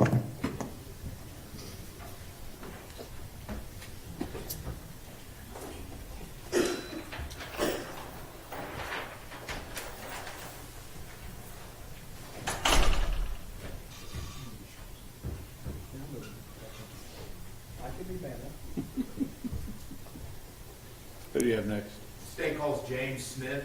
James Smith.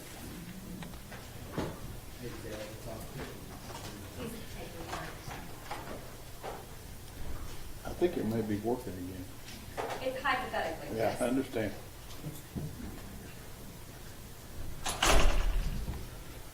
Come up, please, sir.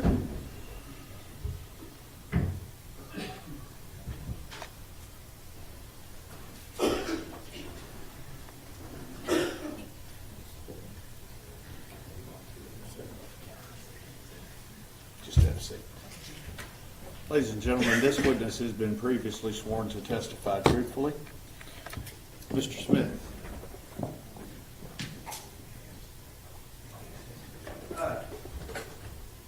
Mr. Smith, would you introduce yourself to the jury, please?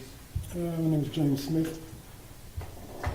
And Mr. Smith, could you speak up and do that one more time? Make sure that microphone catches everything. My name is James Smith, And Mr. Smith, what city do you live in? Fort Worth, Texas. And what street do you live on? East Allen Avenue, Fort Worth, Texas. How long have you lived on East Allen Avenue? Oh, give or take about 60 years or more. And you live in the same house on East Allen? Not the same house. We own several homes on that property. Throughout the years, we moved from house to house.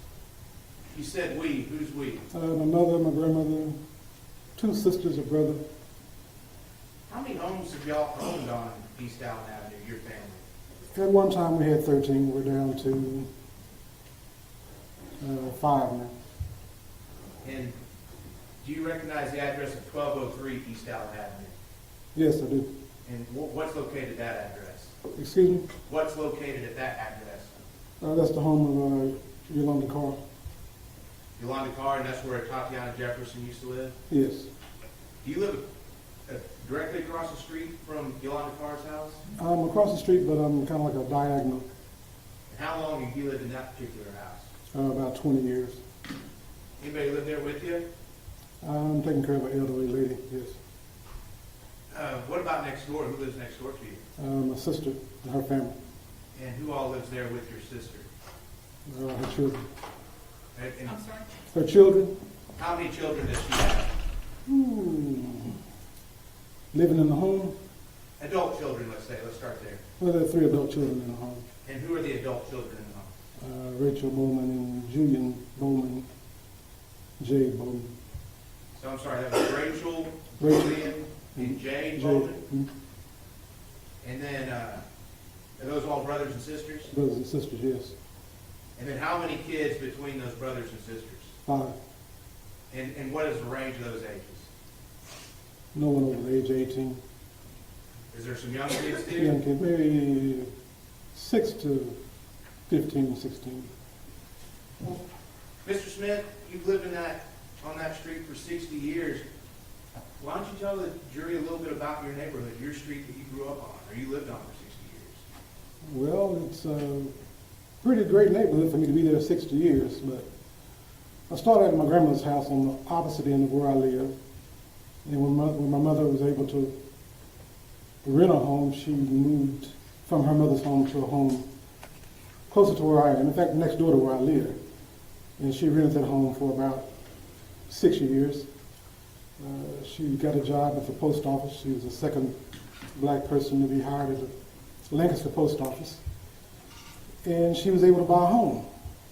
And she came home and told us that she was going to move. And we thought we were going to be the Jeffersons and move on up.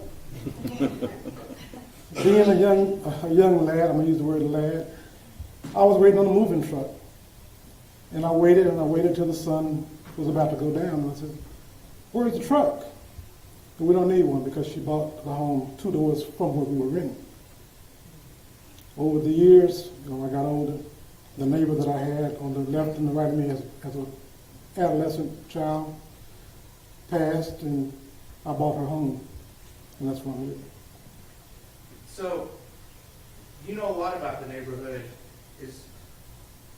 If somebody has never been over there before, would they think that's a high crime area? Over the years, like any neighborhood, it has its problems in different sectors of the neighborhood. But my block was pretty much safe.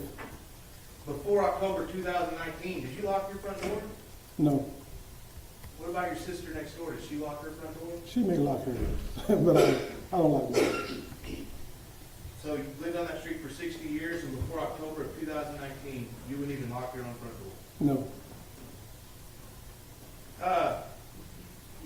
You mentioned the name Yolanda Carr, and she moved in across the street, 1203 East Allen Avenue.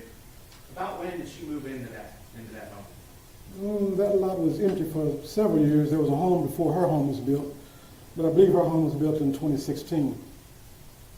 Did you meet Miss Carr when she first moved in? Yes, I did. And how did you meet her? She came across the street to bring Zion to play with my grandchildren. And was she wanting your grandchildren to teach Zion something? She came across the street. She wanted them to teach him how to ride a bike, and she was willing to pay my grandchild to help him ride a bike.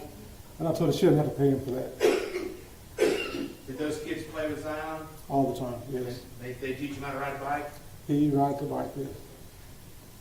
What about, did any Yolanda's Carr's children ever move into that home?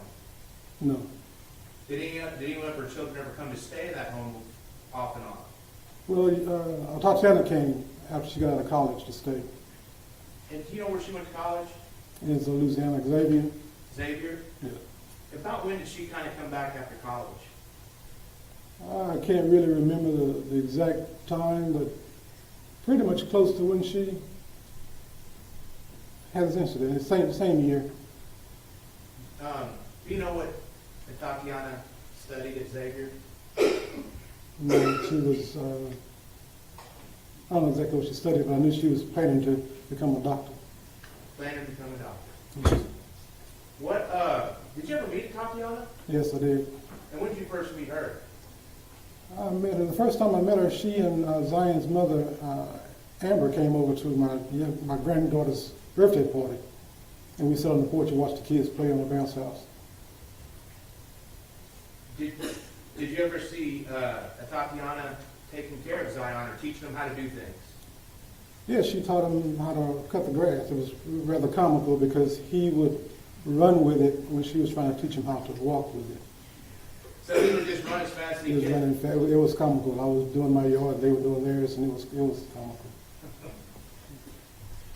Well, if I may, I'm going to show you some pictures. Is that okay, sir? Sure. I'm looking at State's Exhibit 6 up here. Robert, can you put it in presentation mode on Yes. yours? I have it on mine, but it's not working. It's not translating over. So, Like, the photo, We can start with State's Exhibit 6, Your Honor. well, it's, I know, that's what I'm trying to explain is, Judge, it's almost as if it's stuff. Can I just use the screen to do it? Yes. So we have it on some sort of.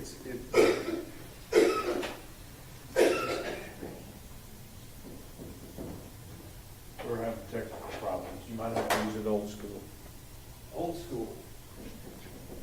It's showing on the computer, but it's not showing on the board.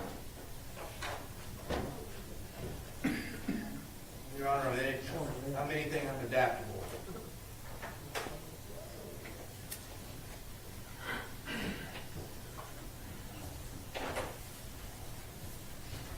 Now, approach witness, Your Honor. Yes, sir. Okay, James, or Mr. Smith, I'm sorry. James is fine. James is fine. Okay, James, this is kind of hard to see, but this is State's Exhibit 6. Do you recognize it? Yes, I do. And what is this a picture of? In my neighborhood, my street, All right, and what house did Yolanda Carr live in? this one. All right, and let the record reflect the witness has pointed to the home in the middle of State's Exhibit 6.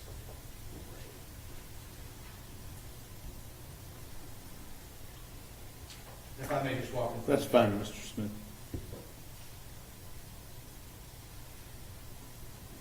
Now, James, which home is yours? This one. This one over here. There's 3 homes in the bottom right corner of this photo, and yours is the middle of those 3 homes in the bottom right corner of this photo. Correct. So I'm pointing to it right now. Correct. May I publish this, Your Honor? Yes, sir.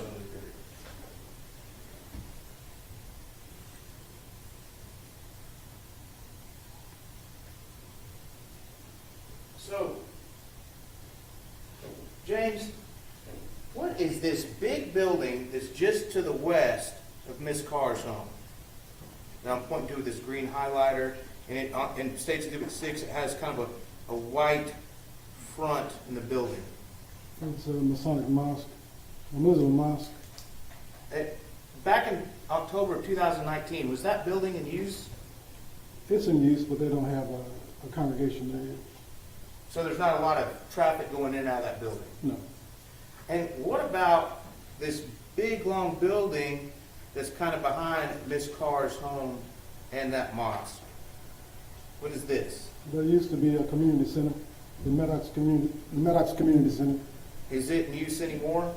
No, it's not. And Your Honor, if I may, I'm going to do one pass showing the mosque.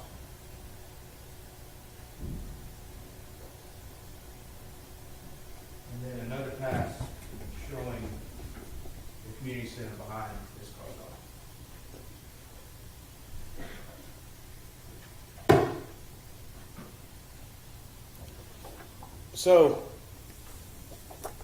James, when we're looking at State's Exhibit 7, do you recognize that? Yes, I do. Is this a view of Miss Carr's home in the middle of the picture from the east looking west? Yes, it is. So what's this street that's going right here, horizontal of State's Exhibit 7? Horizontal State's Exhibit 7 with, let's see, just next to the mosque. Mississippi Avenue. Mississippi Avenue, okay.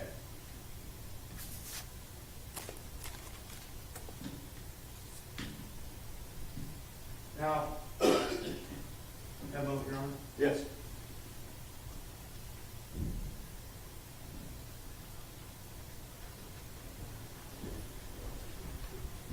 Now, James? After you did all that work, we Of course it's fixed it. working. All right, now, James, I'm going to take you back to October of 2019, okay? Okay. And that's not, you've kind of lived over and over again, haven't you? Every day. So let's go to the daytime of October 12th, October 11th, 2019. What did you do that day? I worked in the yard. And what was going on? Did you notice anything out of the ordinary while you were working in the yard? Working in the yard, nothing out of the ordinary. Like I said, I was cutting my yard, and Atatiana and Zion were cutting their yard. Was this another one of those times where Zion was racing with the lawnmower? When he really wanted to be across the street playing, but she had him working. Maybe that's why he was racing, so he could get over with the play? Could be. So about what time did you finish up with your yard work? Not really, maybe 5:30. And what did you do after you finished up with your yard work? I went in the house to watch TV. And anything eventful happen while you're watching TV in your home? Later on in the day, there was an automobile accident. What happened with that automobile accident? I guess, well, I live on I'm going to call it a dangerous curve, which it is because cars come across my yard frequently. A car hit a light pole. And Was it daytime or nighttime when that car hit that I believe it light? was like nighttime, going toward evening, about dusk. Well, did you see it happen or did you hear it happen? I heard it. I didn't see it. I heard it. What did you do after you heard it? I went to the front door to see what the noise was. And what did you see when you got to the front door? I saw Tatiana run from her home to the accident site to sit with the people that were in the park. She went to sit with the people who just hit the light. Almost like a 100-yard dash straight to the car. And can you tell us, from looking at State's Exhibit 7, up here on this board, What I do?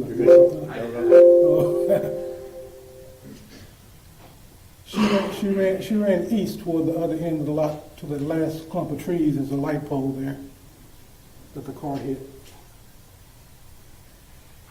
okay, so I'm going to give this pointer to you, James, so you can use it. You see this button right here? Mm-hmm. Why don't you show me where that car, can you see where the car accident would have been from this photo? Right here. Right there, and he's kind of pointing to the middle. For the record, he's pointing to the middle of State's Exhibit 7 to a tree almost. It's where the curve is going into the bottom of the photo. Right. And so, did you point to Miss Carr's house again? Right here. And so you saw Tatiana run from that house all the way over there to sit with those people? Yes. And how long did she sit with those people? Until the paramedics came. Is everybody okay?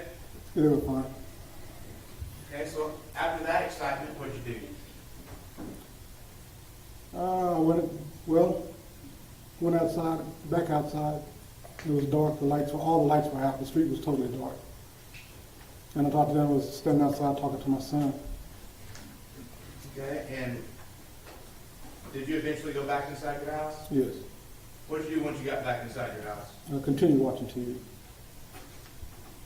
you watch TV all night, or did you go to bed at some point? Not all night. I usually watch the world news, but I eventually went to sleep. So you went to sleep, was it still October 11th, or did you stay up past midnight, or do you remember? October 11th. At some point, after you went to sleep, did you wake up? Yes, I did. Who woke you up? I got a call from I'm not sure if it was my nephew, but I guess it was like on a conference call. But my family next door called me. Without getting what they said, what was the nature of that phone call? They're concerned for my neighbor. And were they concerned about this car's house? Yes. And did that make you concerned? Yes. So what did you do after you became concerned? I listened to them give me their concern. And when I got up to look out my window, my dining room window faces Miss Carr's home. And I noticed the front door was open. Both the doors were open. Okay, so now we're looking at State's Exhibit 5. Are you talking about the front door that faces the street and that sidewalk and that little side door that comes out to the driveway? Yes. When you say they were open, was it dark inside the house? No, it was light inside the house. So the living room lights were on? Living room and dining room. The living room and dining room is kind of combined, so yes. What about the porch, the front porch, you remember? I don't believe the front porch light was on, I don't remember. So about what time was this when you walked outside and saw these doors open of Miss Carr's house? Well, I was looking through the window and it was like, I guess 2 something, I don't know the exact time. It was after 2 o'clock. So what were you thinking when you saw these doors wide open and the lights on? Well, when I saw the front door facing the street open, I was concerned because that door had never been open for the duration of her living there, that concerned me. They didn't use that front door? She never used that front door. Which door did they use? She used the side door. And both that front door and side door, in fact, open up in the same room of the house, right? Correct. So, you've known Miss Carr for about 3 years. Was she in good health? No, sure. Had she spent a lot of time in hospitals before October 2019? She'd have frequent bouts of traveling to the hospital, yes. So, you see these 2 doors open out your window. What do you do next? I go over to the home. You left your house and walked across the street? Yes. Walked across East Allen Avenue? Mm-hmm. What did you see whenever you got to Miss Carr's home at When I got 403 East Allen? When I got to the back of the car, I didn't see anything. Back of whose car? Back of, I don't know if it's, I think this car, no, Atatiana's car. There was a car that's normally parked there? Right. Did you hear anything inside the house when you walked over there? No, I didn't hear anything. So, did you knock on the front door or anything? No, I didn't. Again, this is after 2 in the morning? It was 2 in the morning. So what'd you do? I went back home and called the police. So, what was going through your head that you thought it would be a good idea to call the police at that time? Well, because I didn't know what was going on. It was 2 o'clock in the morning, and I didn't want to stall her. I realized that she's in the back of the house, and if she had to come from the back to the front, her front door was already open. So that would have been concerning for her, for someone to be at her home at 2 o'clock in the morning, and she not know who it is. Were you concerned about her medical condition? Her mother's, I didn't know her mother was still in the hospital. You talking about Yolanda Carr? Yes. So, did you call 911? No, I dialed the non-emergency number. Why did you call the non-emergency number versus 911? Because I wasn't really sure what was going on. It didn't appear to be an emergency. Can I approach the witness, Your Honor? Yes. Now, James, you've come to me, you came up here to meet with me and Ashley before, haven't you? Yes. And in one of those times, did you listen to your call to the non-emergency line? Mhm. And did you initial it? Yes, And is that your initials right here? yes. Have a moment, Your Honor? Yes.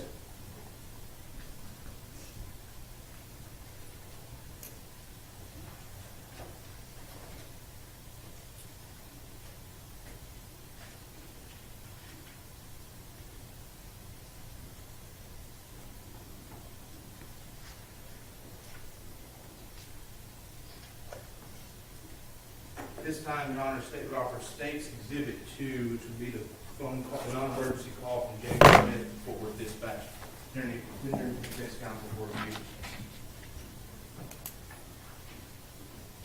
Judge, I have to just assume it's the same thing they turned over to us. If it isn't, we don't have any objection. All right. It is the same turned over through the discovery process, Your Honor. All right. State's Exhibit 2 has been. Permission to publish the audio. Yes, sir.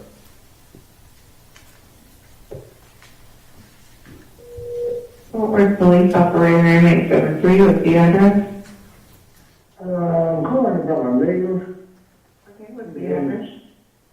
1203 East Allen Avenue. Okay, 1203 East Allen Avenue, what's going on there? Well, the front doors have been open since 10 o'clock. I haven't seen anybody moving around. There's nothing wrong with them. Both of the doors open this time, man. Okay, you know if anyone is inside? I'm not sure. Most of the cars are there. Okay, bear with me.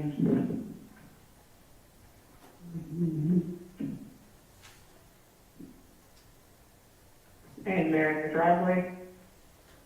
Most of the cars in the driveway, yes. Can you give me a description, like the color of the vehicle? One's white and one's dark blue. The white one is a sedan or a SUV? Or pickup? They're both sedans.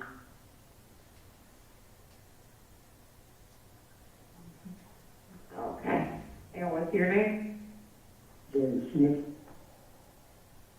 And what's your telephone number?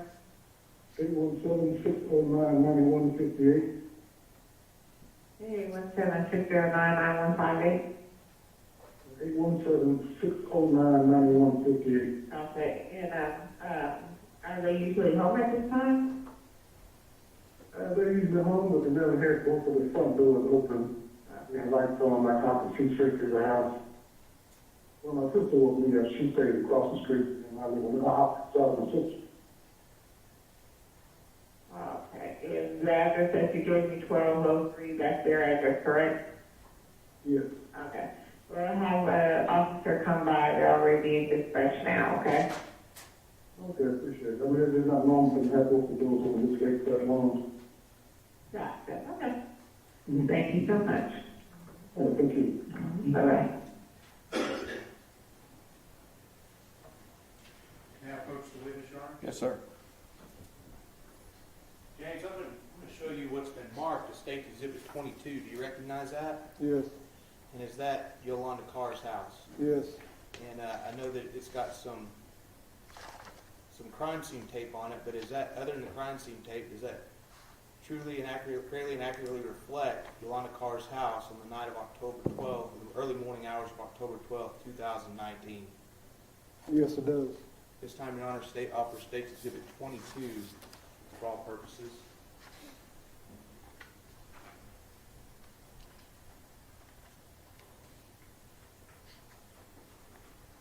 No further objection. All right. State's Exhibit 22 is admitted. So, James, when we're looking at State's Exhibit 22, I see a white car in that driveway. Is that one of Yolanda Carr's cars parked there? That's Atatiana's car. That's Atatiana's car. Yes. And I see another car that's kind of back there to the garage. Whose car is that? That's Miss Carr's car. And those are the two cars that you identified in that call we just listened to, right? Yes. How close did you get up to that white car whenever you went to go look? Just the passenger's back end of the car, the white car. Did you notice anything about the lawnmower and weed eater? I saw the one lawnmower and the weed eater. Are they still plugged in? Yes. Did that strike you as odd? It was odd, but I remember them using it, yes. Because they just used it earlier that day. Correct. So, after you made the phone call, we can bring the lights back up. After you made that phone call, what'd you do? Did you go back to bed? No, I was going to wait for the police to come. Where'd you wait? I was going to wait where I was standing, but then I thought I could be construed as a perpetrator, so I went across the street to my sister's home and sat on the stoop. Sat on the stoop, and who sat on the stoop with you? Myself and my older sister and several other family members. Did you ever see the police arrive at Yolanda Carr's home? I didn't realize they were the police, but I remember I was standing in front of my sister's home, and my nephew, Julian, said, "Uncle James, who is that?" And I looked to my left, and we saw two silhouettes coming from around the corner toward the house. Were they coming from Mississippi? Yes. And were they running through somebody's yard or in the middle of the street or something different? Well, there's a vacant lot around the corner, but they were just crossing the street. Because they were out on the asphalt. They were on the street's asphalt. I'm sorry? The street is the asphalt. Yeah. Were they on the street or the sidewalk? They were on the street. On the street, out in the middle of the street. And whenever you first saw these two silhouettes, did you have any idea who they were? No, I didn't. Did you figure it out pretty quickly? I really didn't figure it out until after. Did you ever see, was it clear to you from where you were sitting, did you see any badges or anything? No, I couldn't make out what they were. Did they say anything to you as they went by your sister's stoop? No. Where'd they go, these two silhouettes? They came across from the Mississippi, from the west side of the home. They crossed the street. They walked up to the front door. At that time, I thought it might have been the police. But when they passed that door and went to the right of the home, we were all wondering where are they going. Did one of the officers stay at the front of the house, or they both go around the side? They both went around the side. I'm sorry, the silhouettes. They both went, the figures that we saw went around to the side. Did you lose sight of them after they went around the side? Yes. What happened next after you lost sight of them? After I lost sight of them, I heard some yelling, and then I heard a gunshot. Did you see those two silhouettes again? After the I gunshot? believe I saw them running to go in the house. Did you see those two people go inside the house? Yes. How long before anybody else showed up at Yolanda Carr's home? It was rather quickly. The street was filled with other police cars. How many police cars showed up there on scene? I started counting. It was over 10 for sure. Were they all going inside the house, or were they out the street, or something different? They all went to the house. Were there other officers kind of out in the street checking on things? They were all around the house, all of them in the street. What were you thinking at this point? What had happened? Did you have any idea what had happened? Not at that point. When did you figure out that something horrible had happened? I believe the officer came across the street and took a statement from me and advised me that there was a fatality, but she wouldn't tell me who the fatality was. Who did you think the fatality was at first? At first, I thought it was the officer. And then what did you learn? It was 9 hours later I learned it was Atatiana. How was it getting that news? It was devastating. How many times did you give a statement to the police that night? I think I gave 2. Well, I gave 1 statement, but another conversation was recorded.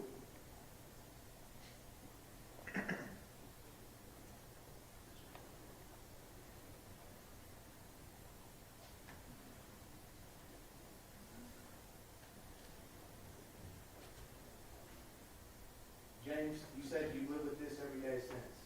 Every day. Have you felt responsible? Somewhat.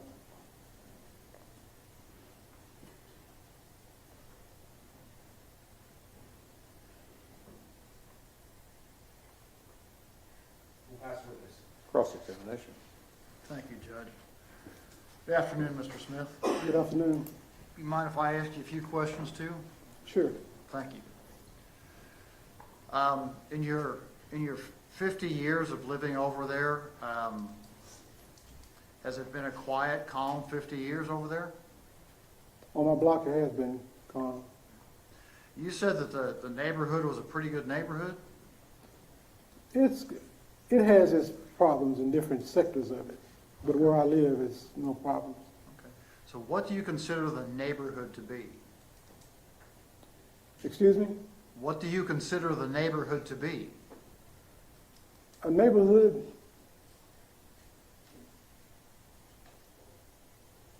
is where you live. Well, how big is your neighborhood?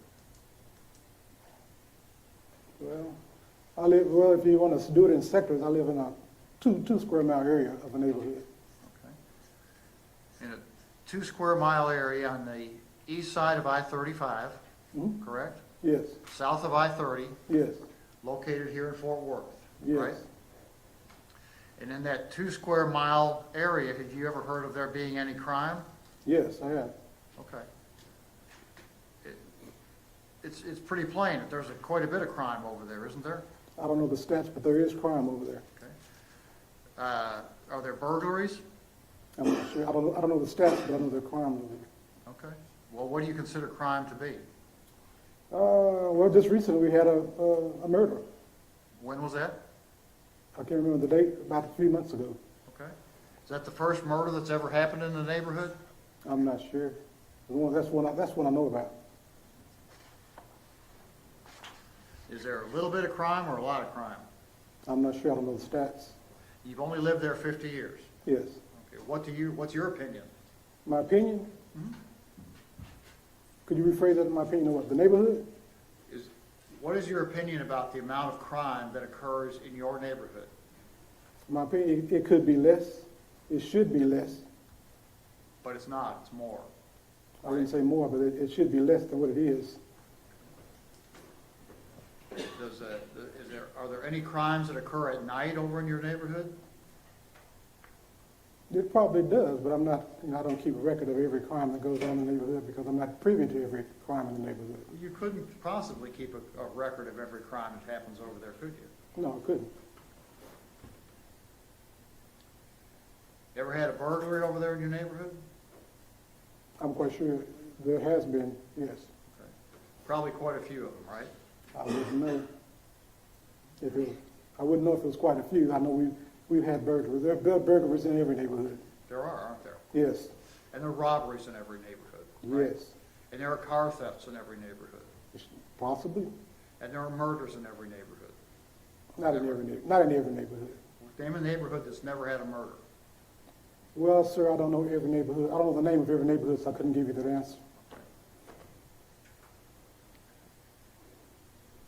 So you live in, what is the address of your house on East Allen Street? 1208. And then, so looking out your front door, does your sister live to your left? Yes. And is there another house to the left of her? No. And when the police came out that evening to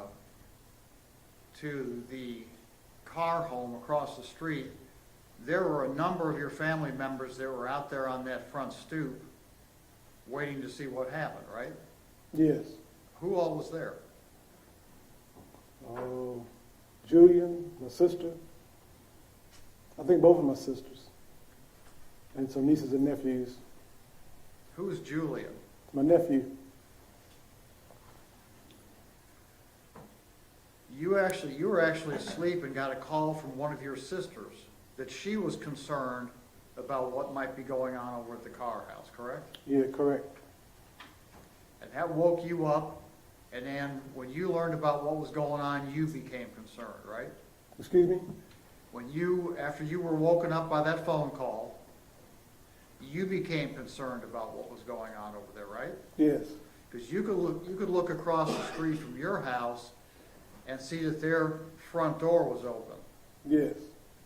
The door that faces, there's two doors on that corner, isn't that right? Yes. One of them directly faces the street. Correct. And one of them faces the driveway, right? Yes. And I believe what you said a little earlier, it was a door that faces the street that you had never seen open before. Correct. The first time you'd ever seen that door open. Yes. So it was highly unusual for that door to be open, right? Correct. Not only was that door open, but the other door that faces the driveway was also open, wasn't it? Correct. And you were concerned enough where you got up out of your home and at 2 or 2:30 in the morning, you walked across East Allen Street to their residence, right? Yes. And you got all the way up to where that white car was parked in that driveway. Yes. And you were able to get a good look inside the house from there. Isn't that right? Not a good look, but I could see inside the house from that angle. Well, you didn't walk up any closer to the house, did you? No, I didn't. So you saw all you needed to see, right? I walked across the house hoping that I would see someone in the living room. I didn't see anyone. So having not seen what you hoped you would see, did you back up across the street or did you call the police from a cell phone? I think I called him on a cell phone, yes. Were you standing right out there in the driveway when you called the police? I don't remember. Were you across the street at your house when you called the police? That's possible. It's possible that you had backed away and gotten over to the safety of your home before you called police, right? The safety of my home? Yes, sir. If you call my home safe, yes. You're the guy that called it safe. You said you didn't even lock the doors over there. I don't lock my door. Okay. Did you consider your home to be a safe place? Yes. And you made the call to the police, right? Yes. And you told the police what you wanted to tell them, isn't that right? Excuse me? You told the police what you wanted to tell them. Yes. No one told you what to say, did they? No.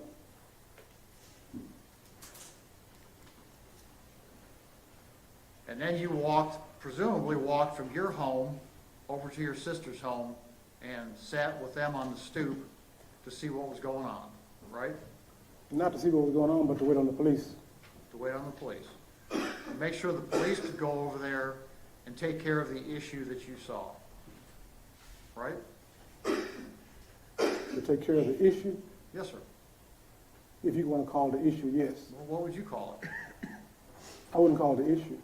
I would call it the concern that I had. 2:30 a.m., you had a concern that something was wrong at your neighbor's house, right? Correct. While you were across the street, standing on your neighbor's driveway, you didn't go up to the front door to knock, did you? No. You didn't holler out, "Hey, this is James Smith, what's going on?" No. You didn't walk around the back of the house? No. You called the police. Yes.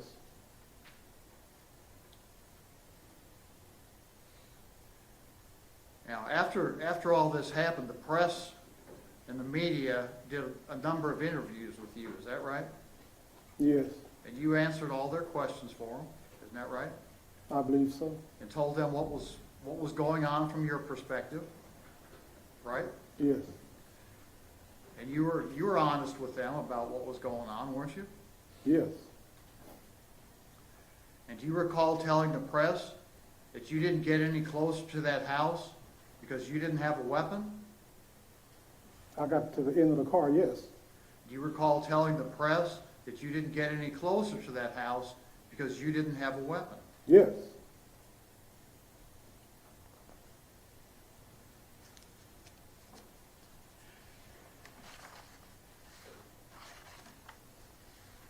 Now, at first, when you heard there was a fatality over there,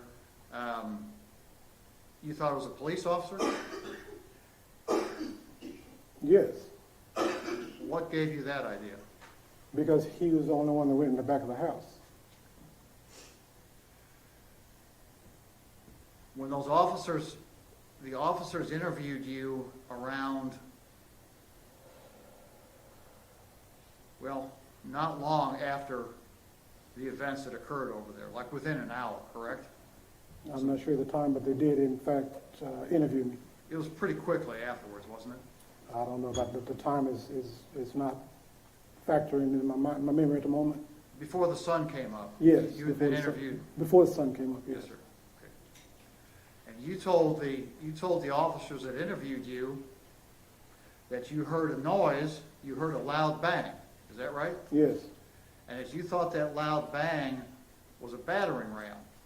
No, I didn't say that. You didn't say that. I don't remember saying that. You didn't tell Detective Heisey and Detective Harrington at 3:41 a.m. that you thought that loud noise was a battering ram? I didn't know.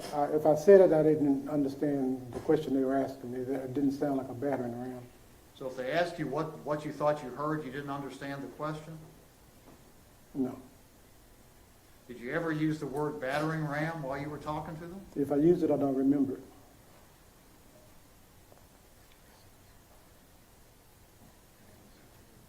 Did the prosecutors play the recording of that interview give you the benefit of that? I believe I heard that, but I don't remember hearing battering ram. There's no back door to that home, so I wouldn't be using the word battering ram. There's nothing to batter. Okay, you knew there was no back door to the house. Yes. You didn't tell the call taker when you spoke to them that there wasn't any back door to the house, did you? No. We pass the witness. Redirect, Mr. Smith. One quick question, Johnny. May this Mr. Smith be excused subject to any potential recall? We asked that Mr. Smith be excused. I'll stay here. Can we swap him for you? Sure can, Judge. All right, you're free to leave, Mr. Smith. Thank you. And Judge, the rule still applies? Be sure, I forgot to tell you that there is a rule of procedure, rule of evidence in effect that says once you testified, you're not to discuss your testimony with anybody else except the lawyers, okay? All right, thank you very much. Let me see counsel.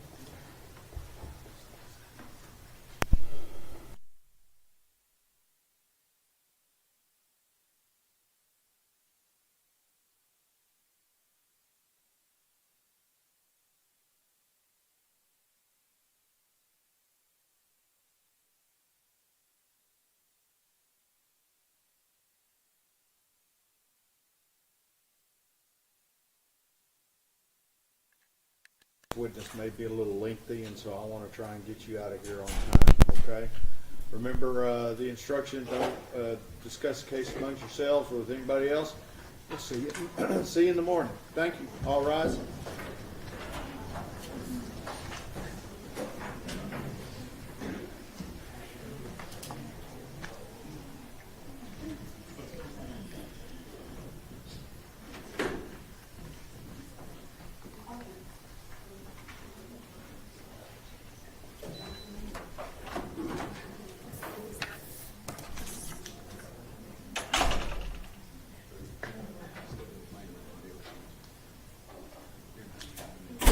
Thank you, everyone. Everyone have a nice evening, okay? Thank you.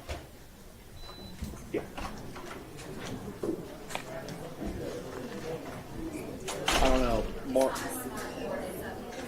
Mark Porter's coming over in the morning. I'm gonna,